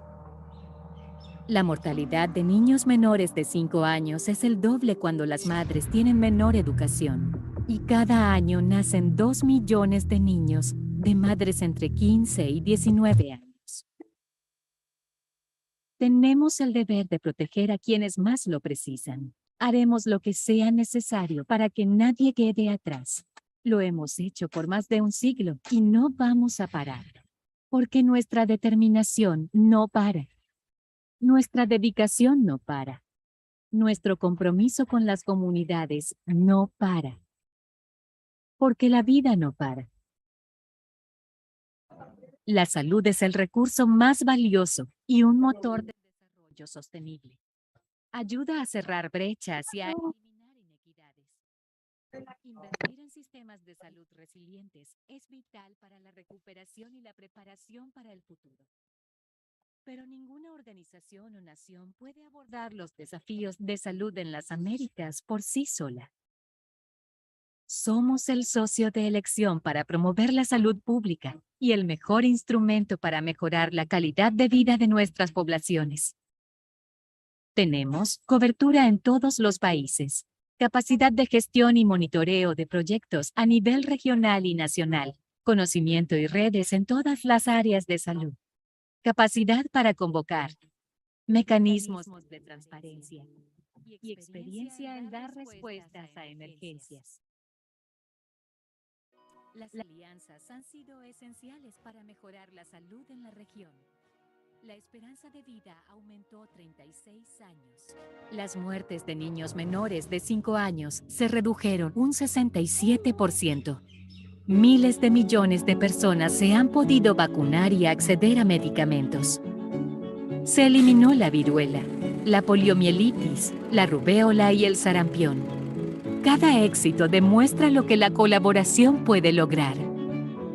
Pero todavía queda mucho por hacer. Las vidas de muchas personas dependen de nosotros. Llevemos juntos salud y esperanza a cada rincón de las Américas. Organización Panamericana de la Salud.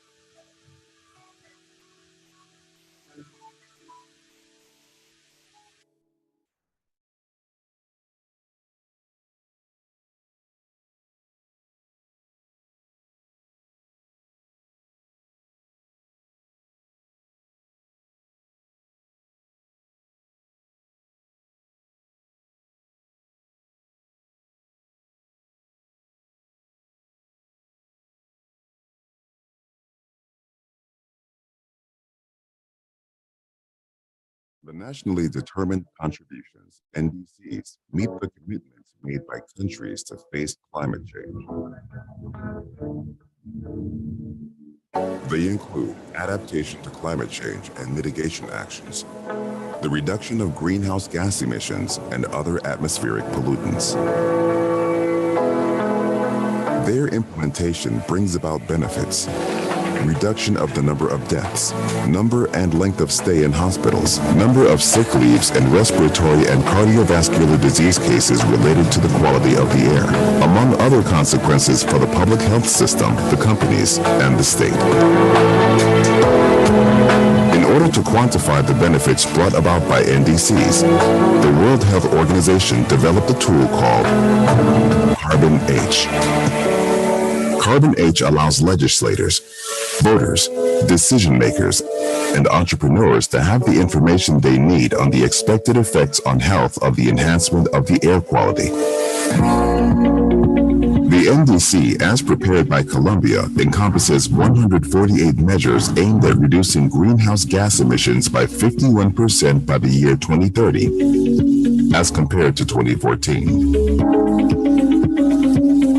By using the Carbon H tool, it is estimated that some of the health co-benefits of implementing the NDCs are avoiding 25,600 deaths over the period 2021 to 2030 and 3,800 per year after 2030. As of 2030, 2,750 cases of hospitalization per year caused by respiratory and cardiovascular disorders will be avoided, reducing 892,000 asthma episodes in children per year after the year 2030. This represents economic benefits for the public health system of up to $12.9 billion during the period 2021 to 2030 and of $1.8 billion per year, or the equivalent of 0.64% of GDP as of the year 2030. Carbon H is free of charge for countries, and PAHO is committed to providing the necessary technical cooperation to make the most of it by adding the healthcare costs and tangible figures to the climate actions. You're the only one missing. Visit www.paho.org and get acquainted with the experiences, applications, and possibilities offered by Carbon H. Muito boa tarde a todos. Good afternoon, everyone. I hope that you had a good break, a productive break. Good afternoon to all. I hope you had a good break. We are going over the quorum to be able to start the afternoon. And we're up to 16. So again, if you can reach out to your colleagues and maybe invite them to join us, it would be great.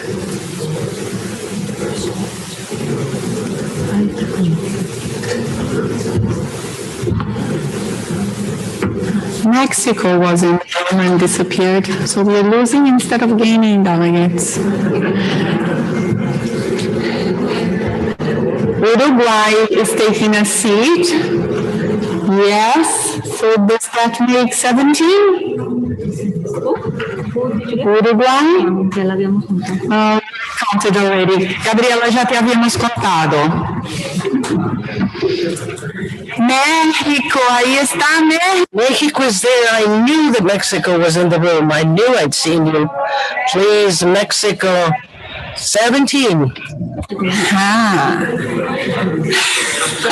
Super. A ver. Aquí tenemos la cola. Here we have this really well represented: Honduras, Jamaica, Mexico, and Netherlands. We should give him an award. Really good. Thank you. A ver.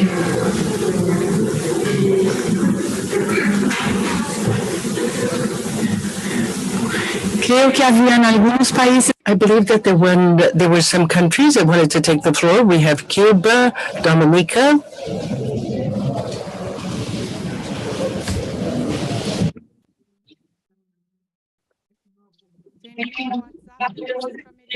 You have a WhatsApp with all Central Americans? I'd be very grateful if you could call them Panama, Costa Rica. Costa Rica is with us now. We are counting Suriname, yeah? Yes, 18. Tenemos 18. we have 18. Paraguay. Paraguai está chegando. Graças, bem-vindo.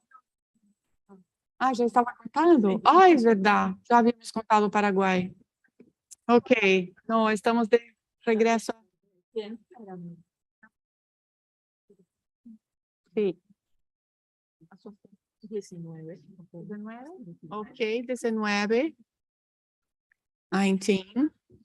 19. 19. Does someone have the contact of France? Can I ask the Netherlands to reach out to France?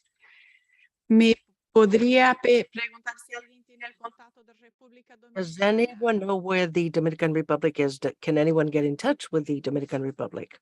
Aquí tenemos toda una primera fila. Here we have one first row that is empty: Grenada, Guatemala, Guyana, and Haiti. If you can help me with them.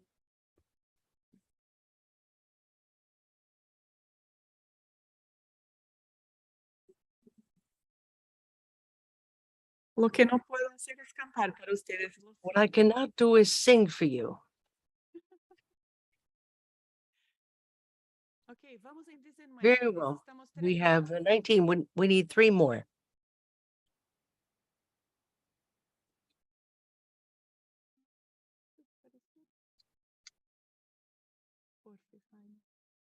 Y mi staff también está buscando, les cuento.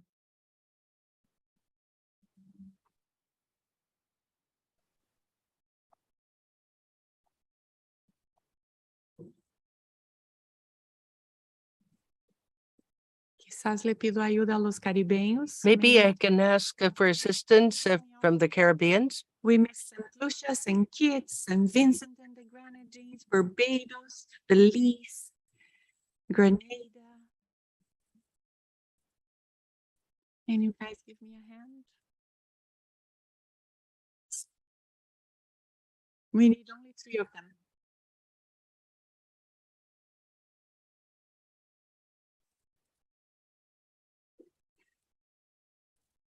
And we need the legal counsel.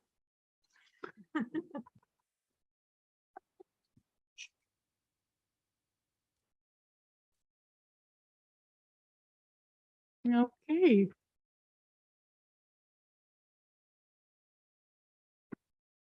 Come on, the technical issues are coming now, our progress reports.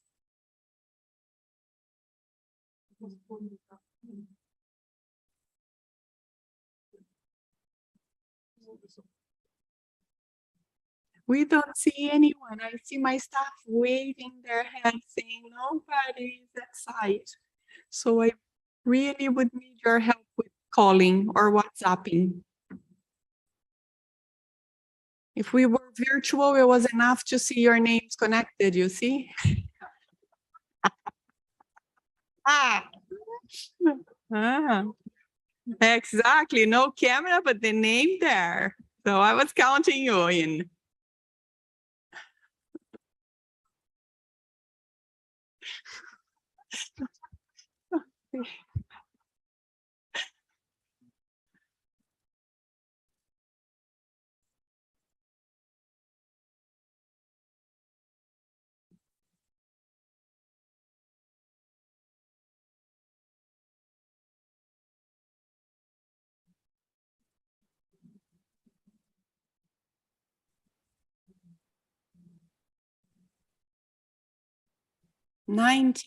We are at 19. We need 3. There's no movement in the room.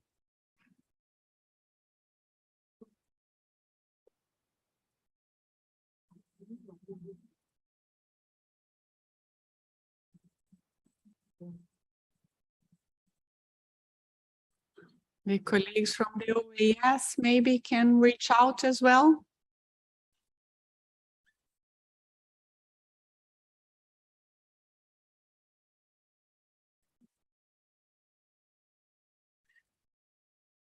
Next year, I'm going to leave all the elections for the last day.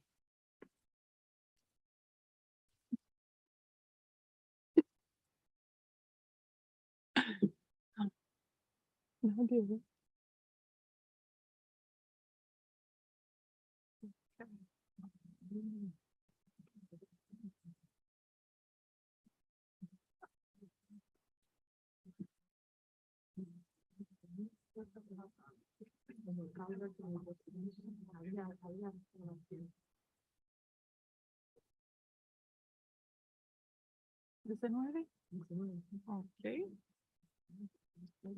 19.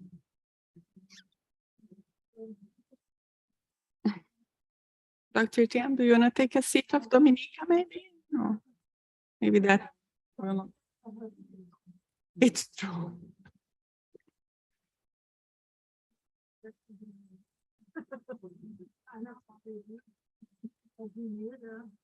Grenada.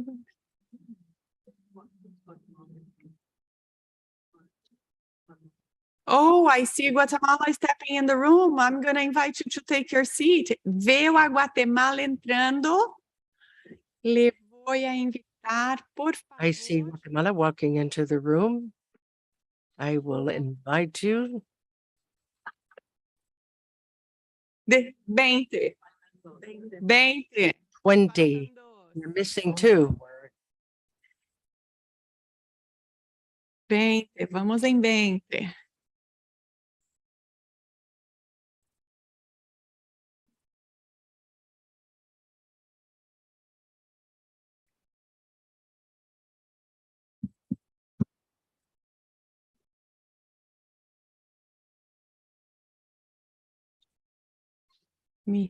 Sofremos por ser cumpridos. ¿Qué les parece? No es justo. ¿No?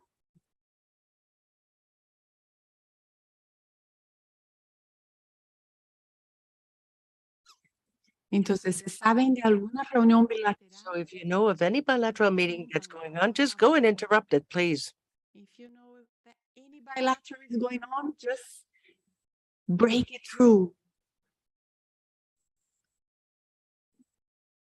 Okay. 20. Gracias, El Salvador me está ayudando. El Salvador is helping us. Thank you, Salvador. 2. 2 más. We need 2 more. 2 more. Thank you, Brazil. 2 more.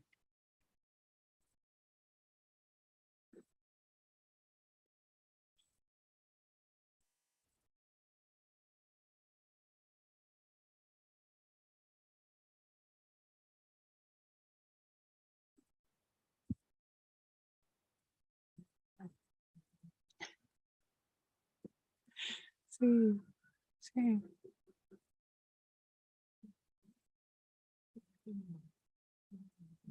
$22. Quórum 22. Quorum is 22. I believe that you'll never forget this. We'll never forget this. We need 22 meetings of council and the conference. 22 is a number. Quizás los canadienses quieren tomar. Maybe if the Canadians want to take other seats, they want to represent someone else, Después se entienden con los países. and then they'll come to an understanding with the countries. Sí.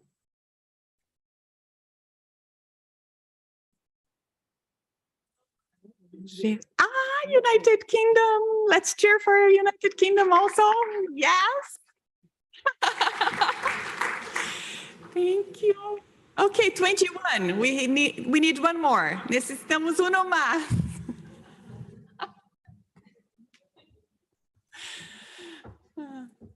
No, y esto es staff de la UPS, no se alegren.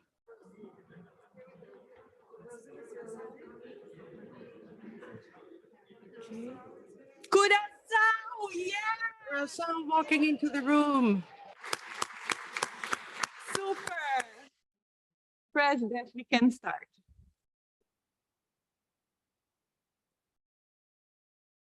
I know we could trust our colleagues from Curaçao. I want everybody to plan a holiday in Curaçao this winter. Not to the UK. For anyone that's old enough, get smart. It was missed it by that much. Okay. So I'm going to start by introducing a resolution from the president to the effect of quorum will only require 18 instead of 22. How about that? Okay, I'm kidding. So look, thanks colleagues for coming together eventually to start again. We are resuming item 4.8, keeping the region of the Americas free of polio. As a reminder to colleagues, we had started this conversation, and it was thanks to our colleagues from Brazil that we added this item to the agenda at the beginning of the week. A number of member states indicated a wish to spend more time seeing the resolution and being able to be ready for this. So we are now at that moment. You should all have the resolution with you. I'm going to start with our colleagues from Brazil to speak to the item, and then I'll open it up to any other delegation that wishes to speak. So Brazil, over to you. Thank you very much, Mr. President. The delegation of Brazil would like to thank you for the consensus reached in connection with the inclusion of this new agenda item entitled Keeping the Region of the Americas Free of Polio. We would also like to thank the excellent work done by the Secretariat in presenting this report and the proposed resolution that was submitted yesterday in the afternoon. We would like to remind you of the fact that in the Americas, thanks to vaccination, this could be the first region in the world to eliminate polio after several decades, since 1994. And this shows the strength of the work that we do together, and the idea that together we can overcome the current challenge. As we know, besides the immunization and deficit surveillance systems, lead us to the onset of immunopreventable diseases in our region. Based on the adoption of the current proposed resolution, we understand that then we can undertake immediate actions on communication on existing risks, as well as to coordinate efforts in order to promote cooperation amongst the member states for the development, implementation, and monitoring of mitigation and preparedness plans for the risk of polio. We are aware of the complexity of the issue, but we are certain that together we can overcome the situation. Thank you very much, Mr. President. And one more time, my gratitude is addressed for the support received by the Secretariat in connection with this agenda item. Thank you, sir. Obrigado, Brazil. That gratitude was reciprocated because we never started the clock for your time. So, but you still made it well under 3 minutes. So thank you so much. Any other delegations who'd like to speak to this item? Please raise your card. I recognize Argentina, then Canada, then Bahamas. Argentina. Thank you, Mr. President. Argentina takes note. Our country is committed to the activities of immunizations and with a plan for the elimination of polio, taking into account that recently one first case of polio was seen in 30 years, and with the purpose of reducing the risk of import of wild poliovirus or those circulating vaccine-derived poliovirus, it is essential to get one new anti-polio oral type 2 vaccine, bearing in mind the low coverage in other regions, as well as in the region of the Americas, starting in 2020, intensified by the pandemic. Argentina reiterates its willingness in order to share experiences in primary prevention programs through vaccines, and urges to double efforts in order to implement vaccination policies that will enable us to eradicate polio and to strengthen the core capacities of countries in this regard. Last but not least, Argentina does not have any objection, and we support the proposed resolution presented by Brazil. Thank you. Gracias, Argentina. I think the interpreter was racing to keep up with you, so but it's okay. Canada, then Bahamas. Thank you, Mr. President. Canada remains committed to polio eradication and is likewise concerned about the recent genetically linked poliovirus outbreaks in the United States, United Kingdom, and Israel, which underscore vulnerabilities and challenges both in the Americas and globally. We also emphasize the need for continued vigilance, strong surveillance systems, and improved essential immunization rates for poliovirus and all vaccine-preventable diseases. As such, we welcome the proposed document and resolution as presented. In closing, Canada encourages other member states, along with the international health community, to stay focused on polio eradication and contribute to a successful replenishment in Berlin in October in order to implement the 2022-2026 Global Polio Eradication Initiative strategy in full and achieve a world where no child is paralyzed by polio again. Thank you. Thanks, Canada. Bahamas followed by USA. Thank you, Mr. President. The Bahamas applauds Brazil for its advocacy to include this agenda item. Declining vaccination coverage in the region is concerning, and it is not limited to polio. Across and within member states, there are growing gaps. For the Bahamas, the most recent WHO tracking of coverage indicators is not encouraging. Vaccine preventable diseases not seen in decades are resurging, resurfacing, and with no respect to borders. The Bahamas itself had to recently navigate the introduction of imported measles, pertussis, and monkeypox. Other countries are reporting the re-emerging cases of polio. These resurfacing are no doubt linked to decline in coverage of key indicators over the past years, and as well as vaccine hesitancy and misinformation. Mr. President, closing the gaps will be no small feat. On the national front, our vaccination campaigns and extended services at healthcare facilities, among other initiatives, were halted by national shocks commencing in late 2019, which demanded reallocation of scarce resources. Also, health worker fatigue coming out of COVID-19, as well as declining nursing human resources, which has carried for national immunization programs, have complicated efforts to address the gap. Mr. President, all this signals that we are under threat. Our regional response then needs to be comprehensive, taking into account all these dimensions, including polio. Polio eradication is still possible. We are in collaboration with PAHO, charting next steps to closing our immunization gaps, incorporating enhanced surveillance and mitigation plans with relevant stakeholder organizations. The Bahamas supports the resolution and looks forward to PAHO's ongoing technical support. Thank you. Thanks, Bahamas. USA followed by Costa Rica. Thank you, Chair.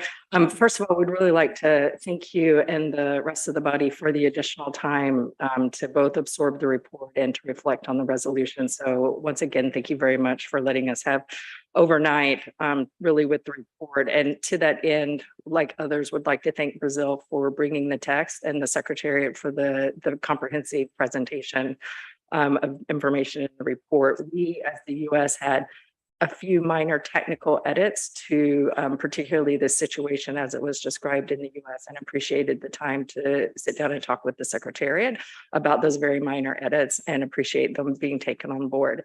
They're really very technical and just help sharpen the response that the US did.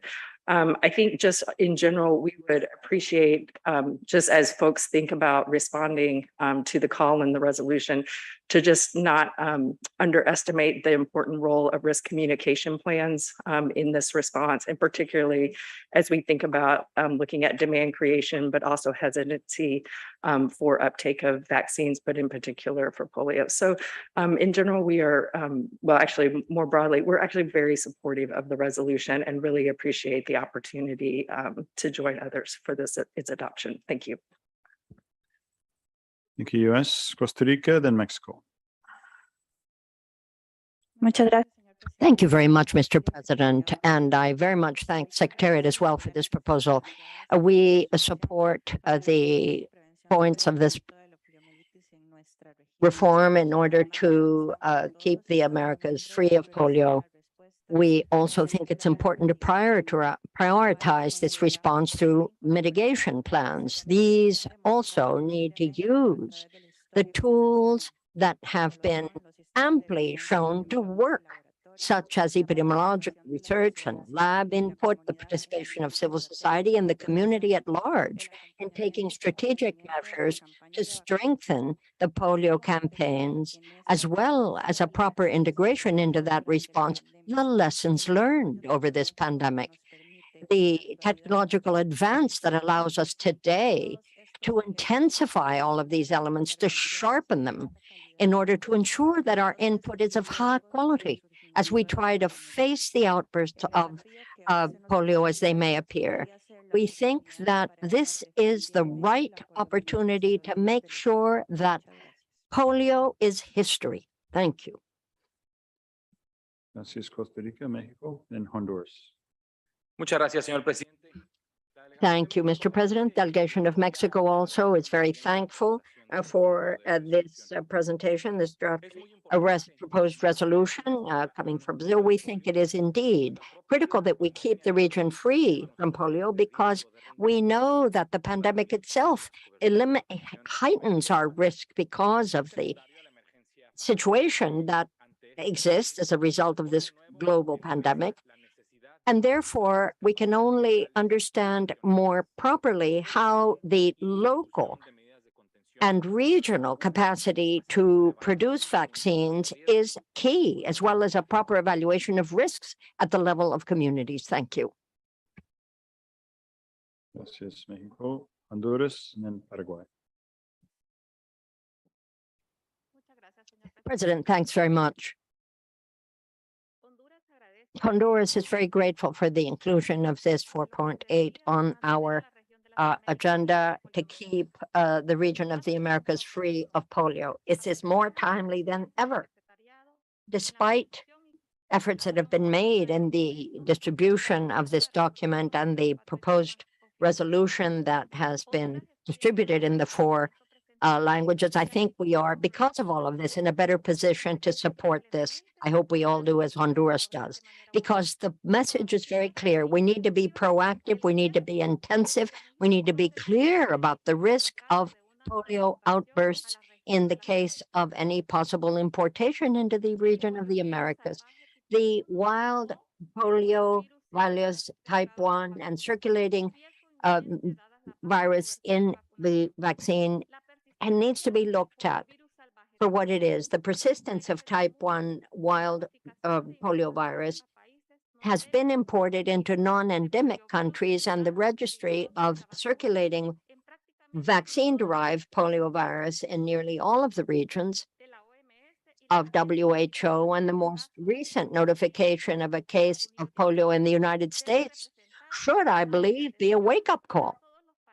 It certainly is for us, and it should be, I do believe, for all of us, because it proves conclusively, does it not, that the polio virus can, from one day to the next, suddenly hit the people that are most vulnerable. And that is why we need to make sure that our vaccine coverage is boosted. And failing to do that would be a tremendous backward step for the region. So we've got to be clear about closing those gaps and boosting our immunity. And we, since July of 22, have launched a widespread campaign for attacking polio, rubella, and measles.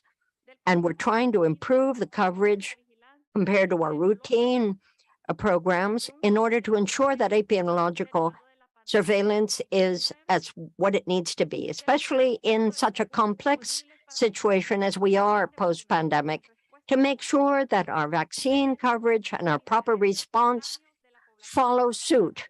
And we see an interest, by the way, on the part of our people in making sure that they are vaccinated. So Honduras does agree that it is certainly important that each member state take a hard look of where each country is. What are the risks in that particular country? What needs to be done to implement a plan that will mitigate risk with the backstopping, technical backstopping of PAHO and the necessary sectors that will keep the region of the Americas polio-free. So we certainly confirm our own commitment. with what is stated in this document and in the proposed resolution. By the way, we fully agree with the latter. Thank you so much. Gracias, Honduras, and then Paraguay. Thank you very much, Mr. President. Paraguay also is very grateful for this particular point brought by Brazil, and we feel that this proposed resolution in Annex A of the document CSP 30/19 is very well received, keeping the region of the Americas free of polio. And we note the very low leverage of coverage in terms of vaccine in the region. So we can only exhort all of our countries to bend over backwards, to do better, and to update our vaccine programs to include polio, and to ensure that we can, not only with regard to potential polio outbursts, but all other outbursts, keep the region free from those diseases that can be preventable through vaccination. And so we agree with this document and the proposed resolution attached thereto. Thank you. Gracias, Paraguay. I see no other delegations raising their flags. So, Luis Andres, you want to comment on comments? Thank you very much for all of these expressions of support for this resolution. It is true that we are at a very important moment right now with the first cases of polio coming into this region, not only in terms of clinical cases, but also in terms of environmental samples. There has been a regional commission of certification who did the risk assessment in July this year, which talks about 4 countries that are at a very high risk of polio reintroduction, 8 countries at high risk, 18 countries at medium risk. That's telling us that we are at a very, very urging that action needs to be taken. In addition to that, you will remember that in 2021, the mandate was given to us and to the countries of the region to reinvigorize immunization as a whole, as a public good for universal health. There are some lines of action that are essential to be followed, including the highest level of advocacy at the highest level of governments. And our director, Dr. Carisatien, has done that, and we need to continue these activities, as well as modernizing the systems, training healthcare workers, distributing vaccines, and making sure that we are aligned with primary healthcare programs. So it's an urgent call for action, and we need to continue doing so in order to keeping the region without polio. Thank you very much. Thank you, Madam Director.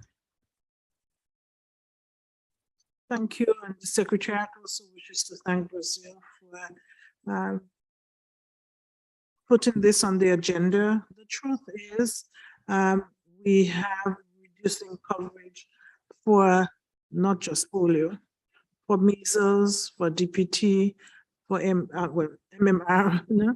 So I would like to urge member states to please look at your overall coverage for particularly all routine vaccines. We are also on the verge of a measles outbreak if we do not raise our coverage levels. However, polio is very urgent, and that's why I'm happy to hear member states' commitment to addressing the increasing coverage for polio vaccines.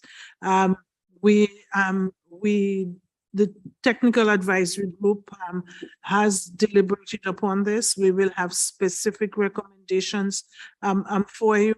Our PWRs in country offices have been alerted, and with countries, they will draw up plans to ensure, and frankly, let's face it, you probably need to have some campaigns, because that's how we did it in the past. We kept up routine immunizations, but we topped them up with campaigns when we had urgently to raise the coverage level. So I hate that we are calling on you to do this again so soon after COVID, and we have unfinished agenda in COVID, but this is extremely important. So PAHO, you will be hearing from us, and we are in emergency mode on this, and we will support you to get into emergency mode on this in terms of increasing the vaccine coverage. We should not see another case of polio in the Americas. So let's all work together with the solidarity that we know, but with a common purpose. And don't forget that you need to look at your other routine immunizations, and maybe in the same effort, also do multi vaccination coverages. So thank you so much, and you will be hearing from the Secretary. Many thanks, Madam Director. And now I can turn to our rapporteur to read the resolution. Certainly, Mr. President. Proposed resolution, keeping the region of the Americas free of polio. The 30th Pan American Sanitary Conference, preambular paragraph 1. Having reviewed the document, Keeping the Region of the Americas Free of Polio, document CSP 30/19, preambular paragraph 2, considering that in recent years, the region of the Americas has seen a decline in polio vaccination coverage and surveillance, that a case of polio was recently confirmed in Rockland County, New York, United States of America,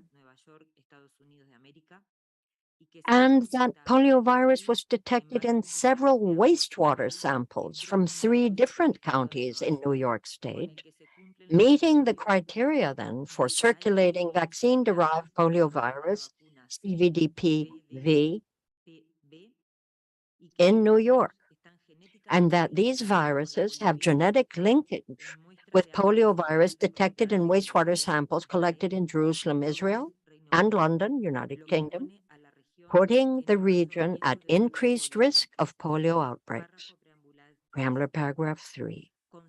Cognizant that this document reflects and supports the commitments made by member states to advance the 2030 Agenda for Sustainable Development, the Sustainable Health Agenda for the Americas 2018-2030, Resolution CD 59, period R13 on reinvigorating immunization as a public good for universal health, and the Immunization Agenda 2030 of the World Health Organization resolves.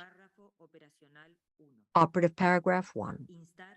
To urge all member states, considering their context, needs, vulnerabilities, and priorities, to, subparagraph A, develop and targeted polio mitigation plan based on the recommendations of the Technical Advisory Group on Immunization and the Regional Commission for the Certification of Polio Eradication in the region of the Americas,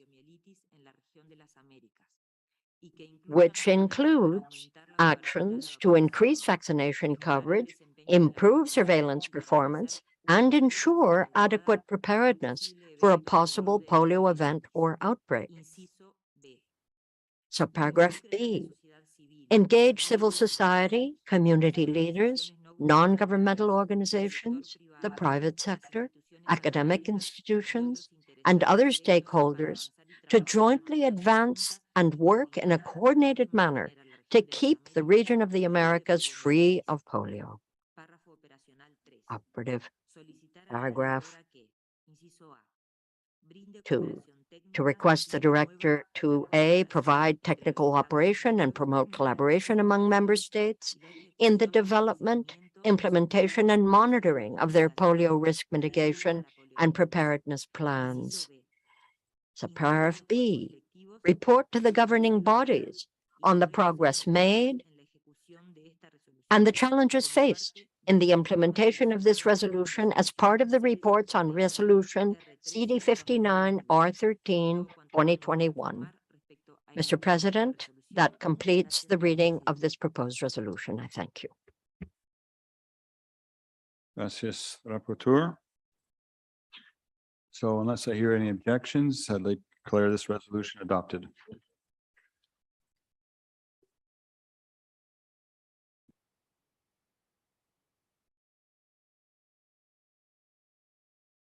Okay, we're now returning to the item we were discussing before lunch, item 8.4. Thank you, Luis Andres. Implementation of the international health regulations. Ciro's around. Ciro not around, so his colleagues coming up. So we had a speaking list. I'm just going to repeat it in order that I will be announcing you, so that unless you're not on it, no need to raise your flag again. I have Jamaica, and then Venezuela, United States, Cuba, Brazil, Bahamas, Mexico, Argentina, and Puerto Rico. So Jamaica, you have the floor. Thank you, Mr. President. Jamaica maintains that the IHR 2005 remains an important framework in the global health architectural landscape. Our initiatives to reach the targets for the core capacities have served us well in public health events, including the COVID-19 outbreak.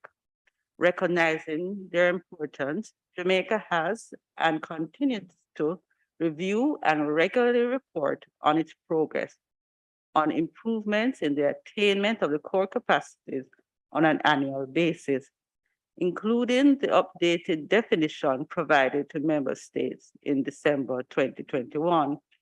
Jamaica expresses its gratitude to the Bureau and the Secretariat for developing the electronic components of the IHR monitoring and evaluation framework and the guidance document that has been quite useful in preparing the state party assessment report. Jamaica believes that there are weaknesses with respect to the IHR 2005, but that the main problem with achieving desired outcomes lies largely in implementation and compliance due to a variety of factors that include resource restraints.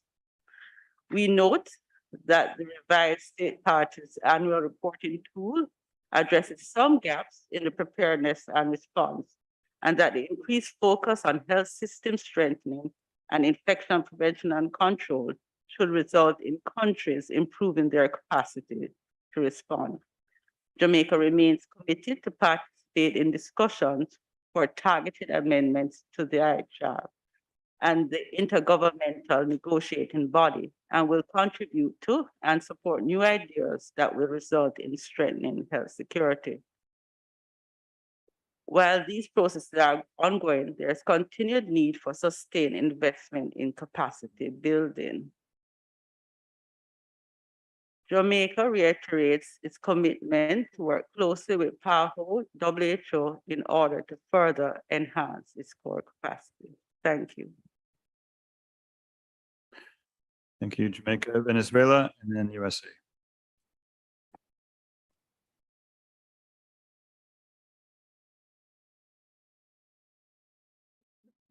USA, then Cuba.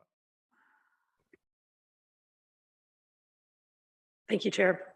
So the U.S. welcomes the report and commends PAHO for its ongoing support and promotion of states' parties' compliance with the international health regulations. While we acknowledge that the development of this report coincided with the ongoing COVID-19 pandemic, which impacted member states' continued implementation of the IHRs, we remain steadfast in our view that full implementation of and compliance with the obligations in the IHR are essential to effectively preparing for and responding to the threats posed by disease outbreaks, epidemics, and pandemics. In that regard, like others, we welcome the revised SPAR tool that enables improved annual assessment of the 15 IHR capacities. We also welcome the greater alignment with the Joint External Evaluation tool to help countries identify gaps across the various capacities and track progress in addressing priority areas, both annually and over the long term. We remain committed to working with other member states and PAHO to improve IHR implementation, including promoting country-led approaches to capacity building and increased utilization of pre-existing IHR tools for monitoring and evaluation of country capacities. Turning to the issue of the global health security architecture that was also included in the report, we take note of the 10 proposals from the WHO Director General on strengthening the global architecture for health emergency preparedness, response, and resilience. We agree on the need for stronger, more coherent, inclusive, and equitable architecture, and look forward to next steps in the member state consultation process for this document. Finally, we joined others in May 2022 to adopt amendments to the IHR to shorten the entry into force of future amendments of the IHR. We thank our regional partners for your collaboration and solidarity to take this first step to strengthen the IHR. In this regard, the United States has submitted additional targeted amendments to the WHO for consideration by states parties. We also look forward to continuing to represent the region on the Bureau of the Working Group on amendments to the international health regulations that will work exclusively on consideration of proposed targeted amendments to the IHR for consideration by the 74th World Health Assembly. And we remain committed to working in partnership with the INB Bureau so that the processes are mutually complementary, cooperative, and most effective for member states' overall goals. So thank you very much. Thanks, US, Cuba, and then Brazil. Mr. President, thank you. Cuba, as a state party that has signed the IHR, continues certainly applying it and carrying out systematic valuation of its coverage to make sure that it remains as useful as it can be. As others, we also have strengthened steps in order to fight best against pandemics and epidemics that may arise through proper surveillance through our public health authorities and our provincial authorities, with a 24-hour-a-day tracking of the necessary compliance with international and indeed national regulations. We have looked at every one of our protocols at our borders at 3 different levels, including primary health care, the molecular biology labs, national reference labs, and a number of other governmental institutions that have a very central role to play at the level of the state. We have looked also at the health of incoming travelers or tourists to make sure that they are not bringing any diseases in, and this is carried out in each one of the territories of our country. We also strengthened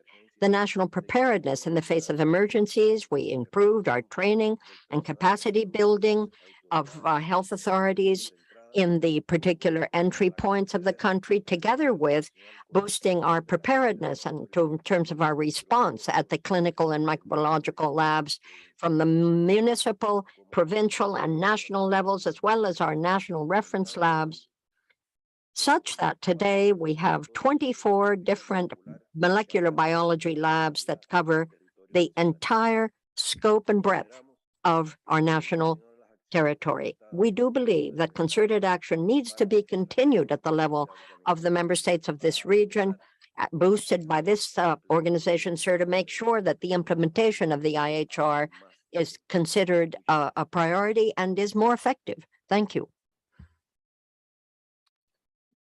Gracias, Cuba, Brazil, and then Bahamas.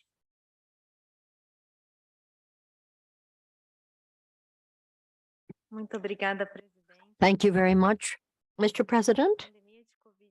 The COVID-19 pandemic has certainly underscored the importance of our boosting our surveillance in terms of health in order to improve our basic capacity in implementing the international health regulations. Brazil has done just that. We have sought to boost those capacities and to expand our surveillance network throughout the country, and our input.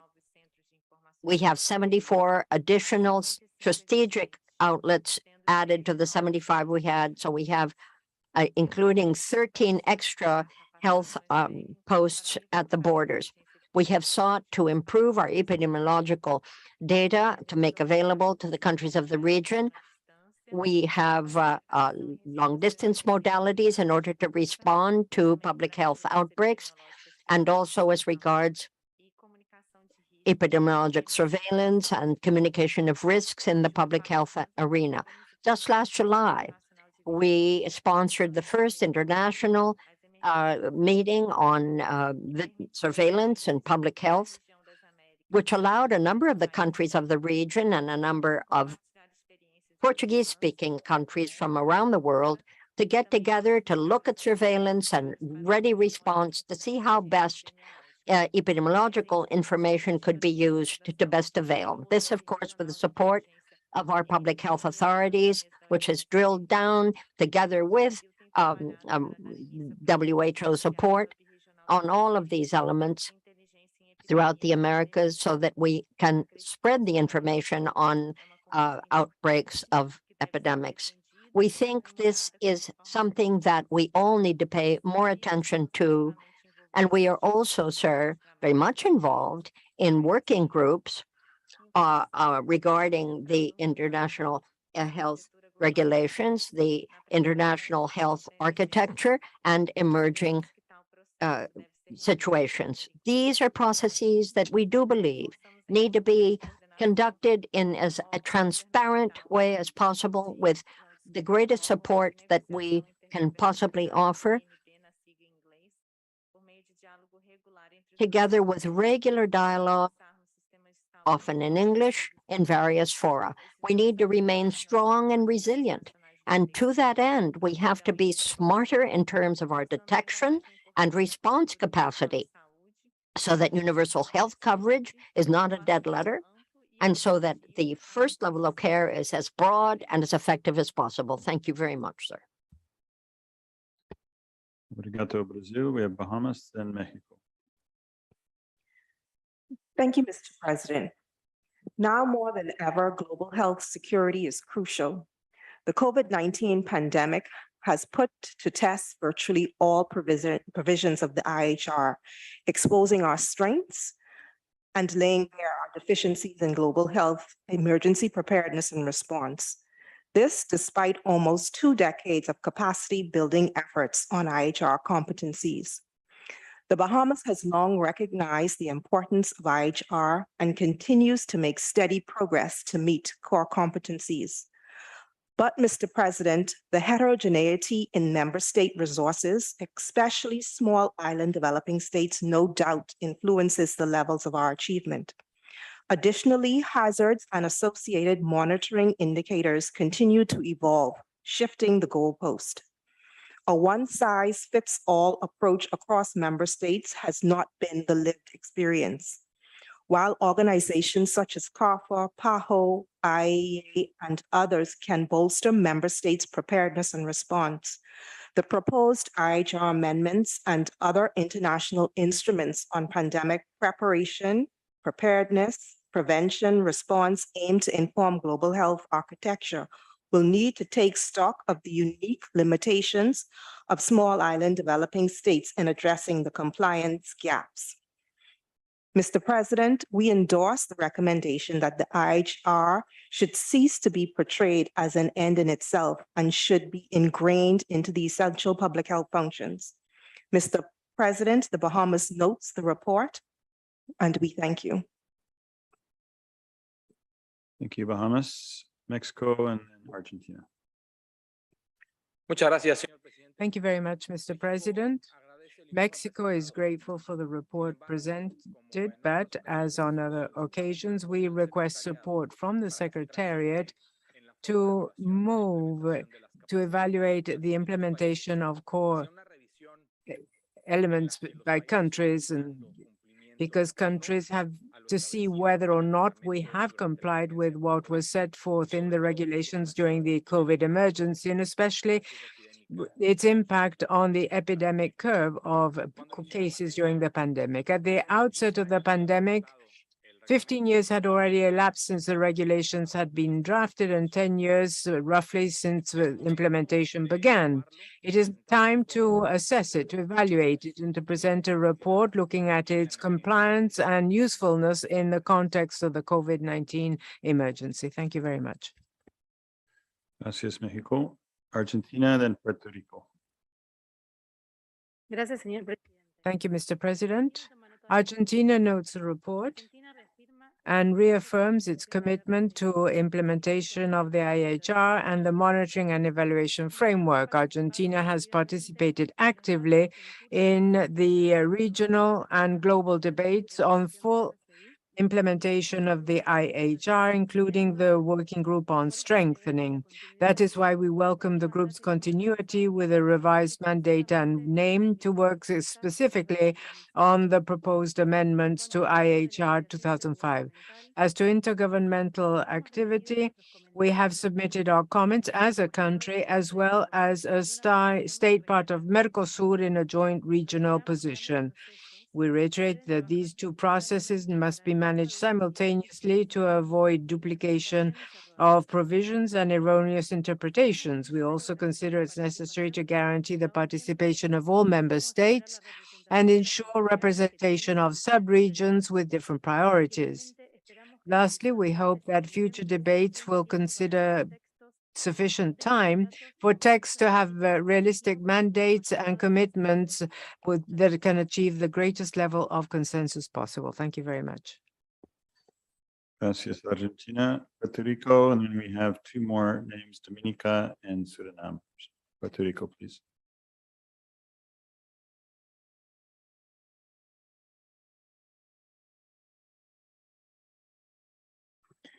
Gracias, señor presidente.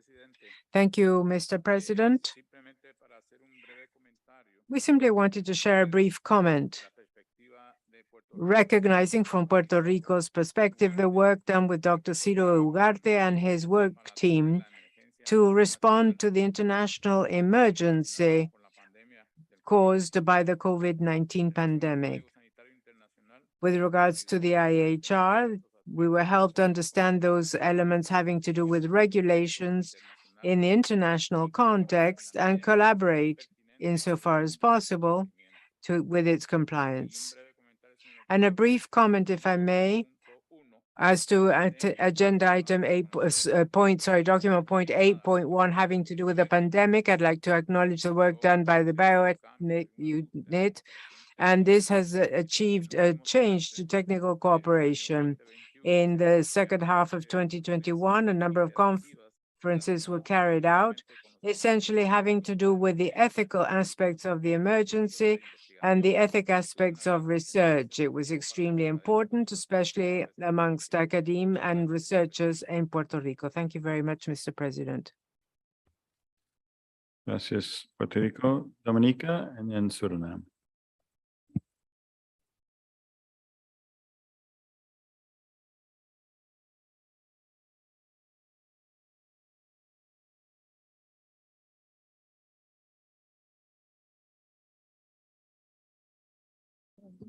Puerto Rico is your. So introductory music by Dominica, was that you? Sí. Can you turn off your microphone in Puerto Rico, please? Sí.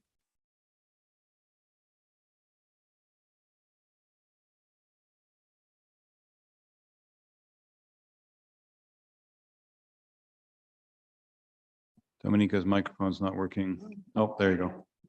Apologies, I thought it was Puerto Rico, sorry. Good afternoon, thank you, Mr. President. Dominica endorses the document CSP 30/INF/4 for the implementation of the IHR. The IHR defines the standards that countries must meet to be able to prevent, detect, and respond to health threats, thus being able to stop outbreaks of infectious diseases before they spread internationally. Our country has been compliant to the IHR, and the need to continue to do so became more evident during the COVID-19 pandemic. We share the concern related to potential national and international acute public health events. As a country, adequate human resources has been one of our challenges, but given the importance of the IHR, Dominica instituted additional measures to boost national capacity during the pandemic to ensure full implementation of IHR measures. This, along with other public health measures, led to successful outcomes. We thank PAHO for the work that has been done within the region of the Americas in facilitating the management of public health events, along with our national IHR focal points. Dominica commits to continue working with PAHO in this regard. Thank you. Dominica, Suriname. Thank you, Mr. President. Suriname thanks the Secretariat for this report. In light of the COVID-19 response, the IHR did not lead to an urgent, coordinated worldwide response with a clear lack of inadequate implementation of IHR by member states, stating that stricter compliance with the provisions of the IHR or a new international treaty coupled with stronger international solidarity is the utmost importance in facing future pandemic threats. For Suriname, of main importance are legislation and financing. These do not sufficiently support the IHR core capacities. IHR coordination and focal point functions, adequate coordination and communication are needed to respond and report in an effective and timely manner. The National Coordination Network needs to be strengthened with national action plans and adequate budget. There is a need for improved surveillance, rapid case detection, and data management, as these are critical for improvement of timely reporting and response. Human resources have been one of the critical challenges faced during the COVID-19 pandemic. Capacity building and succession planning need to be strengthened.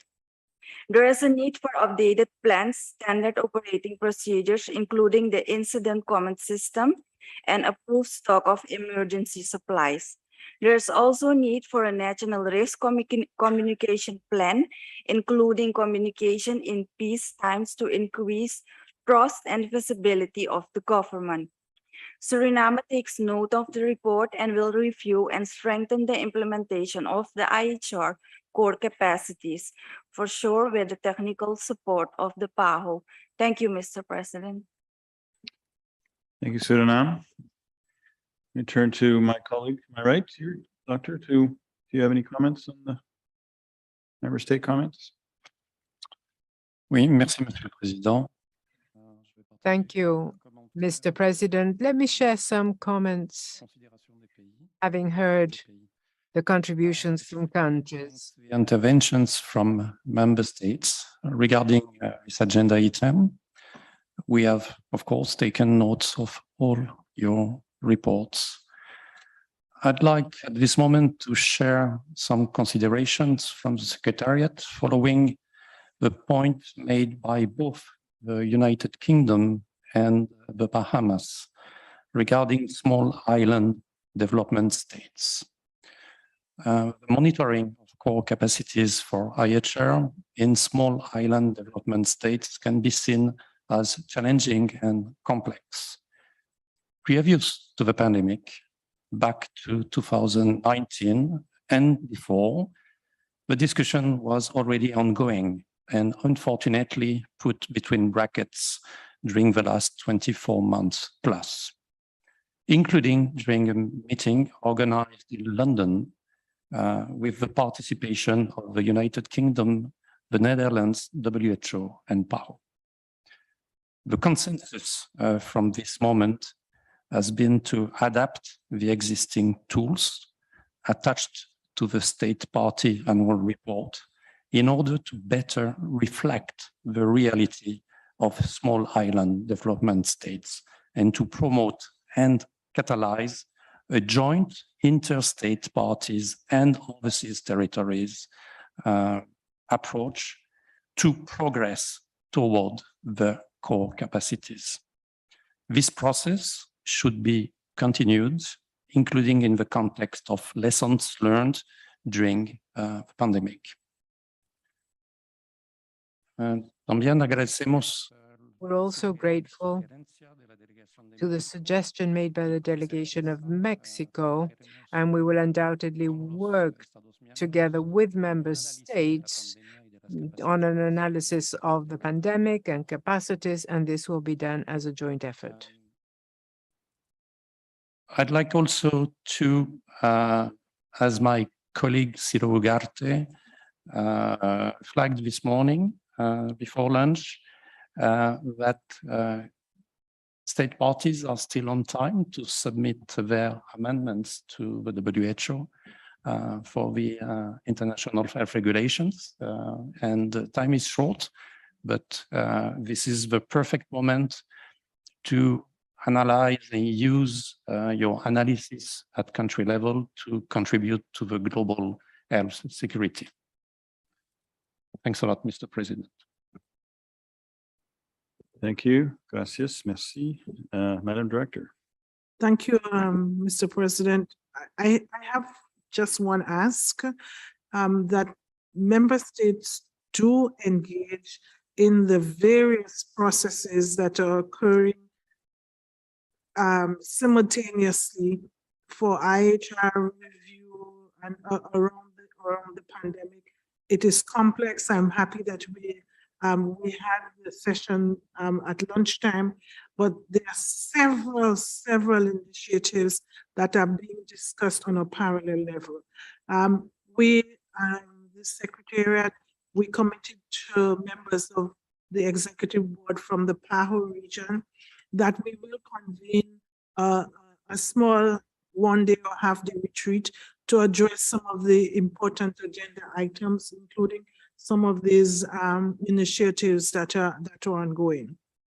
And I think we need to, we will also continue the advocacy with WHO to have some of those meetings at a time when the capitals could attend, because hitherto they are targeting the missions in Geneva, and we need also the capitals to be engaged. So we continue that advocacy, and the Secretariat will facilitate the meeting of the regional capitals, so the ministries of health, so we could have joint positions for the ongoing discussion and inclusion in those many initiatives. I think we need to make sure that the voice of the region of the America is heard. We probably have the most experience in dealing with outbreaks and also emergencies. And so we need to lend that experience and to ensure that the needs, the priorities, and the specificities of the region are also addressed in these forums. So the Secretariat will be doing this. Thank you very much. Thank you, Madam Director.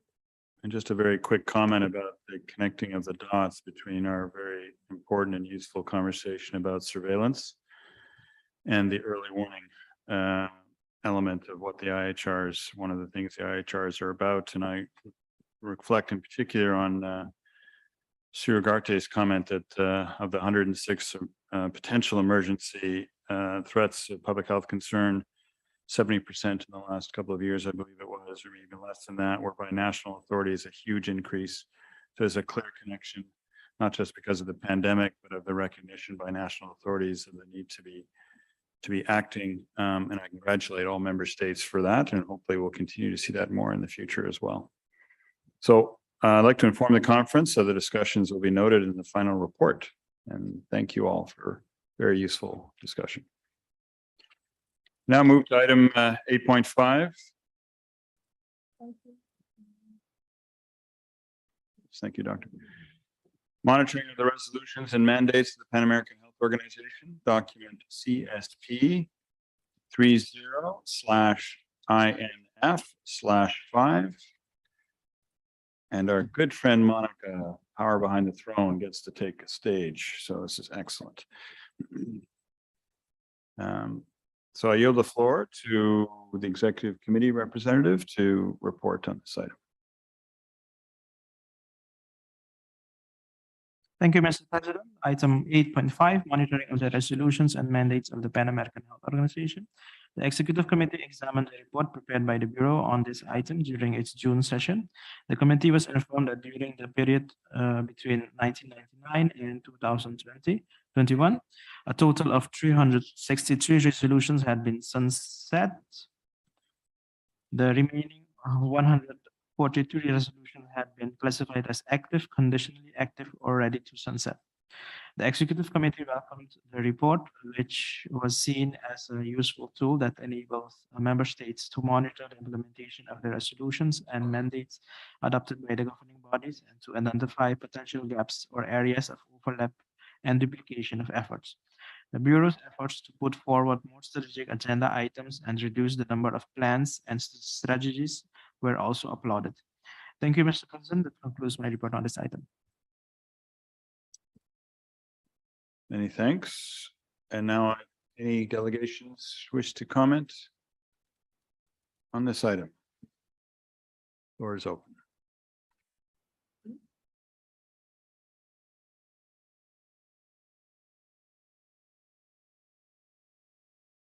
I want to give Monica a chance to speak other than trying to cajole people to come into the room.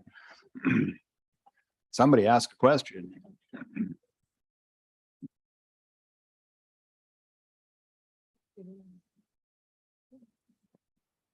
Come on, Canada. Why don't you say something?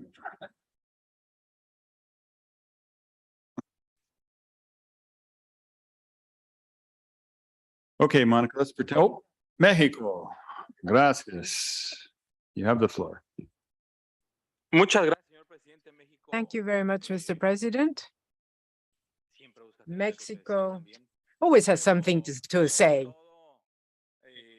But what I actually want to say right now is I want to thank Monica for her extraordinary work in being able to follow up on these resolutions and monitor them.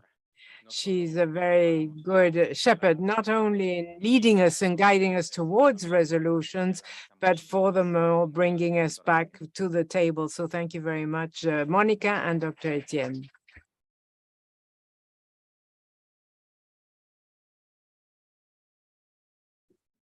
Excellent, Mexico. Thank you. Anyone else want to pile on? Well, Monica, do you want to answer your own accolade? I don't know. You have the floor. Maybe just thank you all. The report is really a response to your request for having a guidance on what are the resolutions that are ongoing, what are the commitments you have taken in the international arena. So we hope we're providing that with the report. Thank you very much.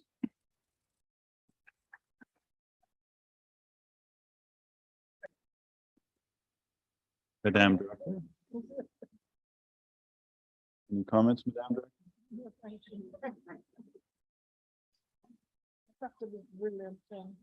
I think she's talking about a bonus that she's going to be giving to Monica. Needs to keep that quiet. Okay. Thank you, Monica. I'd like to inform the conference that the wide-ranging discussion on this item was noted in the final report, will be noted. So we can move to item 8.6, strategy and plan of action on psychoactive substance use and public health, final report, document CSP 30/INF/6. And inviting Dr. Anselm Hennis to return to the table, the Director of the Department of Non-Communicable Diseases and Mental Health. Thank you, Doctor. And again, I turn to my colleague from the Executive Committee to report on this item. Thank you, Mr. President. The Executive Committee was informed that the strategy and plan of action on psychoactive substance abuse and public health had resulted in a number of advances in relation to substance use during the period of 2012 and 2021. The committee was also informed, however, that the challenges associated with the COVID-19 pandemic had led to an increase in the use of psychoactive substances, and that much remained to be done to address the growing impact of substance abuse in many communities. Member states were therefore encouraged to implement the actions recommended in the final report. In the Executive Committee discussions of the report, delegates stressed the negative consequences of psychoactive substance use and emphasized the need for an intersectoral, multidisciplinary, and integrated approach involving governments and the international partners, as well as local communities and families. Delegates expressed support for the actions recommended to improve the situation. Several of them noted the need for an emphasis on evidence-based action and highlighted the importance of collecting scientific data on the consumption of psychoactive substances and the effectiveness of implemented treatments and strategies. Thank you, Mr. President. That concludes my report on this item. Many thanks. So opening the floor to any delegation that wishes to speak to this item.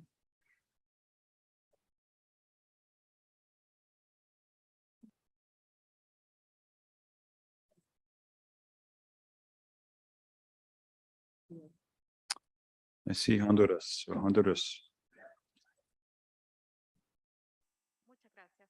Thank you very much. Honduras agrees with the final report of the Strategy and Plan of Action on Psychoactive Substance Use and Public Health. Nonetheless, this is an unfinished task. We must continue working with the Pan American Sanitary Bureau in order to promote and strengthen the public health approach in addressing problems related to the use of psychoactive substance through policies, plans, laws, and in the design and implementation of sustained programs in the medium and long term, jointly supported by the different international organizations and other cooperation entities.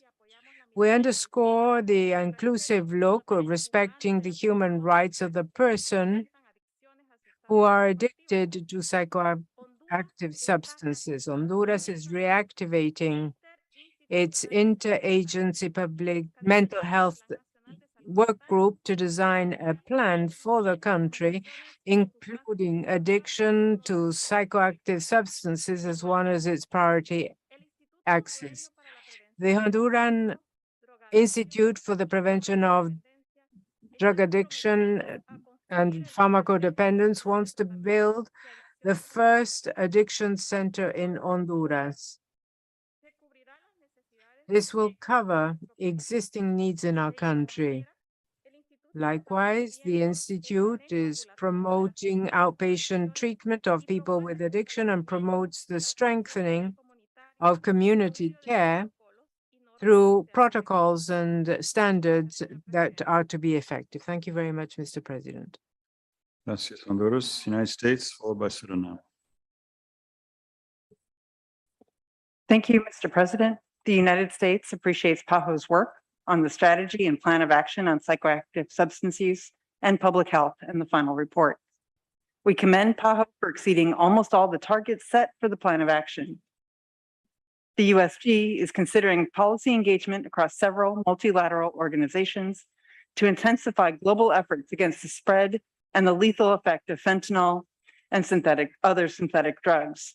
We want to reaffirm our commitment to support and assist actions to coordinate and synchronize efforts and approaches to engage countries in the region. We consider the fentanyl threat a national security and public health priority, and we are committed to addressing this crisis that has claimed the lives of thousands of people. We also consider the support from Latin American countries a key element to consolidate international cooperation, collaboration, and partnerships, which also includes private entities from the region. In light of the ongoing challenges posed by substance use, and in particular the illicit manufacture and trafficking of synthetic drugs, the U.S. supports continued assistance from member states to promote and strengthen a comprehensive and balanced approach to problems related to psychoactive substance use, joint efforts between PAHO and member states to improve the quality of care in healthcare services, increased resource allocation by member states with special attention to high-risk groups, and strengthened information and early warning systems. Thank you, Mr. President. Thank you, U.S. Suriname, followed by Jamaica. Thank you, Mr. President. The 2013 Suriname National Household Drug Prevalence Survey showed that alcohol was one of the most used psychoactive substances in Suriname. The Psychiatric Centrum of Suriname has trained personnel who are able to provide clinical management for problematic use of psychotic substances as well as support for rehabilitation. The National Anti-Drug Council, as part of the Ministry of Health, is responsible for the national drug response in Suriname with focus on the prevention of supply, transit, trafficking, and use of drugs. The National Anti-Drug Committee is active in developing and implementing awareness sessions and trainings for adolescents and adults. The Suriname Epidemiological Network on Drugs Use was established in 2004 for the purpose of assisting the National Anti-Drug Council in policy formulation regarding drug use in Suriname. It is a monitoring and information system consisting of two networks, the Demand Reduction Drugs Information Network and the Supply Reduction Drug Information Network. These two networks provide data semi-annually to the Executive Office of the National Anti-Drug Council regarding the demand and supply of drugs. The Demand Reduction Drug Information Network, consisting of the treatment facilities for persons with an addiction, seeks to reduce the demand for drugs through prevention, treatment, and counseling, and the Supply Reduction Drug Information Network works to reduce the supply of drugs through police and judicial cooperation. The data is analyzed and the results are reported annually to the NIAR and stakeholders of the two networks. There are one government organization and 4 NGOs which provide treatment and rehabilitation to persons who are addicted to alcohol or other psychotic substances. To strengthen the response, Suriname is in process to promote and strengthen the public health approach to problems related to psychoactive substances used through policies, plans, and laws, facilitating the use of tools and methodologies in accordance with the specific conditions and needs, in the design and implementation of medium and long-term programs using an intersectoral approach and with public-private partnership. A health system approach with human resources capacity building also needs to be strengthened in this regard to improve access to quality care. Suriname takes note of this report, Mr. President. Thank you. Thank you, Suriname, Jamaica, and then Cuba. Thank you, Mr. President. Jamaica thanks the PAHO Secretariat for producing the report and especially thank the PAHO for support in realizing progress along the 5 strategic areas of the plan. Jamaica, through its National Drug Council, has always used an integrated approach to prevent and treat issues surrounding the use and abuse of drugs. Long-standing collaborative relationship exists across government with CARICOM, the OAS, through the Inter-American Drug Abuse Control Commission, as well as through the cooperation program between Latin America, Caribbean, and the European Union on drug policies. A current national drug master plan is being worked on with assistance from OAS and PAHO. This plan contains an outline of Jamaica's national drug policy, a draft national alcohol policy, which is being tabled before cabinet to support this policy. An alcohol study is to be implemented by the last quarter of this year. This study will focus on alcohol, but will also give an update of the current prevalence of tobacco and cannabis use. The issue of new emerging drugs, such as MDMA, otherwise known as ecstasy, Molly, lean, and psilocybin mushroom, is to be covered. We have seen a worrying trend in the school population where use of MDMA and some prescription drugs have now become commonplace in our school population. Over 200 workers in the healthcare network were trained in screening, brief intervention, and referral to treatment, and substance abuse officers should benefit from the MHGAP training this year. The National Council for Drug Abuse, through the National Drug Information Network, maintains a database on relevant drug using trends. Jamaica commends PAHO for its work in this area and look forward to the ongoing technical support to realize the target set. Thank you. Many thanks, Jamaica. Cuba, followed by Mexico again. Okay, Cuba.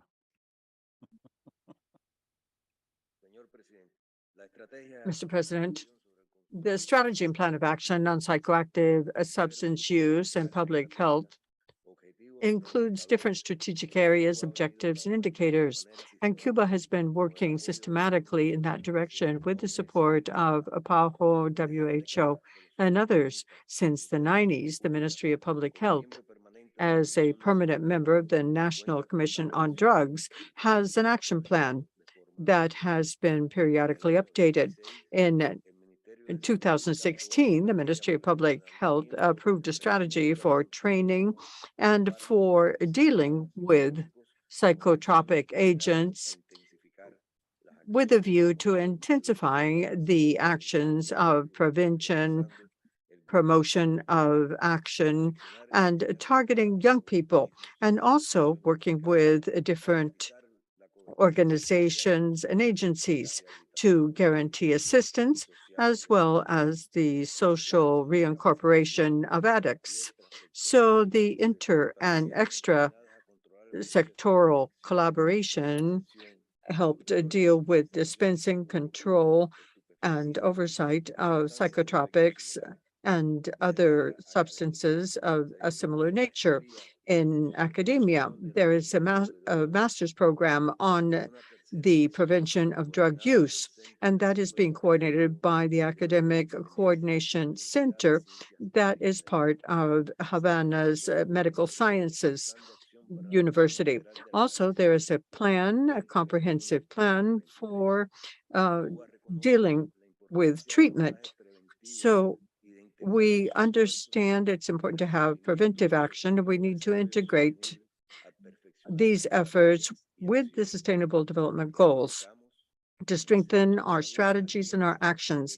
In the health sector, there are actions that should target perfecting the primary health care module by doing epidemiological surveillance and research, in addition to monitoring, evaluation, and control. Thank you. Gracias, Cuba, Mexico.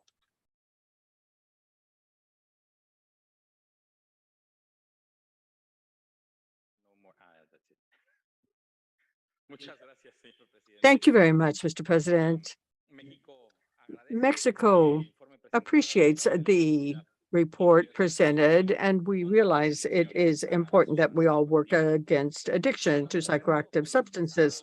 We agree with what was said by the Vice Minister for Honduras about the need to tackle this public health problem from an intersectoral angle, especially following a community approach, so that the user of psychoactive substances can be separated from the crime, because users become part of a world where they do not receive the help they need, and actually perpetuates the social circle that led them to use these substances. In Mexico, the Agency for Prevention of Action tries to work with communities and families so as to modify from the community roots the social determinants and break the barriers to access to comprehensive treatment from the standpoint of integrated health for well-being, physical, psychological, and social health, with very active participation from the Secretariats of Culture,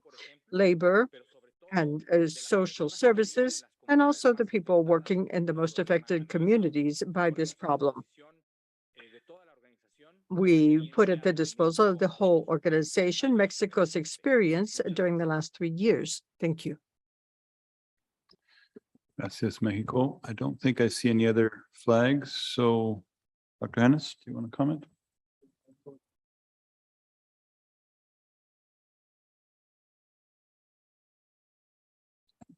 Thank you. Thank you so much, Mr. President, and thank you so much to the member states who have contributed, namely Honduras, United States of America, Suriname, Jamaica, Cuba, Mexico. And of course, thanks to all the member states who have been so instrumental in advancing this agenda.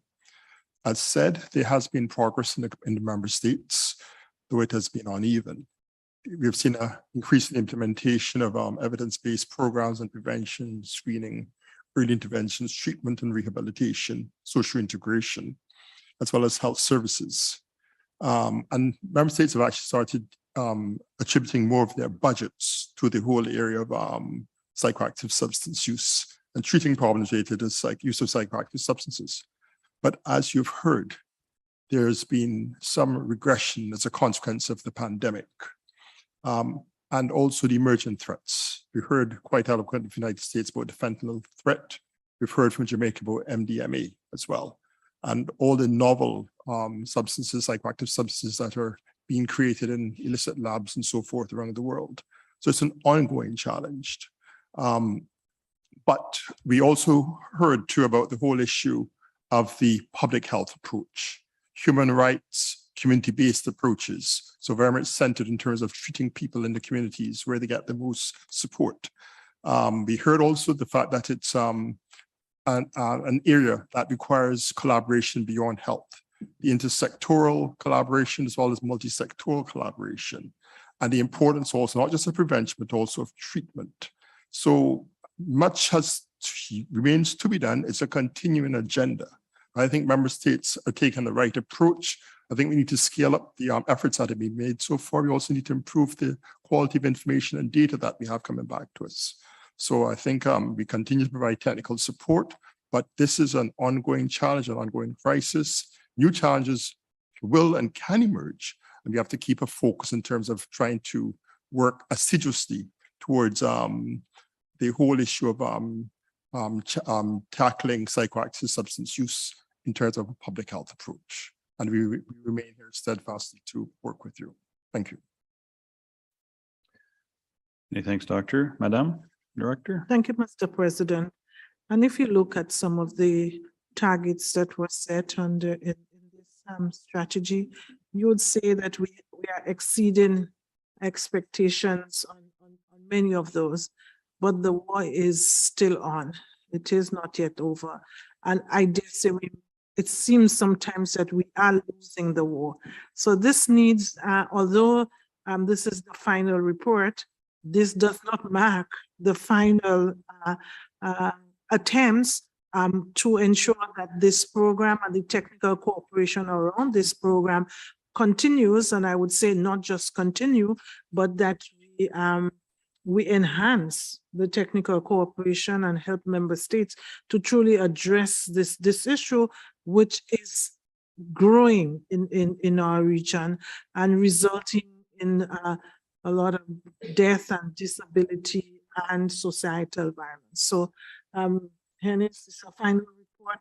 We don't need to bring another strategy before the governing bodies, but we need to continue a plan of action with our member states so we can finally address what is still a growing problem. Thank you very much. Thank you, Madam Director. If I may, again, just to make a very quick comment on this, to echo your point, Madam Director, that even if we have a final report, this is an ongoing issue. And the public health lens is so important for the PAHO to bring and for member states to bring. And there are two dimensions to this, one of which we focused on, but I think there are a couple of others. So in Canada, we have actually starting to introduce, it'll be next January, I believe, the legalization of small amounts of fentanyl in our province of British Columbia. And the main reason to do that is to reduce the huge overdoses and deaths that are happening from the illicit market, where fentanyl is cut and it gets used, and then thousands die. And if we didn't have a pandemic, this would be the pandemic. And indeed, pre-pandemic, it's been a major issue in Canada. So we're trying a new idea to see whether or not, instead of a law enforcement approach, we take a public health approach and allow this to happen. We'll see. It'll be evaluated, obviously, but it's a way of trying to be more imaginative and thinking of how you resolve this. The second one, which has really not been touched on, is the value added of microdosing. So I think the word is magic mushrooms. I can't remember what the actual name and the medical name is, but looking at medical marijuana, many of us are aware of that, the value added of that, microdosing as a way of helping those with challenges, both physical and mental, can be something that we should be looking at as a public health measure over time that could be a huge benefit to our populations. So something I think that PAHO could keep thinking about and talking to member states about. So thank you all. I'd like to inform the conference discussions will be noted in the final report. So we can move on to the next item. I'd like to do, if you all agree, one more item before we break for coffee break. Item 8.7, strategy and plan of action on epilepsy, final report, another final report, CSP P 30/INF/7. And Dr. Ennis, you can stay right there for this item. I think it's for you as well. And my colleague from the Executive Committee, could you report quickly on this item? Thank you. Thank you, Mr. President. The Executive Committee was informed that member states had made progress implementing the strategy and plan of action on epilepsy, although advances were not equal among countries, and there was limited progress in the implementation of the National Epilepsy Plan, the updating of legislative frameworks on epilepsy, and the evaluation of care programs. Furthermore, the COVID pandemic led to severe disruptions in mental and neurological service across the Americas, affecting diagnostic and laboratory services and the management of emergencies arising from neurological disorders, including epilepsy.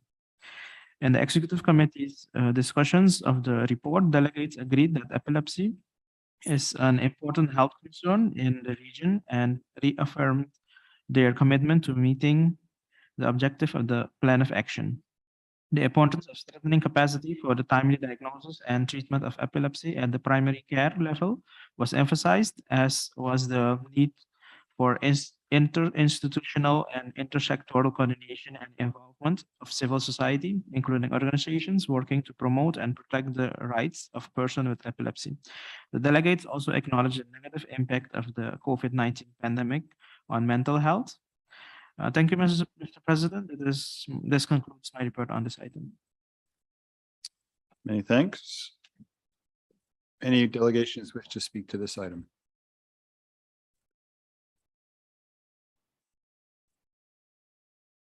Suriname, you have the floor. Thank you, Mr. President.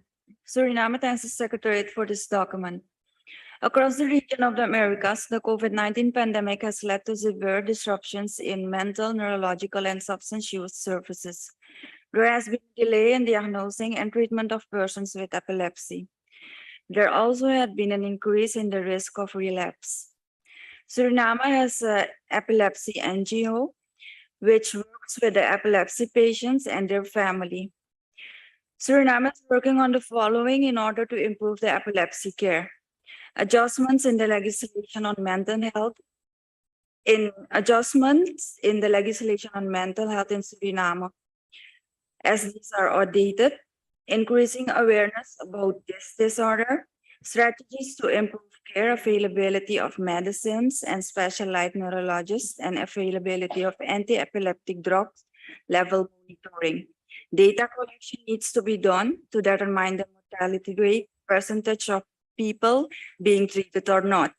The recommended strategic areas of this policy with technical assistance of PAHO will help Suriname to further improve the mental health of the Surinamese people living with epilepsy. Suriname takes note of this report. Thank you, Mr. President. Thank you, Suriname. United States, followed by Honduras. Thank you, Mr. President. The United States welcomes the opportunity to recognize progress in implementing the 2011 Strategy Plan of Action on Epilepsy in the Americas. Globally, among neurological disorders, epilepsy is a leading cause of years of life lost, despite its relatively inexpensive prevention and treatment programs available. Timely access to effective epilepsy treatment and management is critical and remains underutilized in the Americas. We encourage PAHO to facilitate member states' programmatic action focused on persistence related to disease surveillance, availability of anti-seizure drugs, and primary prevention. Combating stigma associated with epilepsy at all levels of society is critical to ensure adequate and equitable resource allocation and to improve the life circumstances for people with epilepsy. Continued efforts from government, private, and social sectors are critical to implement, disseminate, and evaluate effective prevention and treatment programs in healthcare settings, communities, and homes to reduce the global burden of epilepsy. Thank you, Mr. President.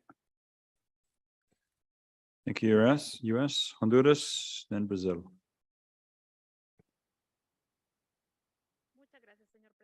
Thank you very much, Mr. President. Honduras agrees with the final report on strategy and plan of action on epilepsy. Final report that is CSP 30/IMF/7, which reports on the accomplishments in attaining the indicators and also laying out the challenges for member states to continue to provide the necessary care and generate strategies and activities to improve care and comply with the objectives set out. The leadership on this topic and partnerships with key actors are essential to increase our results. Honduras continues to strengthen partnerships to obtain data that will determine increasing coverage of treatment and to improve delivery of services to people who suffer from epilepsy at the first level of care. The experience gained by Honduras since 2016 through the collaborating center of PAHO and WHO for epilepsy under the auspices of the National Autonomous University of Honduras has made it possible to monitor the execution of the strategy and the action plan. This definitely closed some gaps and opened up a space for discussion and devising local strategies so that this issue can be given priority as part of our healthcare system in the country. We congratulate the Pan American Sanitary Conference and we ask that we take note of this report. Thank you. Gracias, Honduras, Brazil, and then Cuba.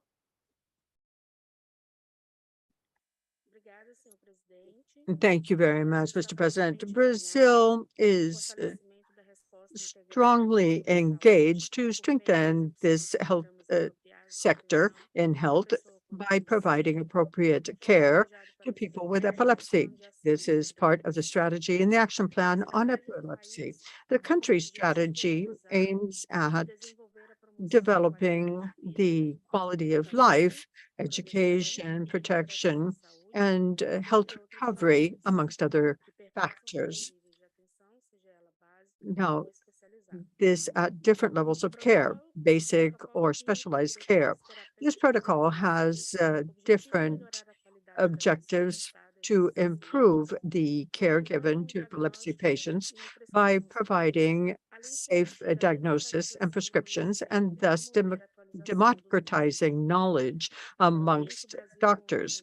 Right now, we have 30 hospitals that treat epilepsy in Brazil, and they provide comprehensive care to neurological patients, including consultations, examinations, diagnosis, treatment, as well as support and rehabilitation. Despite the challenges that still have to be tackled, the country continues to make efforts and making public policy so as to provide care through our single healthcare system. And we have made significant strides in that direction. Thank you.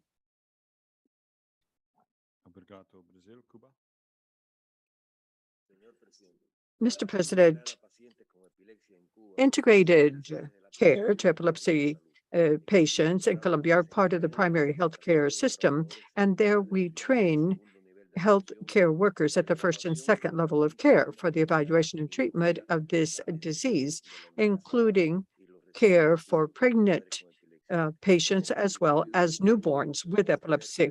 We have a national group of experts that care for epilepsy patients, and we're working on producing integration amongst these centers that give specialized services, psychiatric services, emphasizing self-care, and we guarantee follow-up of common psychiatric disorders in these patients. We feel that actions need to be taken having to do with non-surgical therapeutic measures for epilepsies that are pharmacoresistant. For example, non-invasive techniques, diet that is cetogenetic, carabinol, and others. fighting the stigmatization and the discrimination suffered by people with epilepsy is a constant challenge, along with creating a programmatic and a legal framework to support these patients. We have much yet to be done, and we can move ahead taking actions to protect people with epilepsy by devising true frameworks to protect these patients. Thank you.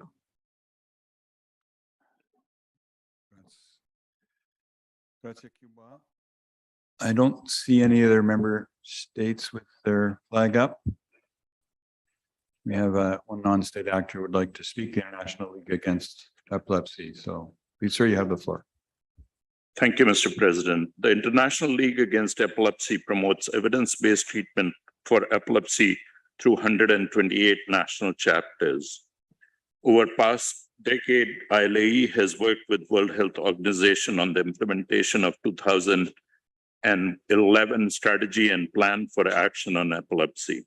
ILAE welcomes the final report and congratulates member states on the progress. It is heartening that 18 countries now have national epilepsy plans and training materials are widely available.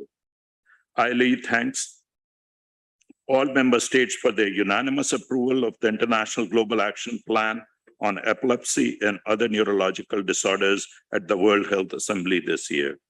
ILAE, together with International Bureau for Epilepsy, wishes to continue to work with member states and World Health Organization to close the treatment gap and can provide support with gathering information on health and economic burdens of epilepsy, developing patient-centered models of care, increasing knowledge through education and training, advancing research, and using expanded epilepsy service to strengthen care for other neurological disorders. ILAE looks forward to work towards a world where one person's life is not limited by epilepsy. Thank you. Many thanks for that. And Sam, you want to comment? The floor is yours. Thank you, Mr. President, and thank you so much to the member states, Suriname, United States of America, Honduras, Brazil, Colombia, as well as the non-state actors who have made contributions, as well as to all the member states who have helped to advance the plan. This is yet another unfinished agenda, even though we have a final report. And as you heard, the pandemic disrupted mental, neurological, and substance use this agenda, to the point that in the first Pulse report, disruptions were over 60%, by the third cycle is at 47%. So this continues to be an increasing challenge that has not yet been resolved. Unlike many physical conditions, epilepsy is linked to stigma and social isolation. And we have to do much more to educate and improve health literacy if we're to make the advances that we need to make for epilepsy. We need to increase awareness, we need to advocate more. We also need to have robust evidence through surveillance and information. And of course, the majority of patients respond to treatments, but yet we continue to have a treatment gap. So even though we have a final report, there's still much more to be done in terms of advancing this agenda and working assiduously, because there's so much work to be done. And we stand ready to accompany you in this journey, in this continuing journey. Thank you, Mr. President. Thank you, Madam Director. Dito. Which she said twice. Excellent. So I'd like to inform the conference the discussions will be noted in the final report. We will take a break now. It is 3:55, so can we please convene no later than 4:25? Bells will start ringing at 4:15. And if we can get quorum by 4:25, I'd much appreciate that. We'll be dealing with items 8.8, 8.9, 8.10, and 8.11. So we're adjourned for 30 minutes.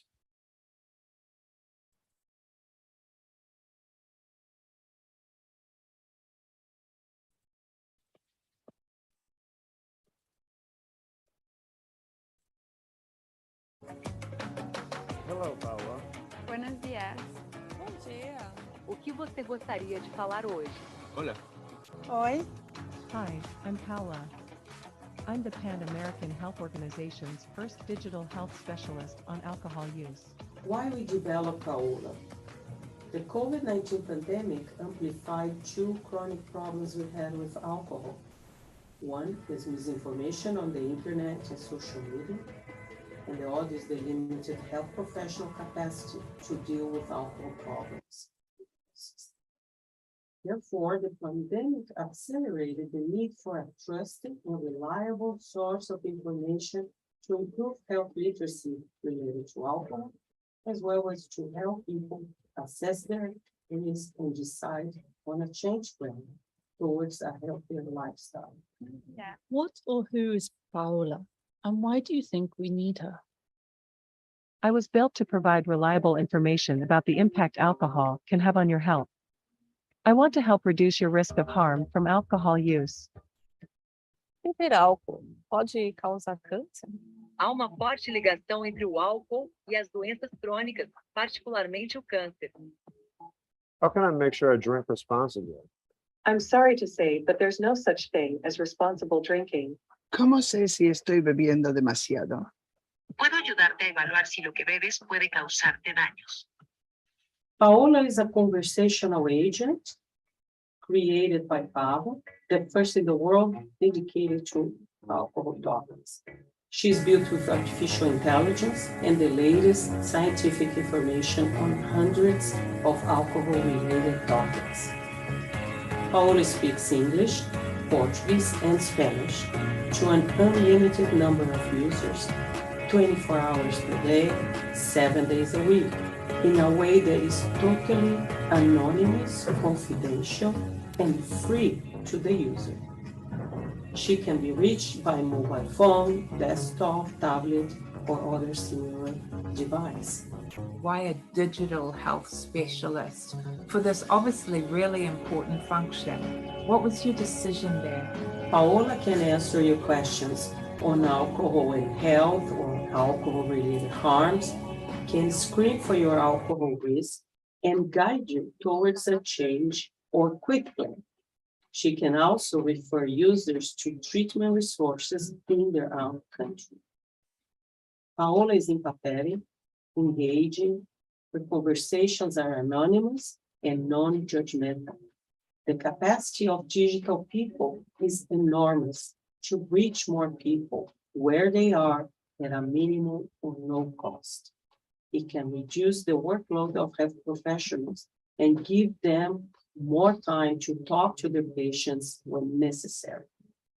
Compared to mass campaigns of education or education in schools, digital solutions like Paola have the potential to be so much more cost-effective. Provokes in humans a limbic system response, if you like.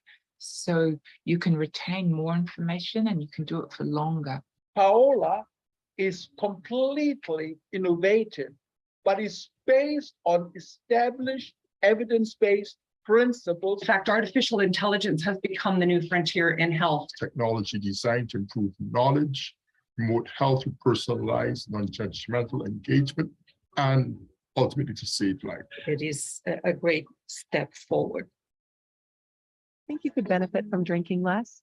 I know I would. Can you please help me? I'd love to help you. And I promise I won't judge.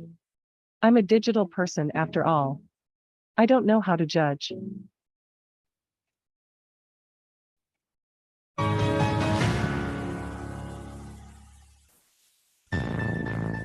The Americas, a dynamic region full of diversity, and yet the most unequal in the world. 201 million people still live in poverty. Illnesses such as obesity, diabetes, hypertension, and high cholesterol are more prevalent among poor and vulnerable populations. The mortality rate is twice as high for children under 5 with undereducated mothers. And every year, 2 million babies are born to mothers between the ages of 15 and 19. It is our duty to protect those who are most in need. We will do whatever is necessary to ensure that no one is left behind. We've been doing so for over a century, and we're not going to stop now. Because our determination doesn't stop. Our dedication doesn't stop. Our commitment to our communities doesn't stop. And because life doesn't stop. Health is the most precious resource we have and an engine of sustainable development. It helps to close gaps and reduce inequalities. Investing in resilient healthcare systems is vital for their recovery and preparation for the future. However, no single nation or organization can tackle the health challenges facing the Americas alone. We are the partner of choice to promote public health and the best resource to improve the quality of life in our communities. We provide coverage in all countries, management and supervision of projects at the regional and national level, knowledge and networks in all areas of healthcare, capacity to convene people, mechanisms of transparency, and experience with responding to emergencies. Building partnerships has been essential to improving healthcare in the region. Life expectancy has increased by 36 years. The mortality rate for children under 5 has been reduced by 67%. Hundreds of millions of people have been able to get vaccinated and obtain access to medicines. Smallpox, polio, rubeola, and measles have been eradicated. Each of these achievements demonstrates what can be attained through collaboration. And yet, we still have much work to do. Many people's lives depend on us. Let us continue working together to bring health and hope to every corner of the Americas. The Pan American Health Organization.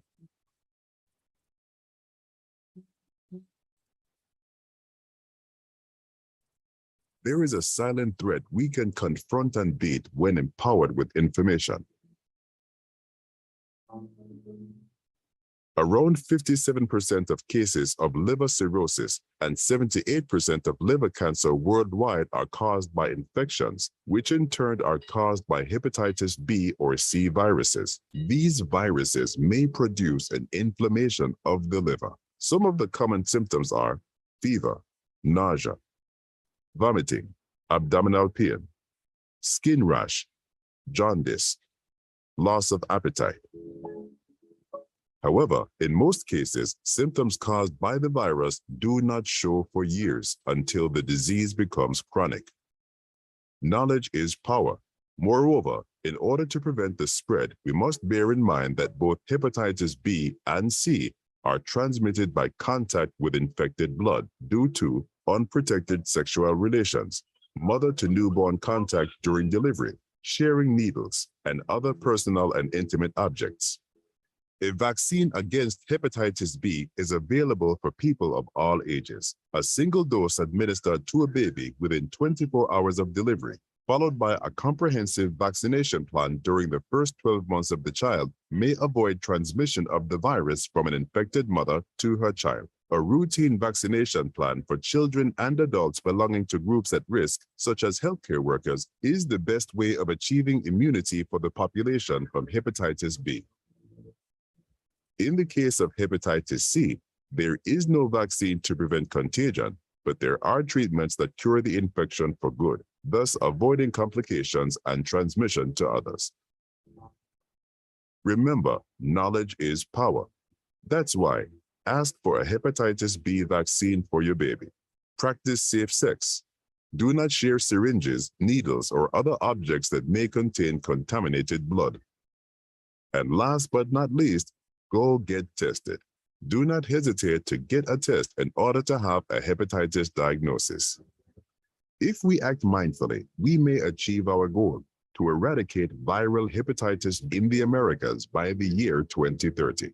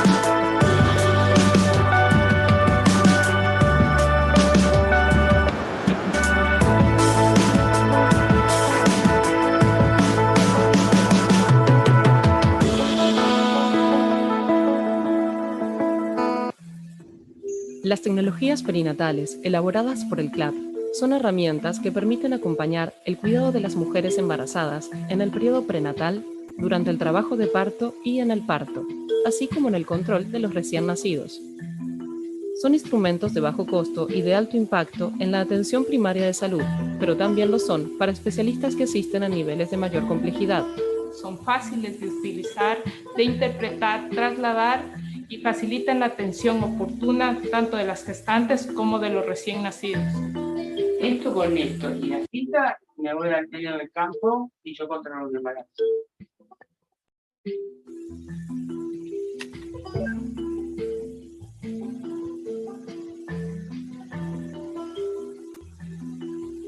Al calendario obstétrico se le agregaron medidas de algunos parámetros seleccionados que permiten calcular la menorrea, vigilar el crecimiento y la vitalidad fetal y estimar la edad del embarazo, la edad del recién nacido y verificar la normalidad del incremento del peso materno, de la presión arterial y la contractilidad uterina, entre otros parámetros.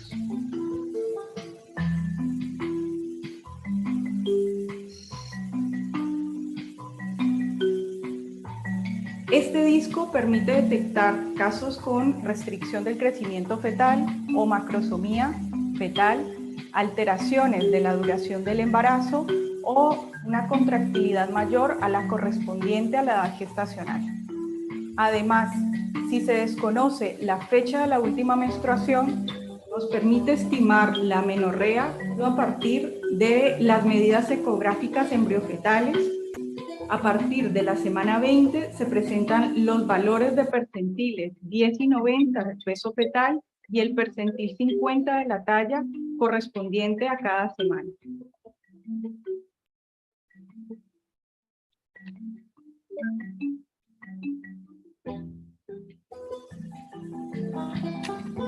La cinta obstétrica se utiliza para medir la altura uterina durante el embarazo.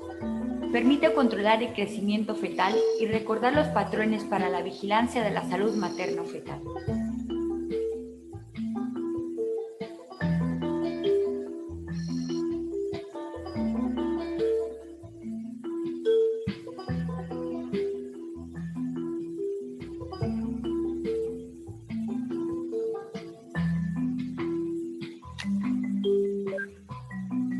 El estetoscopio fetal ilustrado tiene figuras sobre la técnica de ocultación y registro de patrones normales y de desaceleración de la frecuencia cardíaca fetal a partir de la semana 20 de gestación, asociada a las contracciones uterinas en el embarazo y parto. De esto depende su interpretación y las recomendaciones. El estetoscopio de Pinard, a diferencia de otros métodos, tiene la ventaja de no necesitar baterías, dispositivos que a menudo faltan en los lugares de atención. ¿Cómo, perdón?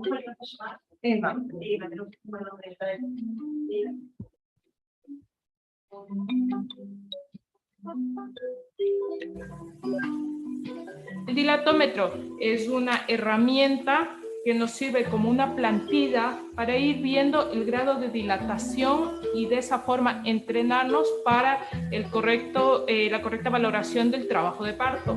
Como podemos ver, se va dividiendo por centímetros, que es la manera como nosotros vamos valorando la evolución normal de un trabajo de parto, y lo hacemos mediante la introducción de nuestros dedos para tener un estimado de la dilatación. Por ejemplo, la dilatación de 2 centímetros nos cabería la introducción de un solo dedo, o la de 10 centímetros cuando podemos abrir al máximo nuestros dedos acá.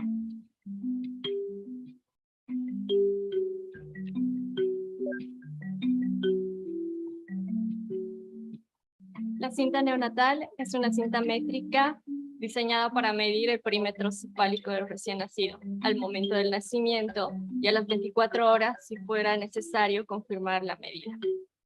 En el anverso tenemos impresa una escala de 55 centímetros con divisiones entre centímetros y milímetros.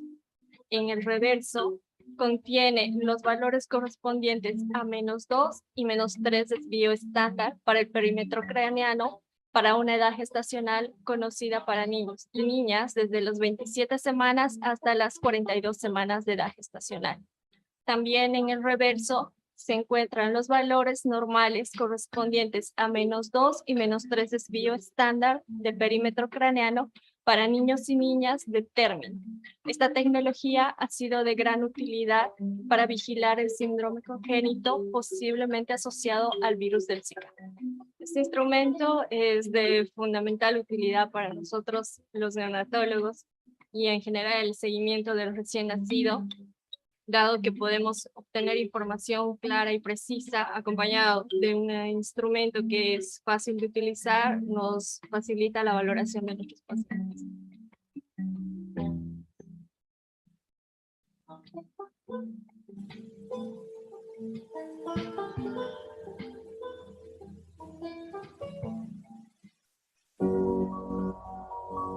Although you may not feel it, it's here.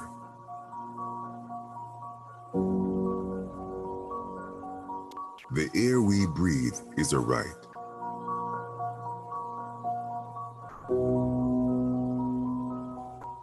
Nine out of 10 people live in cities where air pollution levels are above those recommended by the World Health Organization. Air pollution knows of no borders. It is a global issue, causing inflammation of our airways, cardiovascular diseases, neurodegenerative diseases, preterm births, and skin aging. And it kills almost 7 million people every year.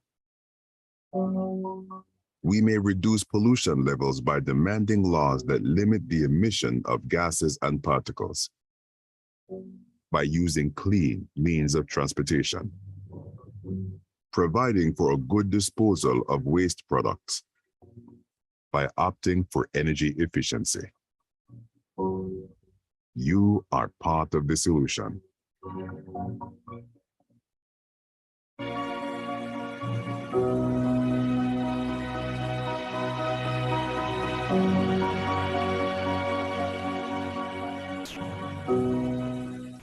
Aging opens up a world of possibility.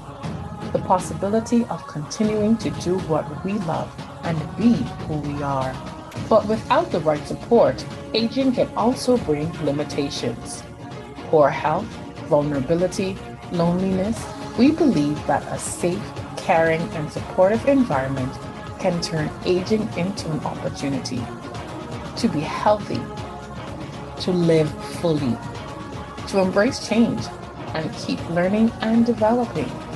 We believe all people have the right to thrive at any age, adding dignity to years, well-being to years, life to years. It's the decade of healthy aging in the Americas, adding life to years. A região está diante de uma iminente crise pela considerável diminuição do número de crianças que recebem todas as vacinas. Em 2021, nas Américas, 2,7 milhões de crianças com menos de um ano não receberam ou completaram seus esquemas vacinais básicos devido às interrupções nos serviços de saúde ocasionadas pela pandemia da Covid-19. A pandemia também afetou a vigilância destas doenças e os sistemas de laboratório. A região poderia não ser capaz de detectar o próximo surto de uma doença prevenível por vacinação antes que ela se torne uma epidemia multinacional. Pela íntima relação entre epidemias e a vida em sociedade, estamos não somente ante a um risco sanitário, mas também ante a um risco econômico, educacional e social. Precisamos diminuir o risco de importação e de surtos de doenças que foram eliminadas das Américas, como a poliomielite, a rubéola e o tétano neonatal. Para conseguir isso, os Estados-membros, os parceiros e a Organização Pan-Americana da Saúde devem trabalhar em conjunto para fortalecer todos os aspectos dos programas de imunização, investindo recursos financeiros e aumentando a quantidade de pessoas capacitadas que possam garantir serviços de imunização e sua integração ao sistema de atendimento primário da saúde. Isto somente vai ocorrer se os governos e os sócios se comprometerem, política e economicamente, a fechar as lacunas na imunização. Como principal colaborador da região em todas as questões de saúde pública, a OPAS está perfeitamente posicionada para ajudar os Estados-membros a priorizar suas necessidades mais urgentes e implementar ações a favor da vacinação. Continuemos com nossa exitosa colaboração para fortalecer os programas nacionais de imunização em toda a região. É possível superar esta crise. Juntos, triunfamos no passado e voltaremos a triunfar. Organização Pan-Americana da Saúde, 120 anos. Somos a Organização Pan-Americana da Saúde. Comemoramos 120 anos de solidariedade na promoção da saúde e bem-estar das pessoas, sem deixar ninguém para trás.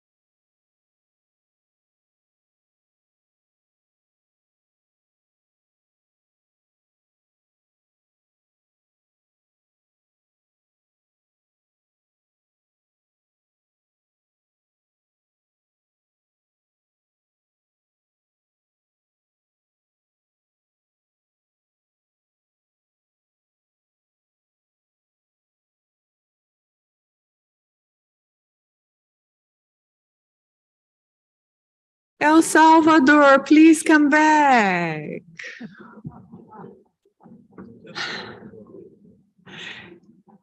Good afternoon, everyone. We were 22 and then El Salvador just slipped through our fingers or through my fingers. So we need one more member states. I've had a very interesting suggestion at lunch break. Whoever is late, it will be the first ones in line for an increase in assessed contributions. That might work. So I see Barbados parading through. Yes, thank you, Barbados. So, President, we have quorum.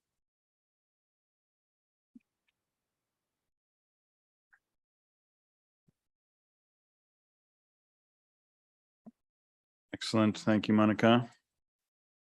And thank you, colleagues, for reassembling. The light at the end of the tunnel is here. We're almost at the end.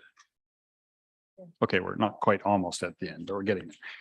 So item 8.8, plan of action to reduce the harmful use of alcohol final report. Document CSP 30/INF/8. And welcoming back to Dr. Hennis. And I'd like to ask, our executive committee rep's not here.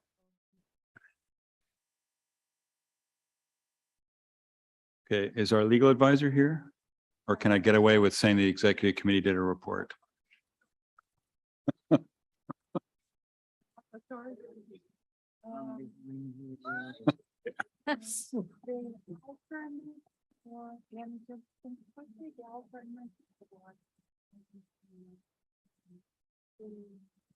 Suriname.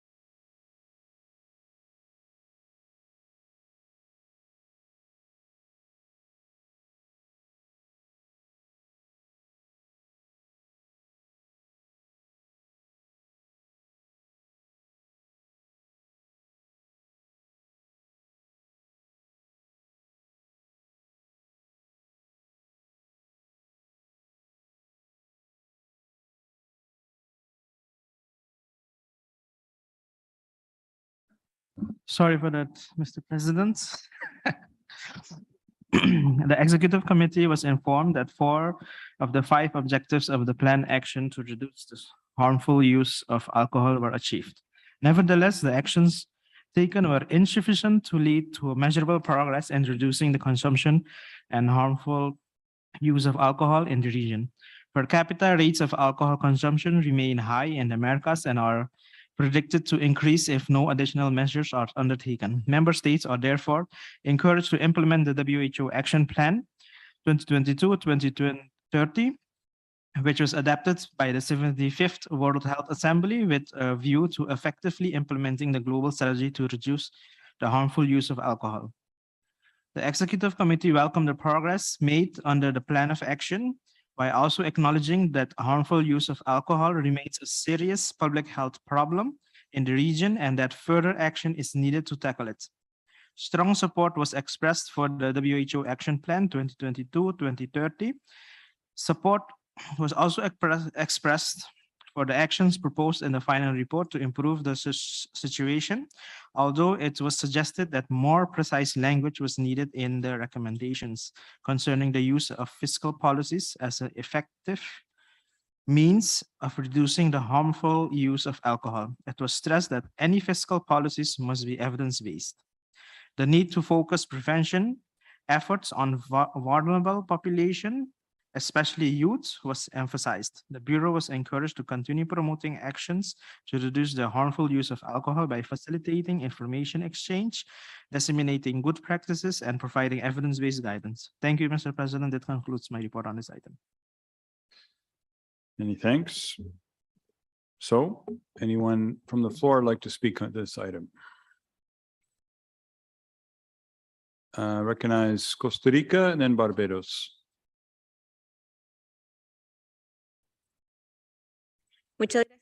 Thank you very much, Mr. President. Costa Rica is grateful to the Secretariat for presenting this report while recognizing and acknowledging the work done by all the territories and states of the Americas, making it possible to attain the objectives set out 10 years ago. Although we know harmful use of alcohol continues in the region, the pressure from industry is strong in all of our countries, taking advantage of the socioeconomic context of recent years, plus the mobile applications for the purchase and delivery of products. This new context makes it necessary to carry out efforts to impose new measures to counteract the impact brought on by the pandemic of COVID-19 in the use of alcohol. So PAHO's support is essential for this. It is necessary to carry out efforts to move forward in the measures established, especially in light of the impact caused by the pandemic on the population, and continue counting on PAHO's support to reinforce actions carried out to tackle use of alcohol in the region and our country in particular. Knowing the remaining gap despite the regional effort, we believe it is pertinent to develop a planning instrument to continue making strides in this area, either through a strategy or a new regional plan.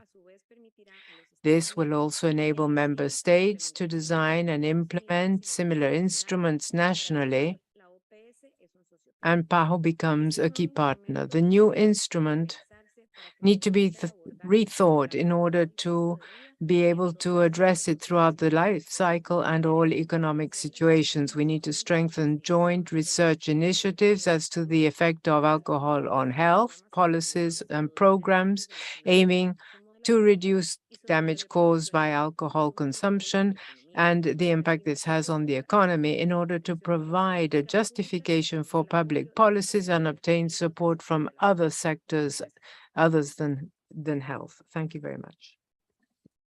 Gracias, Costa Rica, Barbados, and then Suriname.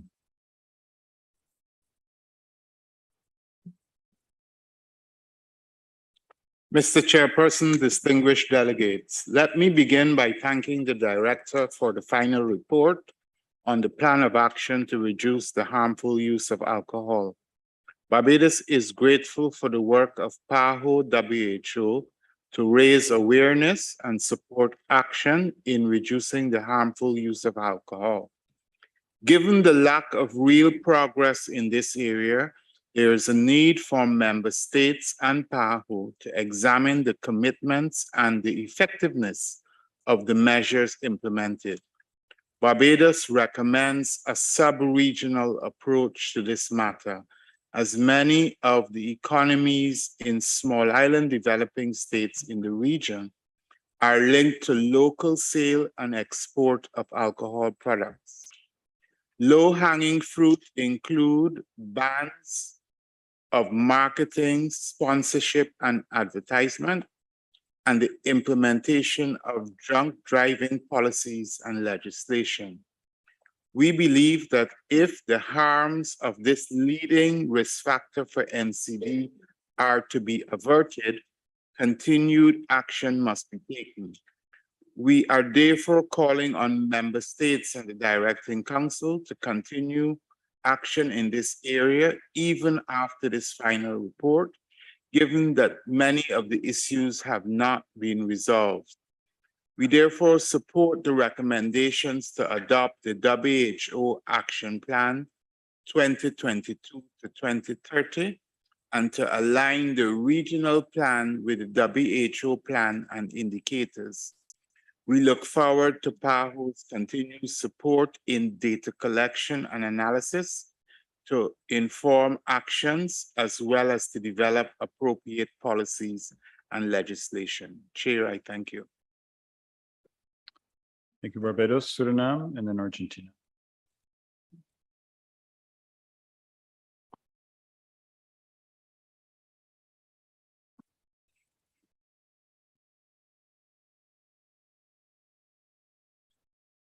Barbados, can you turn your mic off? Thank you.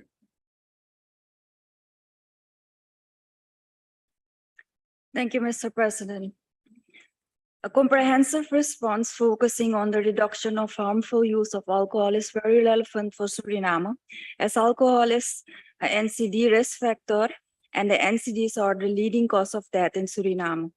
The Ministry of Health Policy Plan for 21-25 outlines the actions of preparations and implementation of an alcohol reduction plan, an intersectoral approach to addressing alcohol use in adolescents, and the conduction of the youth alcohol survey. We believe that focusing on the awareness and education, especially in adolescents, will significantly contribute to the reduction of harmful use of alcohol.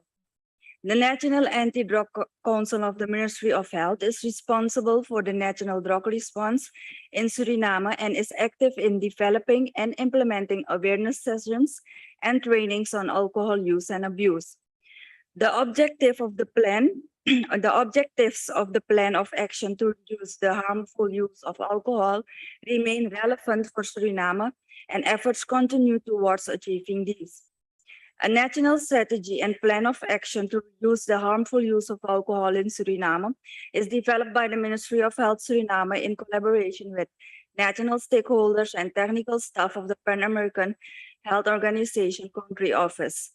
As soon as the plan is approved, it will be implemented. The strategy reflects Suriname's commitment to the global and regional mandates and recognizes the broad political support for actions at all levels, as well as other recommended interventions for the prevention and control of alcoholic-related harm. The National Strategy Plan addresses the 5 high-impact policy strategies of the SAFER Initiative, a WHO roadmap to support governments to reduce the harmful use of alcohol and related health, social, and economic consequences. Suriname strongly supports initiatives for increasing tax and/or import duties on harmful substances. Suriname takes note of this report, Mr. President. Thank you. Many thanks, Suriname, Argentina, then Honduras. Thank you, Mr. President. Argentina notes the report and reaffirms its support to the plan of action of PAHO to reduce the harmful use of alcohol. We also welcome the progress achieved on the evaluated results outcomes. The problems of harmful use of alcohol and associates is a serious public health problem in the Americas. There is great concern in our country for alcohol use amongst the younger people, even adolescents. In particular, we believe the episodic excessive use of alcohol requires additional efforts for a multi-sectoral approach, given the decrease in age for the start of consumption and the closing of the gender gap in consumption or use.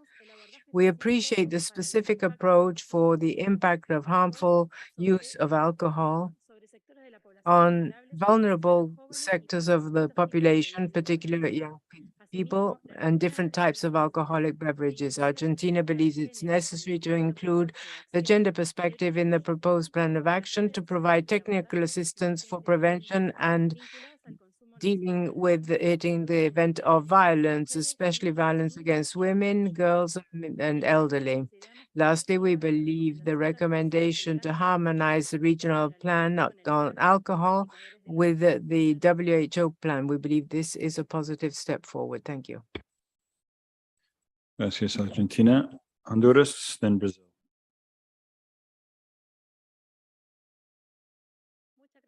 Thank you very much, Mr. President. Honduras agrees with this report to give greater priority to alcohol use as a public health problem and to adopt the WHO Plan of Action 2022-2030 in order to reduce harmful use of alcohol.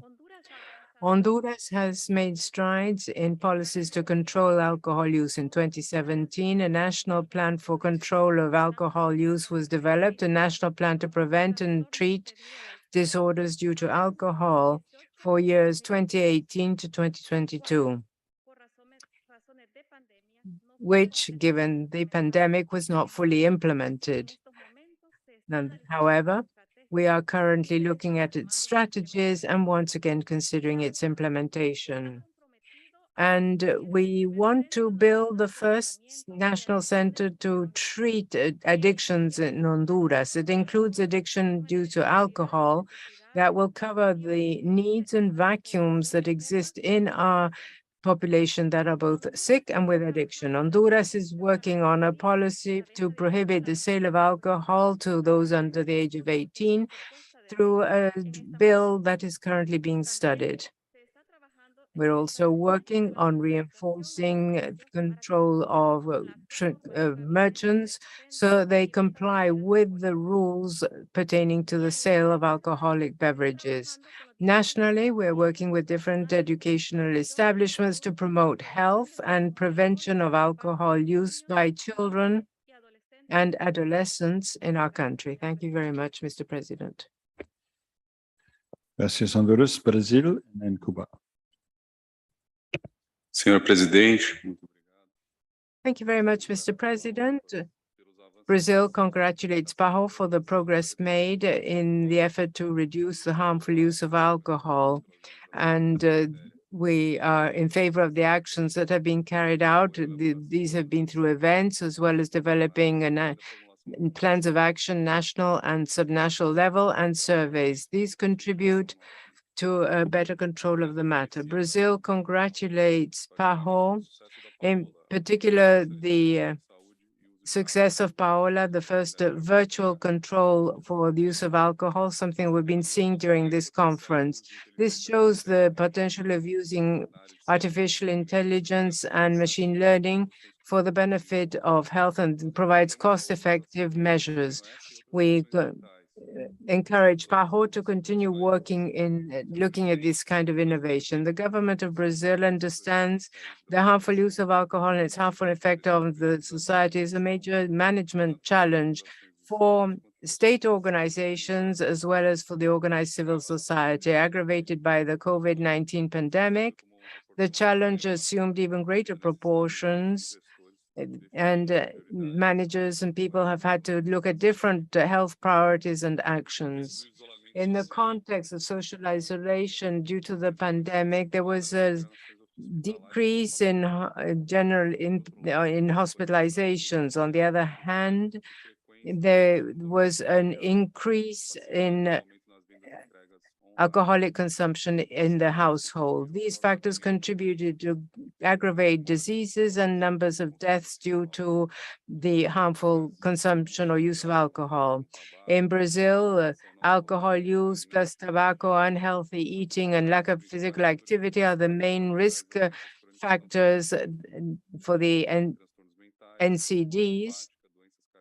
And they have led to many diseases as well as interpersonal violence and domestic violence and traffic accidents. Mr. President, after adopting the global action for Brazil is linked to the public health measures adopted to prevent the use of the harmful use of alcohol. In 2021, the government of Brazil launched a strategic plan of action to deal with the chronic diseases and NCDs that was drafted based on a health analysis carried out in the country and in keeping with the guidelines from WHO and the Sustainable Development Goals. This is Agenda 2030. Adopting these strategies, Mr. President, means that Brazil looks at the positive value things that have been implemented in different strategies, and we reaffirm the commitment and participation in global initiatives. There are many challenges ahead of us in order to attain satisfactory outcomes to reduce the costs having to do with harmful use of alcohol. Thank you very much. Obrigado, Brazil. Cuba. Presidente. With regards to the report before us, Mr. President, it shows the results in the region to comply with the indicators proposed since approval of the plan of action to reduce harmful use of alcohol.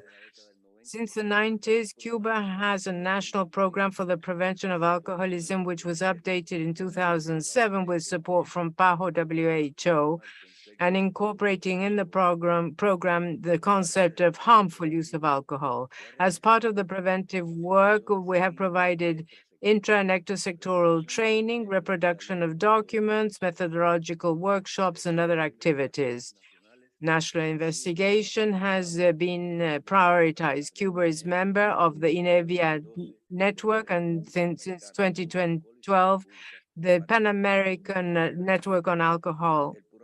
The national program has contributed, providing country data since 2011, 2014, and 2018 to the reports on the global situation of alcohol and health, as well as the 2015 and 2020 versions of the report on the situation of alcohol and health in the region of the Americas, drafted by WHO. For Cuba, integral care to addictions is a priority. This includes harmful use of alcohol, a topic that is under the purview of our agencies. It is viewed systematically, and it is supported by a national plan for the prevention and integral care of addictions. Its updated version was supported by PAHO and WHO. We ratify the willingness to adopt the WHO Plan of Action 2022-2030 in order to effectively apply the world strategy to reduce the harmful use of alcohol as a public health priority. This is a document that will provide guidance for technical cooperation with member states. Thank you. Gracias, Cuba. I don't think I see any other members with wishing to speak. No. So on that basis, I'd like to ask non-governmental actor, Movendi International. You have the floor. Muchas gracias, señor. Thank you very much, Mr. President. On behalf of Vivendi International, thank you for this opportunity to make a statement that is supported by the Healthy Americas Coalition.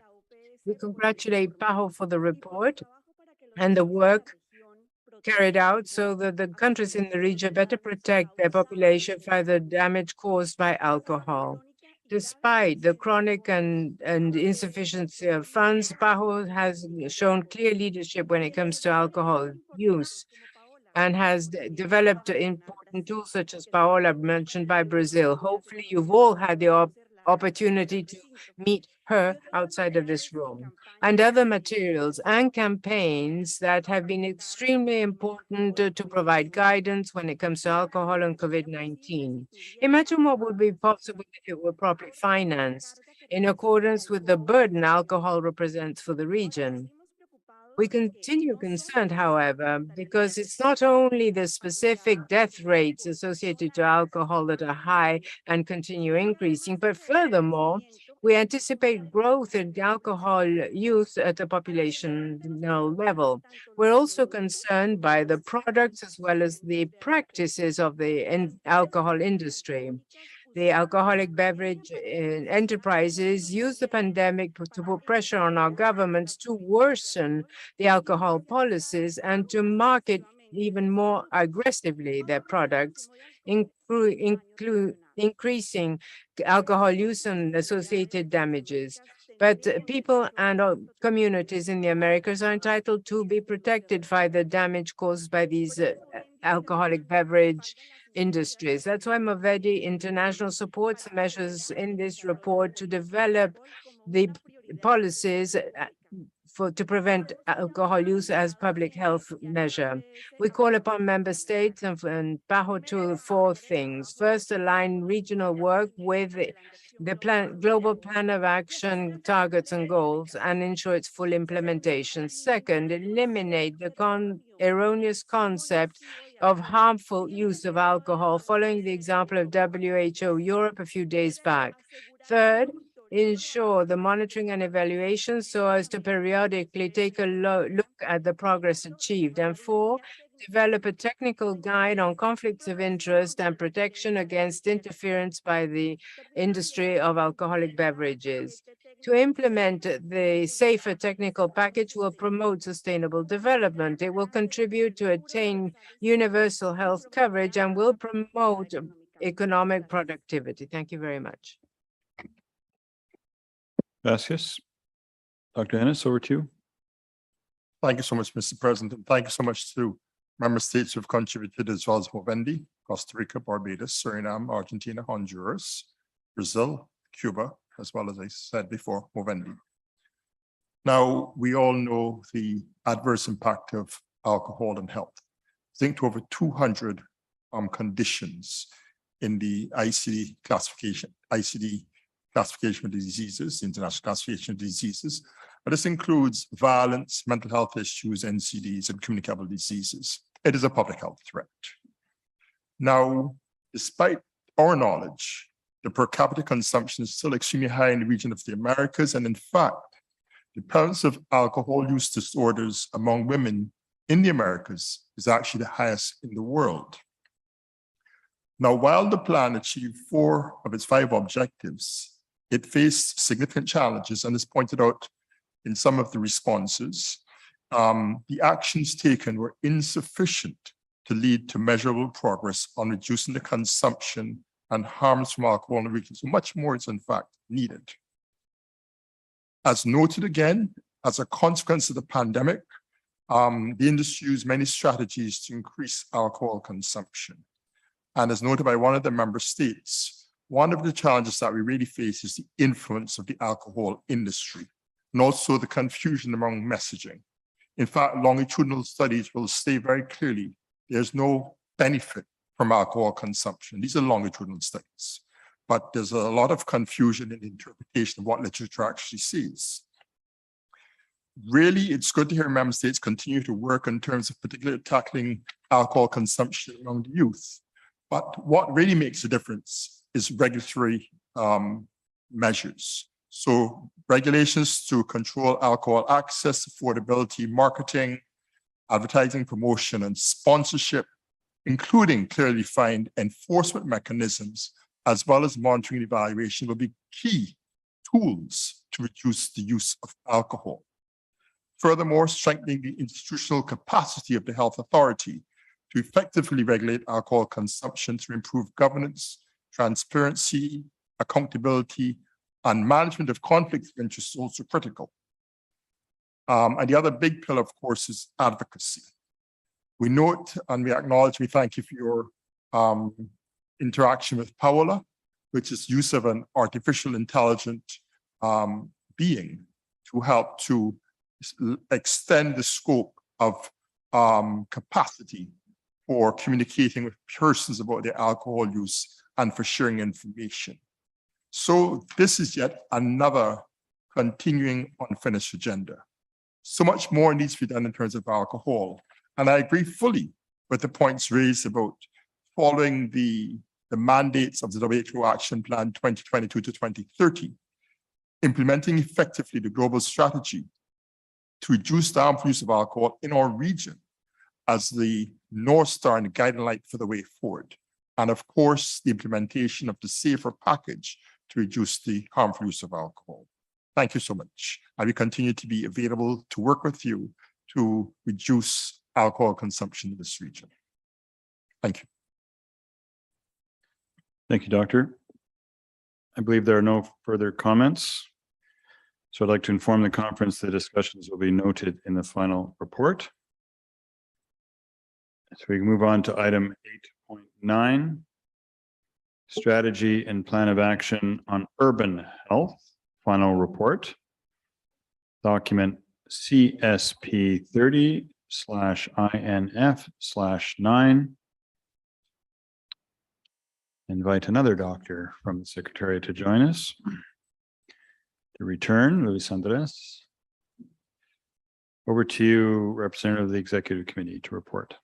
Thank you, Mr. President. The Executive Committee was informed that achievements made under the Strategy and Plan of Action on Urban Health included the strengthening of healthy cities network, the expansion of targeted health programs in many cities, and increased research on urban determinants of health. However, while the targets of the strategy and the plan of action were met, further action is needed to improve health and well-being and reduce health inequities among populations living in cities.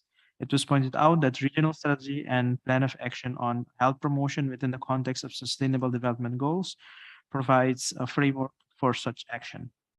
In the executive committee's discussion of the report, delegates noted that the region of the Americas is not only the most urbanized region in the world, but also the most inequitable. It was also pointed out that future urban growth is expected to take place in developing countries where many people have inadequate housing and transportation, poor sanitation and waste management, and a poor air quality. It was considered essential to address such social determinants of health in order to achieve the health-related sustainable development goals. The importance of working towards sustainable, green, and healthy urban mobility systems was stressed. The Bureau was encouraged to work with member states on multi-sectoral initiatives to promote the development of such systems. Thank you, Mr. President. That concludes my report on this item.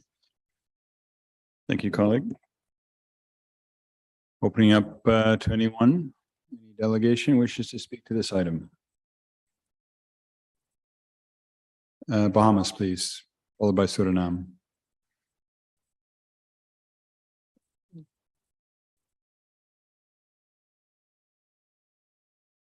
Sorry. Thank you, Mr. President. The Bahamas notes the final report and commends the vast work that has been done over the decade on urban health. Mr. President, of the 6 indicators developed to monitor progress in this space, 5 of them have either been achieved or exceeded the target. However, this does not necessarily register as good news. Powell has continually championed the need to disaggregate data along meaningful lines.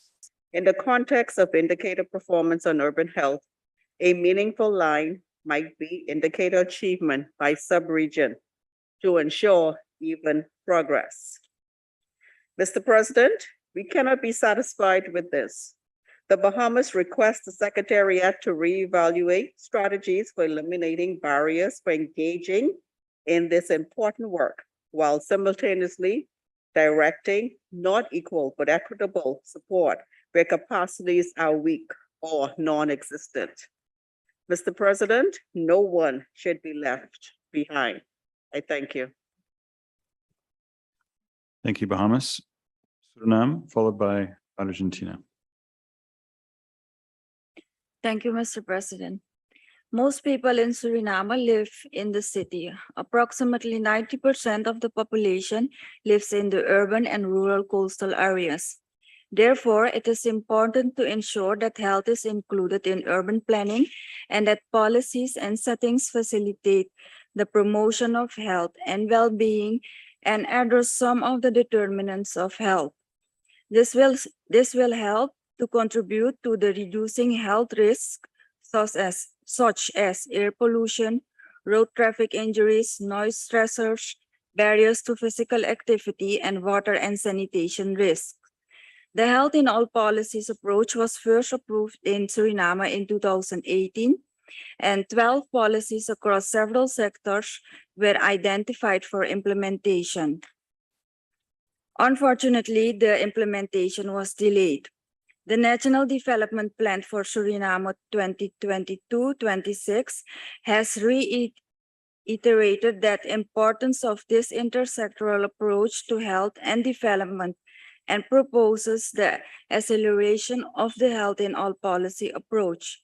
This will help to increase awareness on the importance of health in urban settings and help to coordinate policies and plans for urban planning, which include health. Thank you, Mr. President. Many thanks, Suriname. Argentina.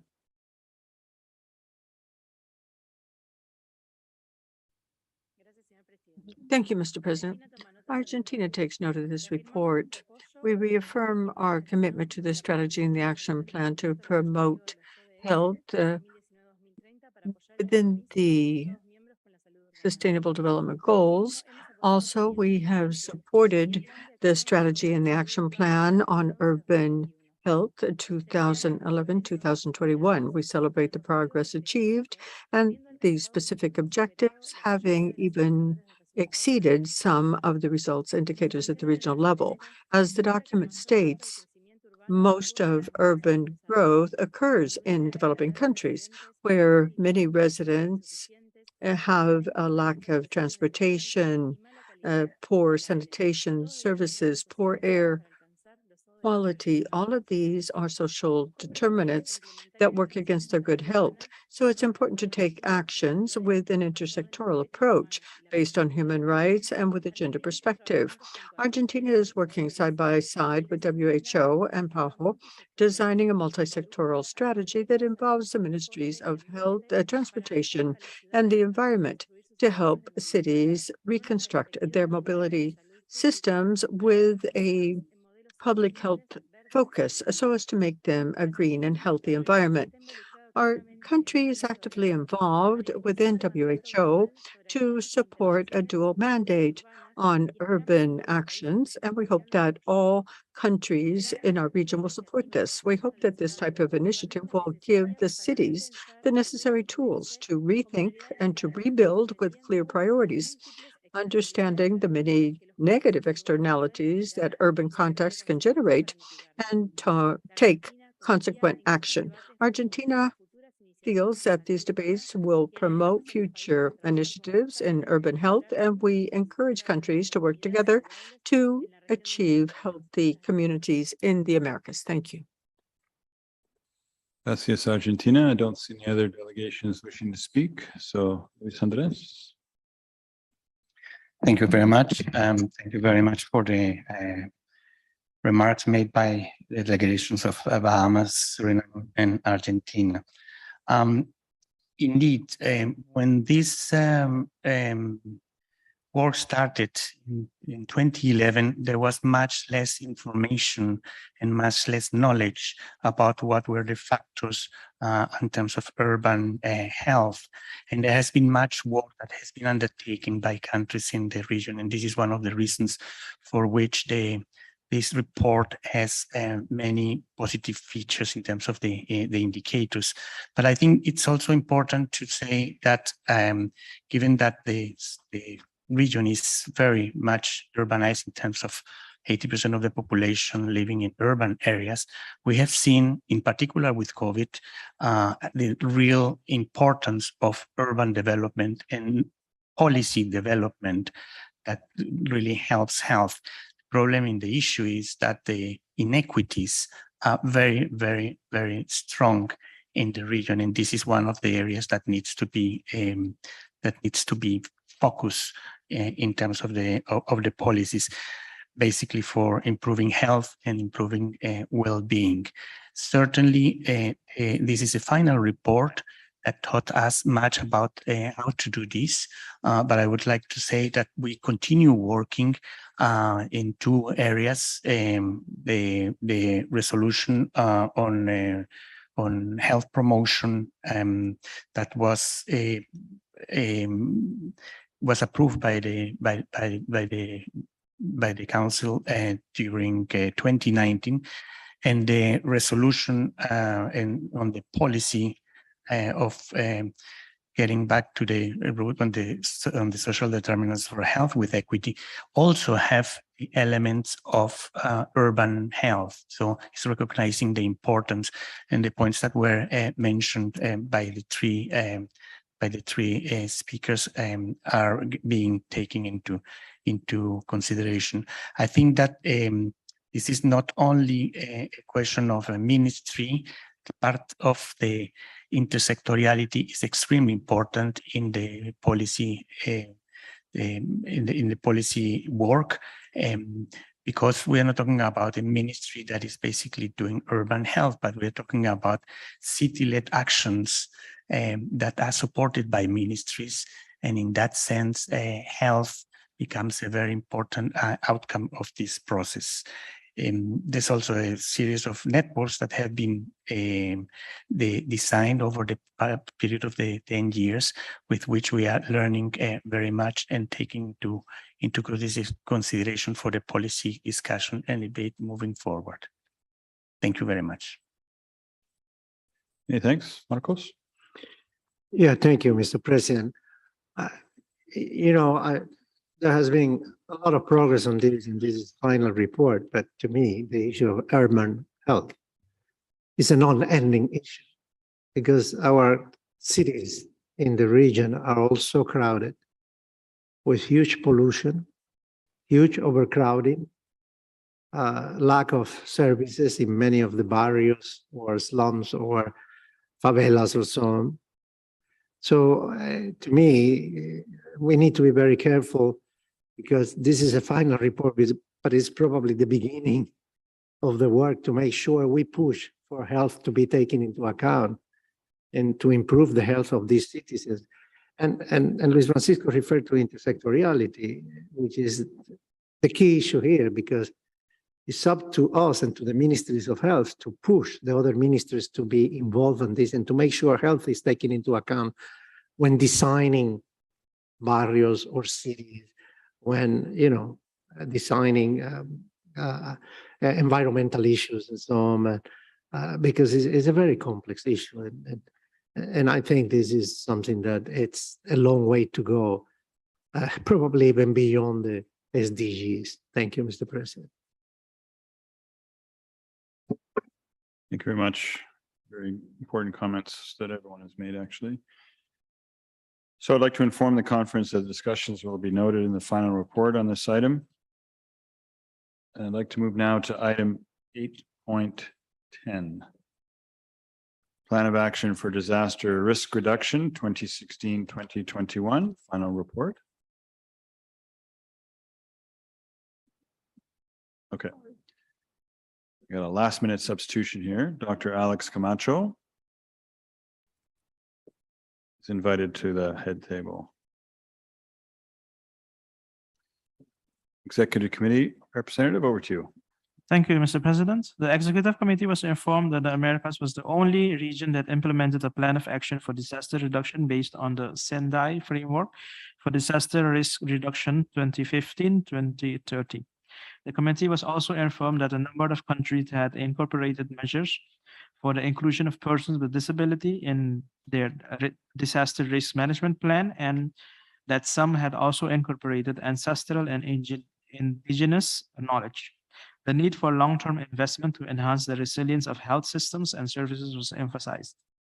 In the Executive Committee's discussions of the report, it was pointed out that the COVID-19 pandemic has underscored the importance of this disaster risk reduction programs, and that it was also revealed the benefits of prior efforts to enhance the resilience of health systems and services. The Bureau was encouraged to continue providing support to further strengthen disaster risk management and response in member states and to reduce the health consequences of disaster situations. Thank you, Mr. President. This concludes my report on this item.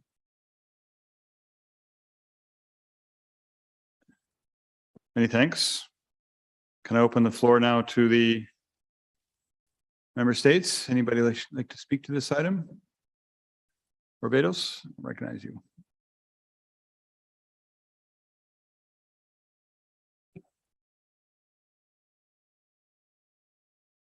Thank you, Mr. Chairperson and distinguished delegates.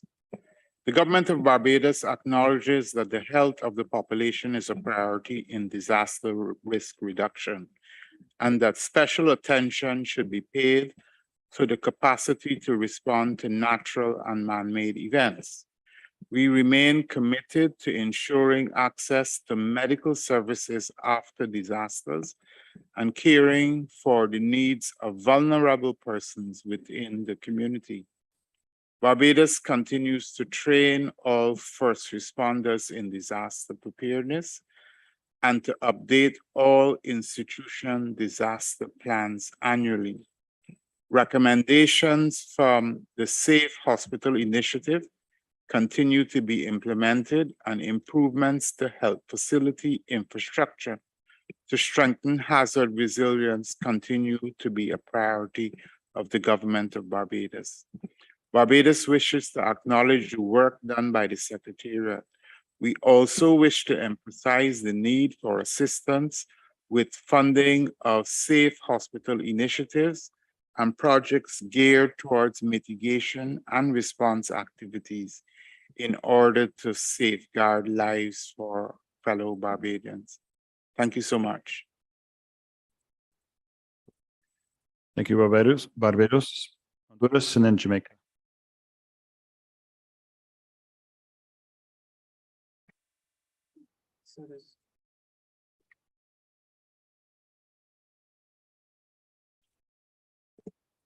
Muchas gracias, señor presidente.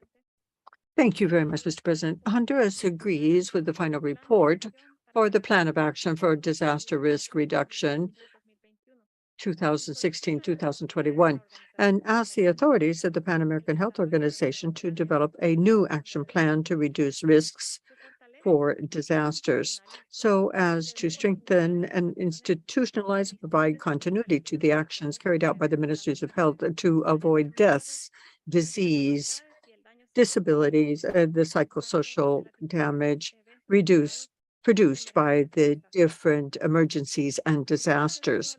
Honduras is one of the most vulnerable countries to climate disasters in the world, and it is constantly exposed to suffering natural disasters. And as we saw in 2020, when in addition to the pandemic, we suffered from Eta and Iota, two hurricanes in less than a 30-day period. We are a country that is vulnerable to several threats. In recent years, the morbidity and mortality rates have gone up considerably because of different events. And it is estimated that more than 1.2 million people have health needs. Providing services was affected because of damage to our health infrastructure and because of weaknesses in our human resources. So much so that right now we are in an emergency situation in our country's capital because of a Tegucigalpa fault that has caused destruction of 375 houses, affecting more than 1,000 families that have lost their housing and absolutely all of their belongings. But the emergency is much greater because rain has caused the rivers to overflow their banks and also causing mudslides. So up to date, we have something like 2,000 families that have suffered these damages, and the numbers will continue to rise. We wanted to thank PAHO and WHO for always providing us with tools that allow us to better plan at the national level and also guiding us in terms of how to approach these emergencies and natural disasters. Thank you very much. Gracias, Honduras, Jamaica, and then Brazil. Thank you, Mr. President. The ongoing COVID-19 pandemic and its required response has, among other things, underscored the importance of routine disaster risk reduction programs. Jamaica would like to congratulate PAHO for the implementation of this plan and our local PAHO office for their ongoing support. Jamaica has disaster risk management, emergency medical services, and IHR under one umbrella in the ministry. The 2016-2021 Plan of Action for Disaster Risk Reduction has served Jamaica exceptionally well in guiding the program of activities in this area. And we have made tremendous improvement in resiliency of the sector. Significant developments have been realized under the PAHO Smart Healthcare Facilities in the Caribbean project. The project integrates disaster risk reduction, climate change, adaptation, and conservation efforts that is a priority for the country in our National Development Plan, Vision 2030. Approximately 50% of our health facilities were assessed using the Health Facility Safety Index and Green Checklist. The foundation was laid so that we could realize synergies in the other initiatives. Whilst there has been significant improvement, Jamaica encourages the continued support of PAHO to all member states and looks forward to the successor plan of action with priorities agreed upon by consensus among the health disaster coordinators of the Caribbean sub-region. Jamaica reiterates our commitment to reduce health consequences of hazards and disaster situations and thanks PAHO for their support in this area. Thank you. Many thanks, Jamaica, Brazil, and then Guatemala. Thank you very much, Mr. President. Brazil would like to thank you for this plan of action for disaster risk reduction 2016-2021. It lays out the 3 strategic lines in the document, and we support this proposed resolution. The pandemic, COVID-19, showed that national health systems are the basis to provide emergency response, and it is necessary to make them more resilient. In recent years, Brazil has tried to strengthen its risk management capabilities through our health surveillance mechanism to deal with natural disasters. We consider the work process, mitigation, preparation, and also response for disasters that are natural in nature or technological. This allows us to mitigate the effects on the health of our population. Now, risk management involves landslides, also the breaking of dams, and many other situations with different levels of seriousness in terms of affecting people's health. So it is important that our surveillance mechanism under Swiss and the Ministry of Health are working and have invested 1.6 billion in recent years to strengthen our capacities. Brazil wants to emphasize how important intercountry cooperation is, working with specialized agencies so as to improve technical capacity to respond to disasters and to mobilize the necessary technology to improve natural disaster risk. Thank you very much. Obrigado, Brazil, Guatemala, and then Suriname. Thank you very much, Mr. President. Guatemala wants to thank the Pan American Health Organization for presenting this final report on the Plan of Action for Disaster Risk Reduction 2016-2021.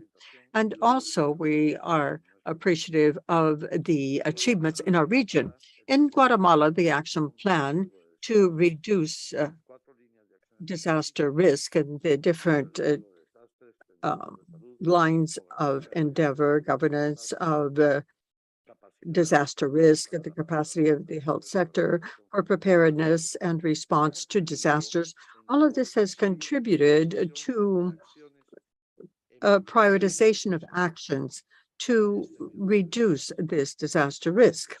Especially, these guidelines are essential to integrate not only cross-cutting approaches, but also to improve the interventions in terms of natural disaster risk management in the area of health. It's important to point out that Guatemala has an emergency operational center for health, and it has played a key role in responding to COVID-19 and the devastation produced by Eta Iota, and also the eruption of volcanoes, and now responding to monkeypox. Right now, we're putting together a multi-threat institutional response plan so as to respond more efficiently and protect the health of our population in situations of emergency or natural disasters. Guatemala wants to thank the Pan American Health Organization for updating the plan for disaster risk management from 2022 to 2030 so that we can reinforce the capacities in our country, take advantage of lessons learned, and deal with multiple threats and contribute to aligning the actions of member states to comply with the goals set out in the agenda for disaster risk reduction. Thank you. Gracias, Guatemala, Suriname, and then Panama. Thank you, Mr. President. In February 2020, PAHO supported Suriname with a health disaster management review indicating gaps and action points for the country to follow up on to strengthen their health disaster management. The country also received training in June 21 in disaster risk assessment with a strategic tool for assessing risk, STAR. In recognition of the importance of disaster risk reduction to the country, Suriname has increased the number of staff assigned to this area. However, there is a need to strengthen the capacities through additional training to effectively support the work of the department. There is also need to set up a committee or working group to assist with the finalization and implementation of the national plan and contingency, as well as the strengthening and testing of the national preparedness and response mechanism. The setup of an emergency operations center mechanism is also still pending. Making health facilities greener and smarter is also relevant for Suriname. The impact of climate change has resulted in more intense rainfall and overall annual reduction of total precipitation. Rainwater harvesting, especially in the interior of the country, will facilitate access to safe drinking water, as the WHO recommends rainwater as safe source of drinking during the dry season for healthcare facilities and communities. Use of alternate sources of energy other than fossil fuels will also be more sustainable, safer for the environment, and more cost-efficient for health facilities. PAHO has in 21 supported installation of more efficient solar energy systems for exterior lighting at one of the main hospitals in the capital. Suriname takes note of this document and will increase its efforts to strengthen implementation of the 4 strategic lines of action in the plan to build country's capacity for this disaster reduction. Thank you, Mr. President. Thank you, Suriname. Panama, please. Muchas gracias. Thank you very much, Mr. President. Panama shares the notion when we consider the multidimensional consequences a disaster affects not directly and indirectly the physical and mental health of individuals. Therefore, as health institutions, we need to be properly prepared to efficiently and provide timely care to our population. With this vision, the Ministry of Health of Panama has been promoting integral work for risk management in the country, strengthening prevention and risk mitigation in all its areas. Just as we strengthen preparedness and response in emergency disaster situations, the effectiveness of which is only possible when working as teams, properly coordinated among different sectors and social actors, such as we saw in the successful management of the pandemic. We have ratified that from the health point of view, disaster is far more than something personally effective, the medical team, equipment, supplies, medical staff. It's actually a topic that afflicts society as a whole. Therefore, it is urgent to reinforce and have sustainable measures in order to address and overcome the disaster collectively as a country and as a region because of the multidimensional impact and consequences of disasters. PAHO has been supporting us and creates the right environment to strengthen throughout the region, ensuring countries to share common strategies and focuses, working as a team. We have made good progress in this line. So nonetheless, there is still much to be done. Panama makes itself available to work in that direction and as a team with PAHO. Thank you very much. Gracias, Panama. I see no other delegations raising their flags. So Alex, comment? Gracias, señor presidente. Thank you, Mr. President, and distinguished authorities and delegates. Before briefly addressing you, we would like to express solidarity to the families that have been affected these past few days by Hurricane Ian, as well as the landslides in Honduras and other emergencies that have occurred. Secondly, we'd like to congratulate you all as member states, given the extraordinary work that has been performed, not only in developing and also implementing and monitoring the plan of action to reduce for disaster risk reduction 2016-2021 with the support of the Secretariat. It is for this reason that I'd like to highlight that this plan was prepared in a participatory manner, working closely with each one of the technical teams at the ministry level. It is important to point out that this plan is the first international health instrument that contributed to align cooperation actions in countries with the Sendai targets for this risk reduction 2030, sorry. The work has been supported by two collaboration centers for health and disaster risk reduction. This is a Center for Preparation and Response to Disasters by Yale in the United States and the Collaborated System for the Resilient Actions of the Social Security Institute in Mexico, plus the work of the Evans Aid Association that is focusing on disaster risk reduction and providing the evidence needed for better informed decision-making. With you, we have worked on 12 methodologies and tools to improve evaluation of risk and to reinforce hospitals and adaptation and mitigation to climate change and improve preparedness for response and recovery when there are health emergencies and disasters. We need to highlight the importance of working in the case of disabilities, gender, and indigenous peoples. In these elements and methodologies, over 20,000 professionals have been trained in the Americas. Furthermore, they've served as benchmark for other regions when it comes to health.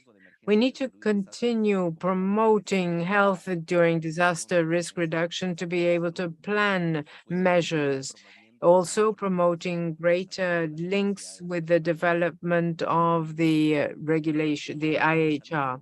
Human resources and health, and as you know, will always be a priority. It is therefore necessary to continue training people, providing continuing education in order to strengthen your emergency offices and units at all levels.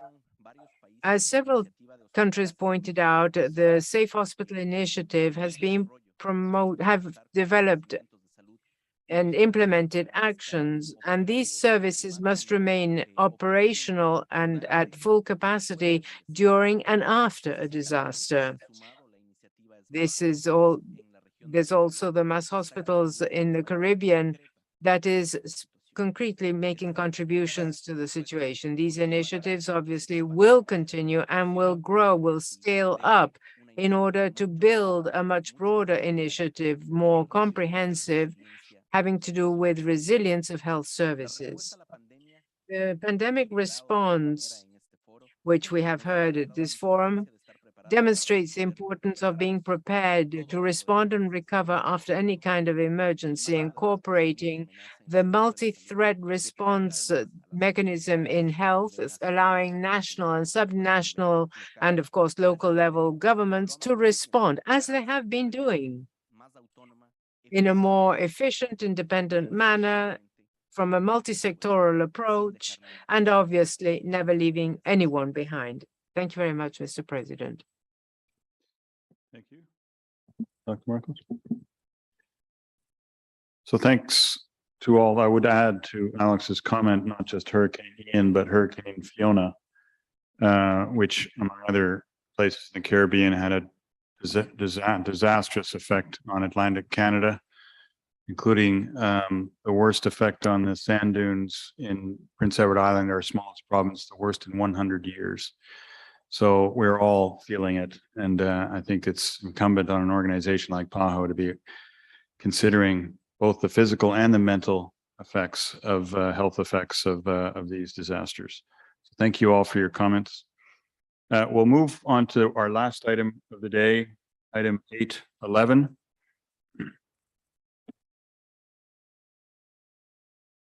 Health technology assessment and incorporation into health systems. Final report, document CSP 30/INF/11. Invite back James Fitzgerald to the table. James. And one more time to our colleague from the Executive Committee. Thank you, Mr. President. The Executive Committee was informed that further progress had been made in strengthening health technology assessment in the region since the midterm report was presented in 2015, including the establishment or strengthening of institutional frameworks for decision-making processes based on health technology assessment. The final report recommends future actions needed to continue the strengthening health technology assessment in the countries of the region and to promote the development of equitable, efficient, and responsive health systems in America. The Executive Committee's discussion of the report delegates reaffirmed their support for the health technology assessment initiative, underlining the importance of such assessments for decision-making regarding the incorporation of new technologies in health systems. The need for training of human resources in health technology assessment was emphasized, as was the importance of improving access to health technologies assessment databases and networks, particularly for countries that continue to lack sufficient capacity to conduct such assessments at the national level. Translation of information into the various languages of the member state was also seen as a priority. Thank you, Mr. President. That concludes my report on this item. Thank you, colleague.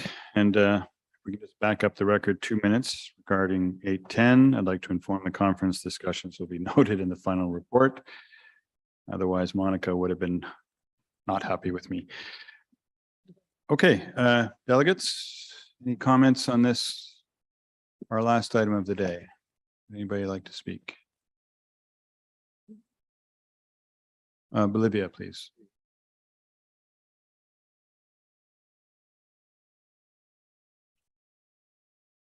Buenas tardes, presidente. Muchísimas gracias. Good afternoon, President, and thank you very much. The delegation of the plurinational state of Bolivia thanks and recognizes the importance of the document on health technology assessment and incorporation into health systems.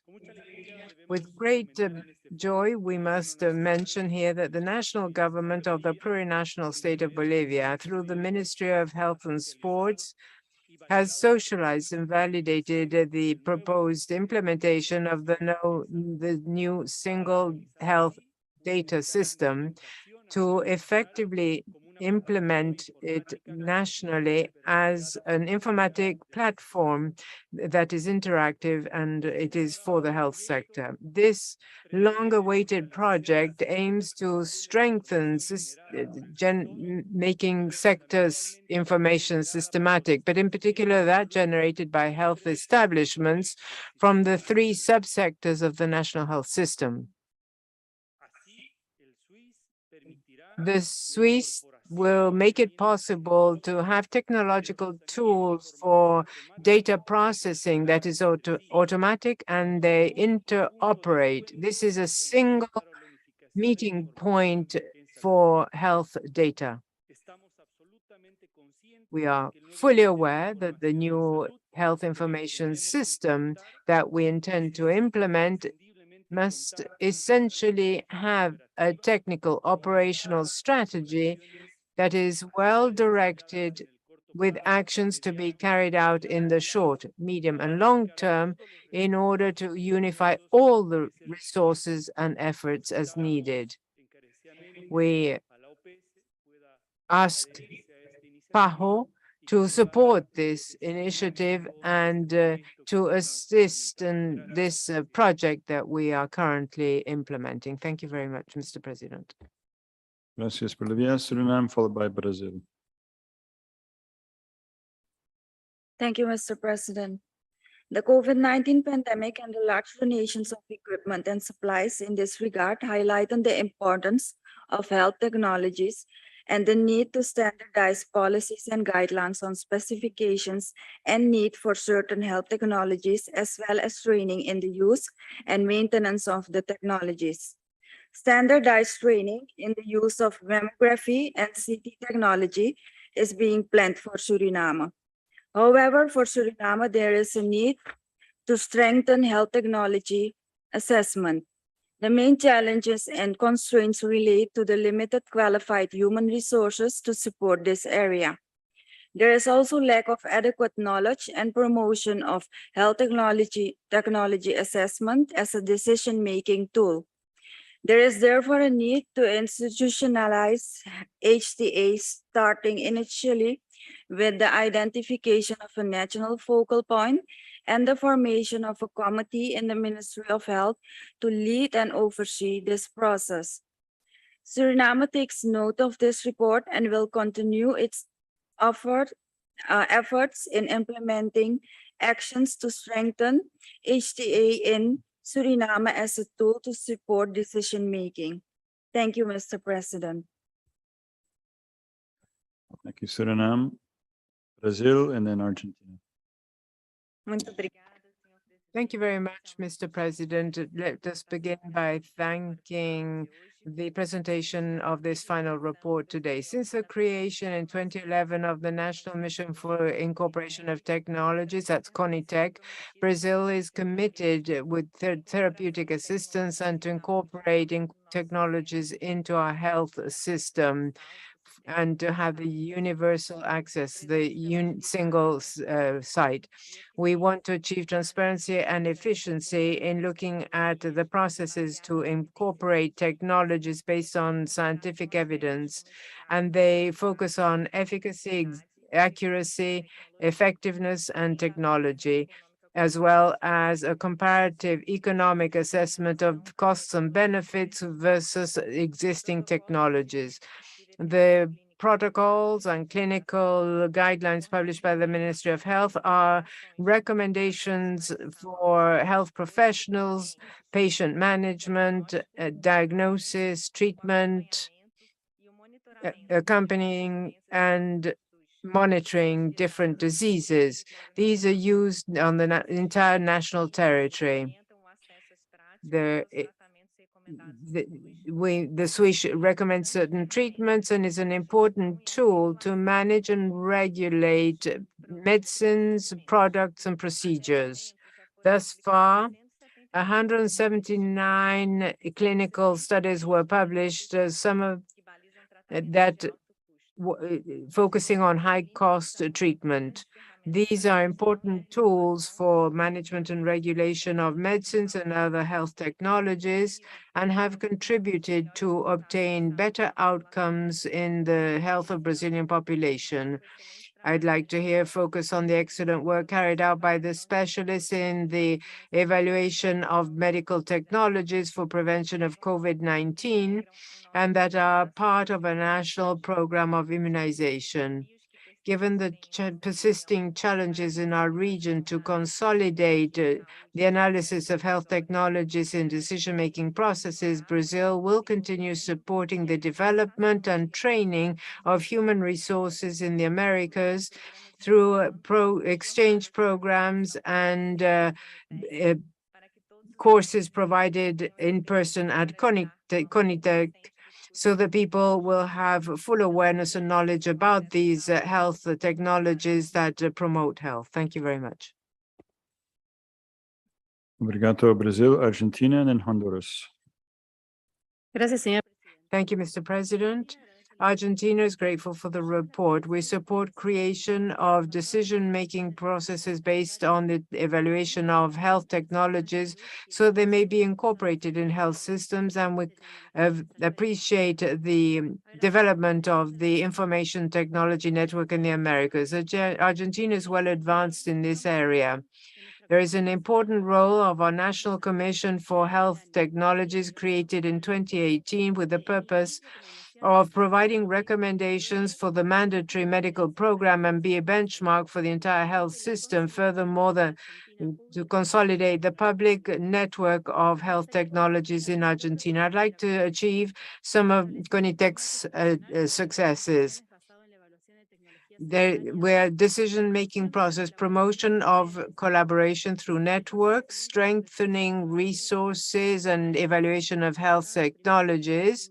The first specialist researchers were hired, generate evidence and disseminate information with explicit prioritization of technologies, integrated approach for selection, incorporation and rational use of health technologies, exhaustive update of the working methodology via networks. And we're also pleased to say that Argentine institutes contributed to the efforts to train human resources in the region through basic courses and advanced courses on health technologies. There have been actions of international cooperation between Argentina and the United Kingdom to strengthen national capacities for the evaluation of health technologies, to implement actions and mechanisms based on scientific evidence available to date. This will undoubtedly result in improved access to health services and care of our population. Thank you very much. Gracias, Argentina, Honduras.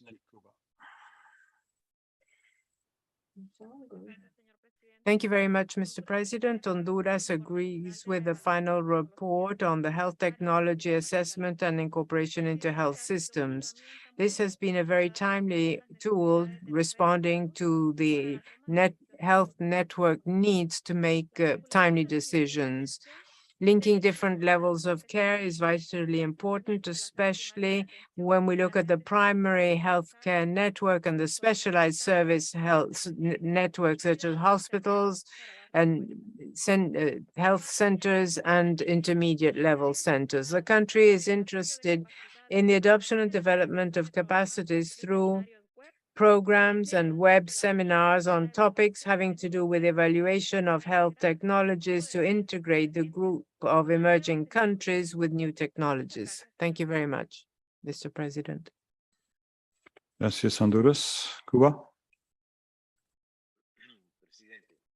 President, the evaluation of health technologies is an important tool requiring participation of multidisciplinary teams to work on decision-making. This way, different disciplines can be involved, sharing language and point to their horizon when it comes to health. They must be taken in account for regulations, safety, effectiveness, and efficiency, but also the ethic impact as well as organization when it comes to health, because these are essential components of the health system and have to do with the clinical decision-making in the entire life cycle of technologies. The Network for Evaluation of Health Systems in the Americas has facilitated harmonization of actions. Nonetheless, we believe that in order to continue moving forward and strengthen this topic, it is necessary to increase the exchanges of experts between ministries of health and national regulatory agencies in aspects to strengthen institutional frameworks of the member states. Thank you very much, Mr. President. Gracias, Cuba. James, Sanitary. Thank you very much, Mr. President, and thank you to all the delegates, the member states, for your comments on this final report. We really have seen important advances since the adoption of this resolution in 2012 across all regions of the Americas, in particular in the establishment of formal mechanisms relating to the generation of evidence and decision-making processes. Now in the order of about 18 formal mechanisms established across the region with regard to HTA. The cooperation that has been delivered through the organization with your active engagement, in particular through REDETSA, has really increased over the past few years, and we now have over 40 institutions from 20 countries actively engaged on this issue. This really increased also through COVID-19, as was mentioned, I believe, by Brazil, as a lot of new technologies were utilized, had to be rapidly deployed, and required assessment and evaluation as to their efficacy, cost effectiveness, and utilization. And we saw through this a huge increase in the utilization of the databases that the organization is managing called BRISA. And we really invite you to continue to look at BRISA, which really was utilized to the extent of over 200,000 visits and documents downloaded from this website relating to the use of health technology in 2022. Having said that, we also note that member states have identified important gaps that have to be addressed as we move forward. Similar to other final reports, it may be a final report, but the work will continue. And these relates to the, I think the gap that continues to persist between the generation of evidence and the utilization of evidence for decision-making in policy. The lack of qualified human resources, as was mentioned by Suriname, the greater need for institutionalization with legal frameworks and governance mechanisms for health technology assessment. And one particular issue I think is really driving the need for us to continue to work between the secretariat and countries in this particular area. 2 days ago, when we discussed the issue of health systems and the fragmentation, segmentation, I did mention that health financing was increasing throughout the region, particularly public financing in health, and that out-of-pocket expenditures generally had decreased in the order of from 40% to 32% over the past 10 years. However, there is a caveat here. And if we delve down deeper into the analysis of out-of-cost expenditures, we see the out-of-cost expenditures associated with medicines and health technologies continues to increase and increase significantly. The principal driver of cost in the health sector at present is health technologies. So if there's an important rationale for us to continue to work and to strengthen this area of work with our member states, this is it. If we're to ensure really and arrive at health systems that are equitable, inclusive, efficient and effective, that have the necessary resources that can be deployed to expand access to health, the application and the systemization, the structuring of health technology assessment as a core element of that is really, really essential. Thank you very much, Mr. President. James, Dr. Mark.